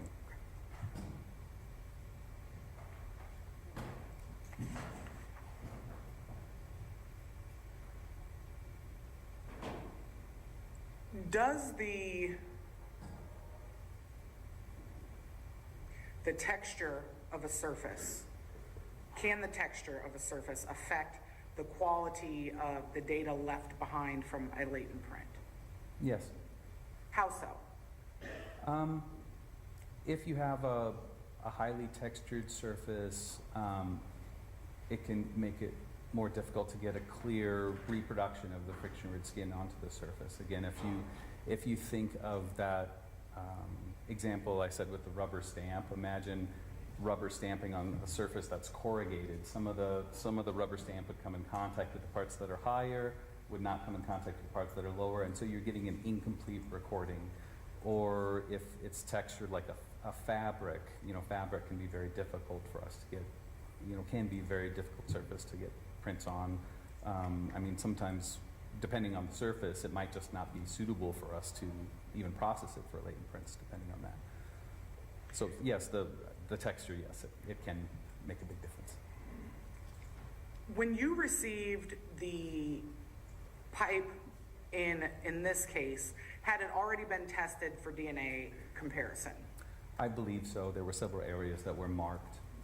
And generally, can analyzing an object for DNA evidence affect your ability to find suitable latent prints? Especially if the item being looked at is very small, like if you have a small piece of ammunition, for example, we work closely with the DNA section to make sure that we're kind of divvying up items so that, because when an item is examined for DNA, if they would take swabs or anything, when you're coming in contact with the surface of an item and swabbing an area, you could be obliterating the prints, and that's something that at the lab we try to account for. So I would say, and that's also the reason why you don't typically have latent print examiners looking at evidence before DNA, because I could be leaving my DNA on something. So we with the DNA and the latent prints, it can affect the latent print examination, absolutely. So it's common practice for DNA analysis to be done prior to fingerprint analysis? Typically, yes. So walk us through what steps you took when you received this pipe for analysis. So the first thing I do is I do a visual examination under magnification with a good light source. And then, because this is an item that's a non-porous substance, because if it was something like a piece of paper, I would use a different processing technique. So for it being a non-porous substance, I put it in it's a special chamber that we use super glue to develop prints on items. Basically, what it is think of in your mind a large terrarium or fish tank, where I hang the item in the tank, and it humidifies the air and rehydrates the print on the surface of the item. And then it drops a little tray of super glue, very similar to what you buy at the store, but a little more liquid, onto this hot plate. The super glue, when it heats up, it becomes airborne, and it has an affinity for the fingerprint residue on the surface of the item, and so it bonds to that, and then it has an affinity for itself. So it builds layer upon layer upon layer until when you're done processing, you'll have the item with nice white fingerprints, white super glue fingerprints on the surface of the item. After I did super glue processing, I then did a fluorescent dye stain processing. The dye stain that I used is something called RAM. But basically, it makes the the fingerprints or the developed latent prints then fluoresce under an alternate light source. And I believe that was the end of my examination at that point. So first, just using your naked eye with a good light source, you do a visual observation. And magnification, yes. And magnification. Yeah, I'm getting older, and these glasses are here for a reason, so. Okay. And so in doing that, you actually have the pole in front of you and you're rotating it and looking at it to see if you can observe on the surface anywhere that you believe suitable latent prints may be. That's correct. And then from there, you use this chamber that humidifies the object, heats up the super glue, and then the super glue fumes would then stick to the oils left behind from fingerprints. Whatever the residues are, yes, that's correct. And then after that, you said there was one more step? Fluorescent dye stain. Okay. When you walked this pipe through those processes, were latent prints discovered on the pipe? Yes, I could see that there were latent prints on the pipe, but there was nothing suitable for any kind of comparison. And so to make sure that we're understanding that, yes, there were prints, but you couldn't compare them to anything because of what? Their lack of data? Yes, they weren't clear, they were smudged, there were some that were overlaying, just like that multiple contact or the multiple exposure photograph that I described earlier. So yes, there was not enough detail in them for any kind of meaningful comparison.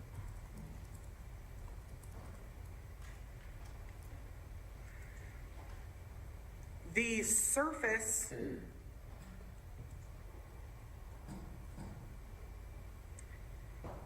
of the pipe itself, would you consider that surface ideal? We'll just leave it at that. Do you consider the surface of that pipe as ideal? So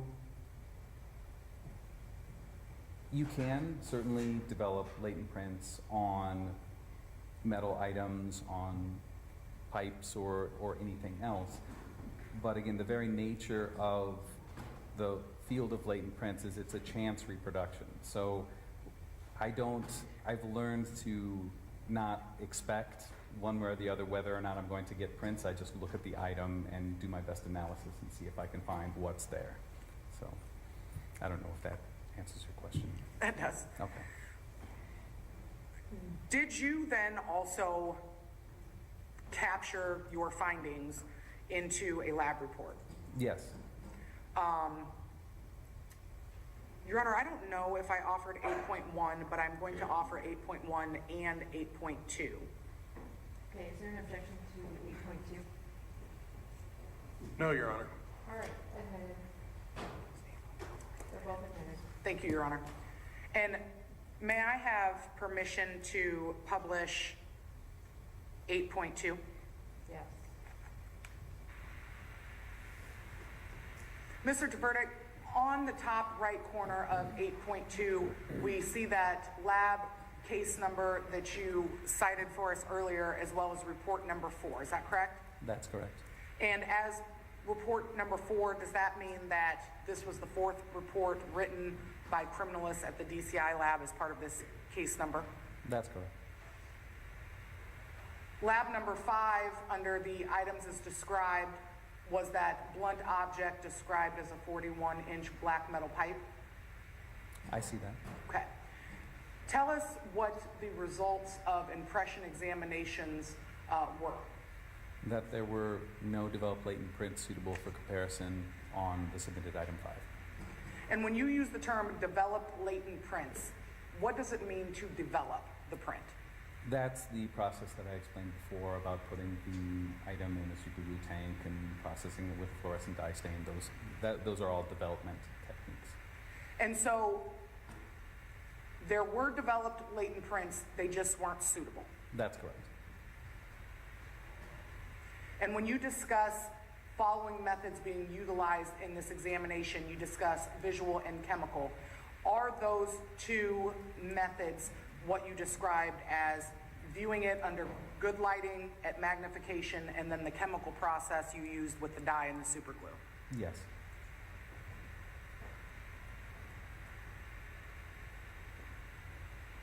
After you processed the pipe. Did you then return that back to the evidence technicians? Yes, I did. I don't have any additional questions, Your Honor. Cross-examination. Thank you, Your Honor. Mr. Terverdick, am I saying that right? Yes, you are. I believe you used the phrase chance of reproduction, and is that correct? Chance reproduction, yes. So as far as, it sounds like it may be kind of random whether or not there may be prints or suitable prints? I would not say random.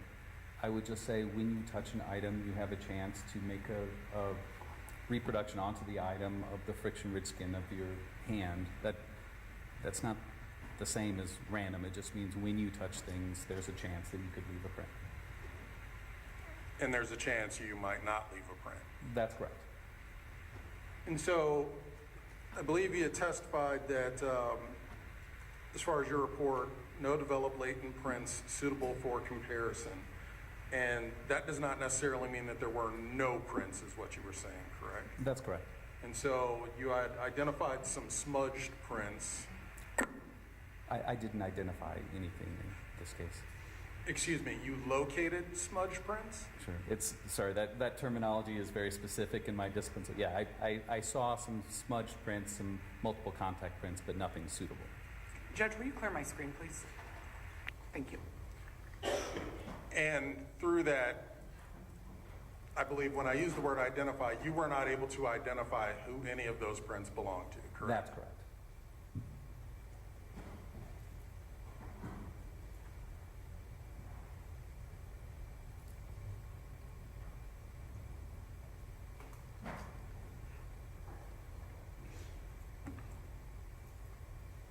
I have no further questions, Your Honor.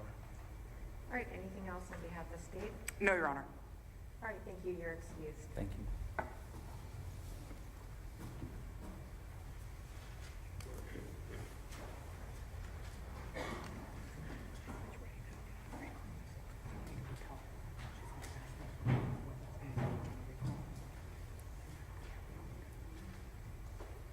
All right, does the state have any additional witnesses? Your Honor, this time we're going to recall Lieutenant Egley, and I believe he was in the middle of his cross-examination. Sure, thank you.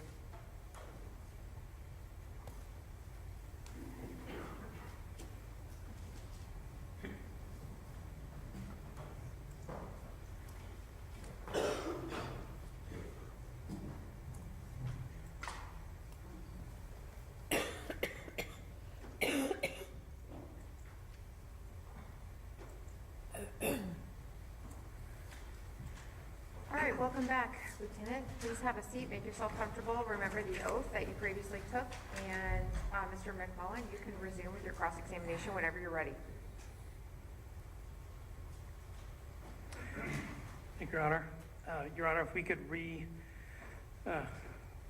replace our screen back on the big screen, please. All right, we're showing Exhibit 6.2.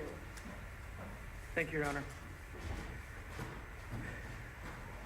So, Lieutenant, just to make sure that we're on the same page, we have been listening to the conversation you and Luke Truesdell were having as he was being transported from the East Otter Road address back to the sheriff's office, correct?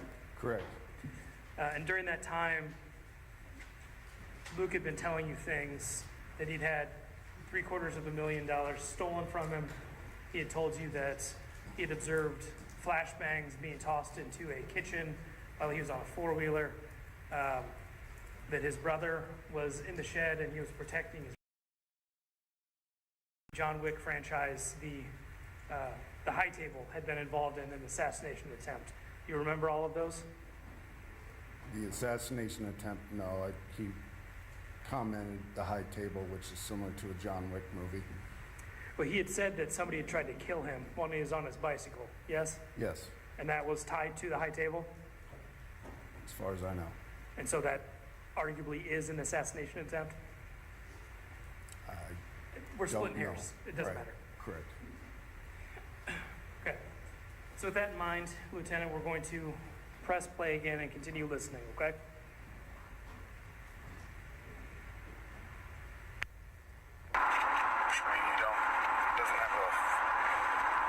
insurance label on the damn stuff, right? You got that from Roe? Is that the only person you get it from? I wouldn't be able to say I know his name, real name, I don't know. Right. The blackmail that you hit? Or You know, the motorcycle shop.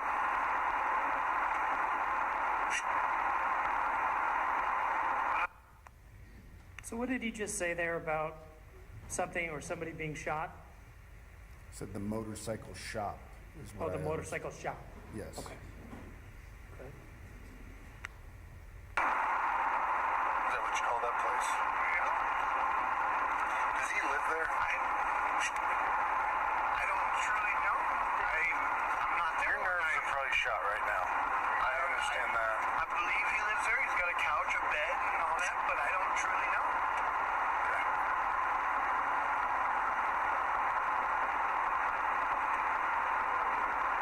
I'm never there overnight. He wears that Louis Vuitton purse, the Louis Vuitton purse around his neck. It's like a brown purse that was wrapped around his body. Didn't really pay attention. I'm not gonna lie. Well, yeah, I mean, It happened. he didn't hit you at all, did he, or anybody? No. I've been ran over and in car accidents, and I would say my baby mama says that I am.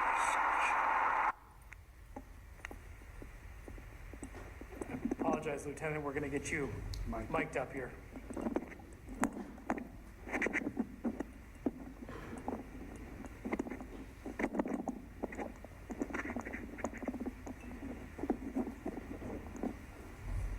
Okay. Thank you for the microphone assist, by the way, Ms. Alyssa. I believe what Luke had just said there was that he'd been run over multiple times. Yes, he described he's been ran over. It seemed like received a lot of injuries before. Okay. Did you look into any of those allegations? No, And why not? I didn't think it was relevant to the current investigation. Okay.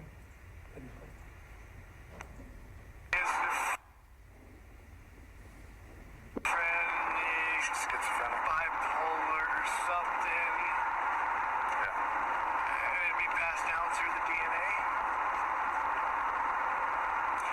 Did the girl in the corner, you know who that is? I don't know her name. It's Rose's girlfriend. I know that much, but I don't know her name. Did she say anything to you while she went to the corner? No. That's all she could say. No. That I remember.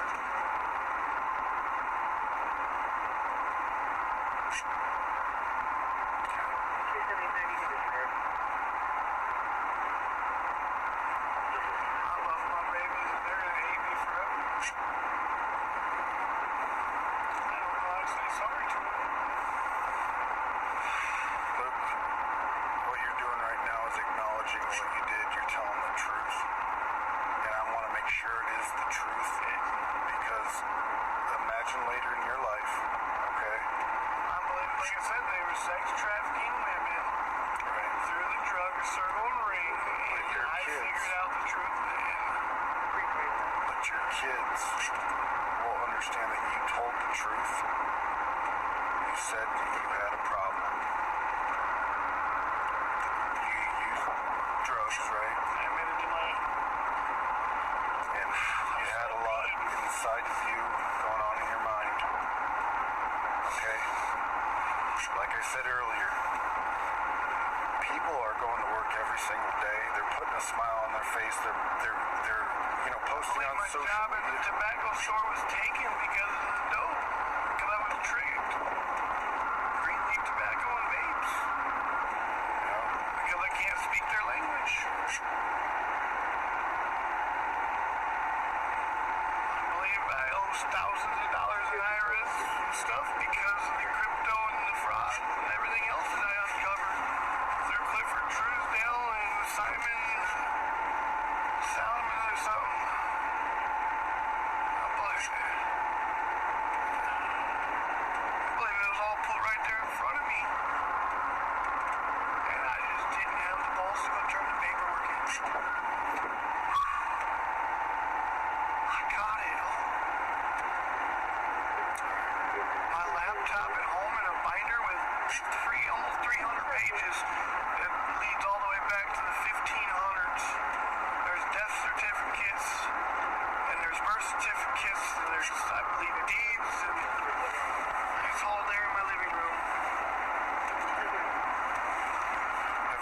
question, because we're almost at the sheriff's office, okay? I love you, man. I love you. I appreciate that. You said you had an issue with the drugs. Roe was giving you drugs. I would like to cooperate. You know, maybe drugs were a factor in this today. It's got to do with a lot of it. I need help. Lieutenant, I think I heard this correctly, but Luke just said, "I love you, man," right? Yes. In your training experience, is that a common thing for somebody who has just, as you're alleging, confessed to 4 murders to also tell you, the person investigating them, that they love you? I've never experienced that, a person, say, killing 4 people, telling me that they love me. I can only compare it to other cases. So you would chalk that up to more meth-fueled ramblings? Possibly. Provide a urine sample to us. I will. I would not deny anything to you. You are helping me so much. I wish I could. I hope I can talk to you from here on out. Further. I'll make sure I keep in contact with you, but I'd like to see you get help. I'd like to I'm see hoping you will walk me in and get me help. I want you to have some peace in your life, man. It sounds like you've been through a lot. Your mind's nonstop. Have you been able to sleep? 2 days because there's a lot on my head. But now a lot was on my head. You feel better though now? I sure do, my guy. But the motivation behind this wasn't because of something they did other than maybe giving you drugs, right? No, it's gone. It's everything that I grew up with.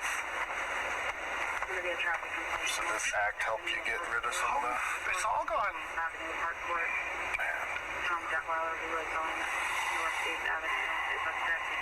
Other How than many that, years have you been holding this on? my whole life. You're 33.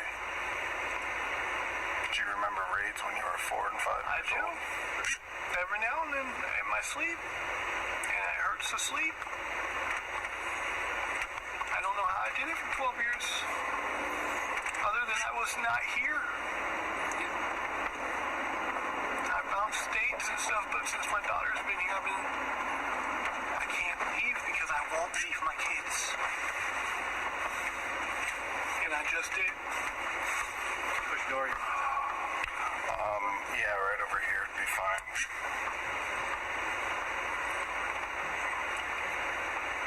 I want to take them all down. I really do. Who else? I don't know where to start. I don't know the ladder. I don't know. I believe with my last name I can get so far in. Right.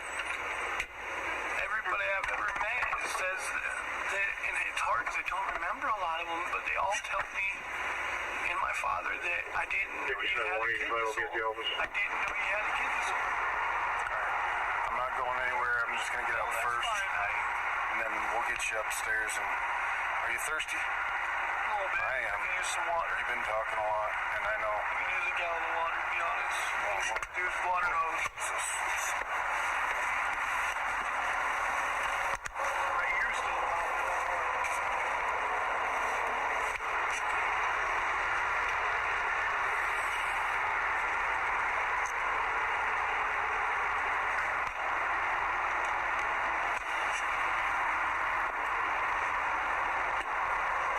I'm going to set this right here. I'm telling you all this because I hope you do find the truth, man. Okay. All right, I'm going to be right back. I got to talk to you. I believe Luke there just told you, "I'm telling you this because I hope you do find the truth." Correct? Correct. So it seems to me, at least, that with that statement, Luke is saying, "I hope you do actually find out what happened out there." Objection, Your Honor. That's the defense interpretation. I asked that he rephrase the question and asked the deputy what his interpretation what that meant. I'm sorry, ask the... Deputy what his interpretation was, not counsel's personal opinion. Sustained. Rephrase, please. I'll throw the question, Your Honor. But he did say, I hope you do find the truth. Yes.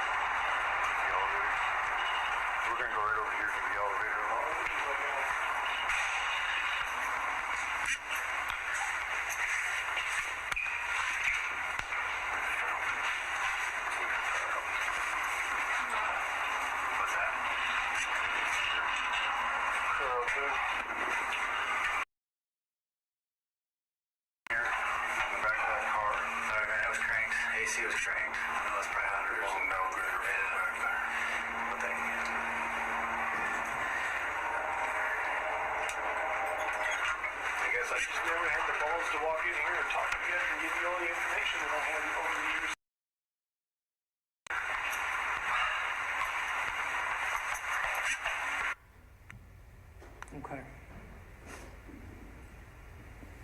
So, Lieutenant, can you clear the screen, please, Your Honor? Yes. Thank you. Lieutenant, I guess this is the million-dollar question, because we all just heard 20 minutes of Luke telling you a whole bunch of things, yes? Yes. How are you capable of deciding that the 2 things, maybe 3 things that he said that you deem relevant to this case, how can you determine that those are factual when everything else comes off as meth-fueled ramblings? When I asked those direct questions, I tried to say, is it the truth when I was finished? And he acknowledged it was. He seemed to provide what I thought was a motive, claiming that they were sex trafficking, and he wanted to take the rest down. And that's what I thought at the time he was referring to. And that's fine, but every other comment he believed was true as well, correct? I mean, didn't that appear as though he was speaking his truth to you? I don't know. He started to say things that were strange at times, but I believe that's may have what led him to do these things, is there was a lot going on in his mind. And he did make statements that he no longer felt that pressure in his mind. He no longer felt that pressure as he was finally unloading all of this verbally to you, correct? Correct. And so, just as likely that he felt better finally talking about his past rather than making some nonsense admission, correct? I can't say that's correct. You can't know. That's right. Just like you can't know if during these meth-fueled ramblings, those statements as it relates to those 4 people in the shed, that those were actual admissions, correct? I have to look at the totality of the investigation when I review this. Lieutenant, at the time, you didn't know anything, correct? You hadn't reviewed the surveillance footage. You hadn't seen what we've seen here now. At the time, you only had the statement, "I hit them," and you had already decided Luke did it, correct? No, I listened to him admit that he hit each of them. I rode with him. I tried to verify if he specifically remembered certain movements through the scene and interaction with Ramondas Cooper and Amanda Parker, and I tried to put it together. But at the time, I didn't know if I needed to follow up on anything that he was telling me in the back of the vehicle that didn't make sense or wasn't relevant to the case. And according to Luke, he was telling you because he hoped you do find the truth, correct? Correct. Okay.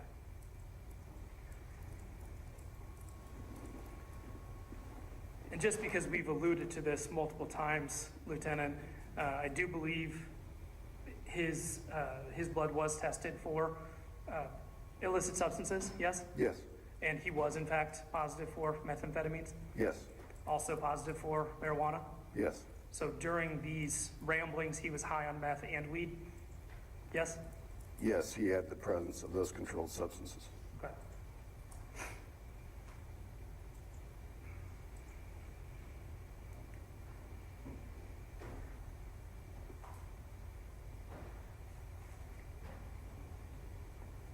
Your Honor, may we approach? Sure. Okay, pull.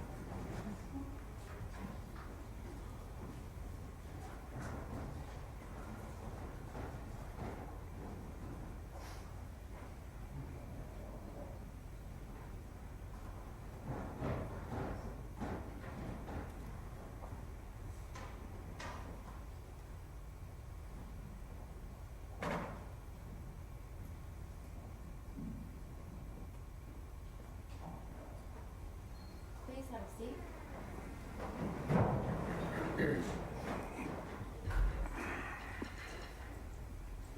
All right, anything for the state of Iowa on the record before we break for the evening? No, Your Honor. All right, anything for the defendant?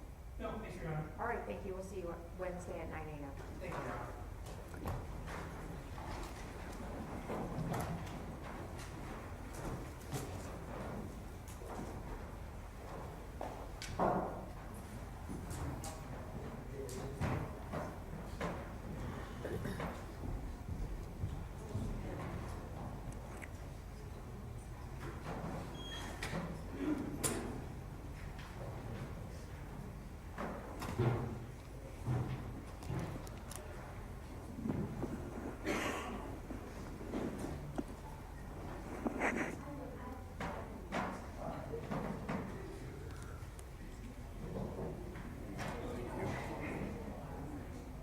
I really don't know why. I don't, no, it's the last witness too, I made him try it, and I don't think the volume's up on this one. I think they have to, so it's just easier on these. I feel like I'm only 2 inches away from it.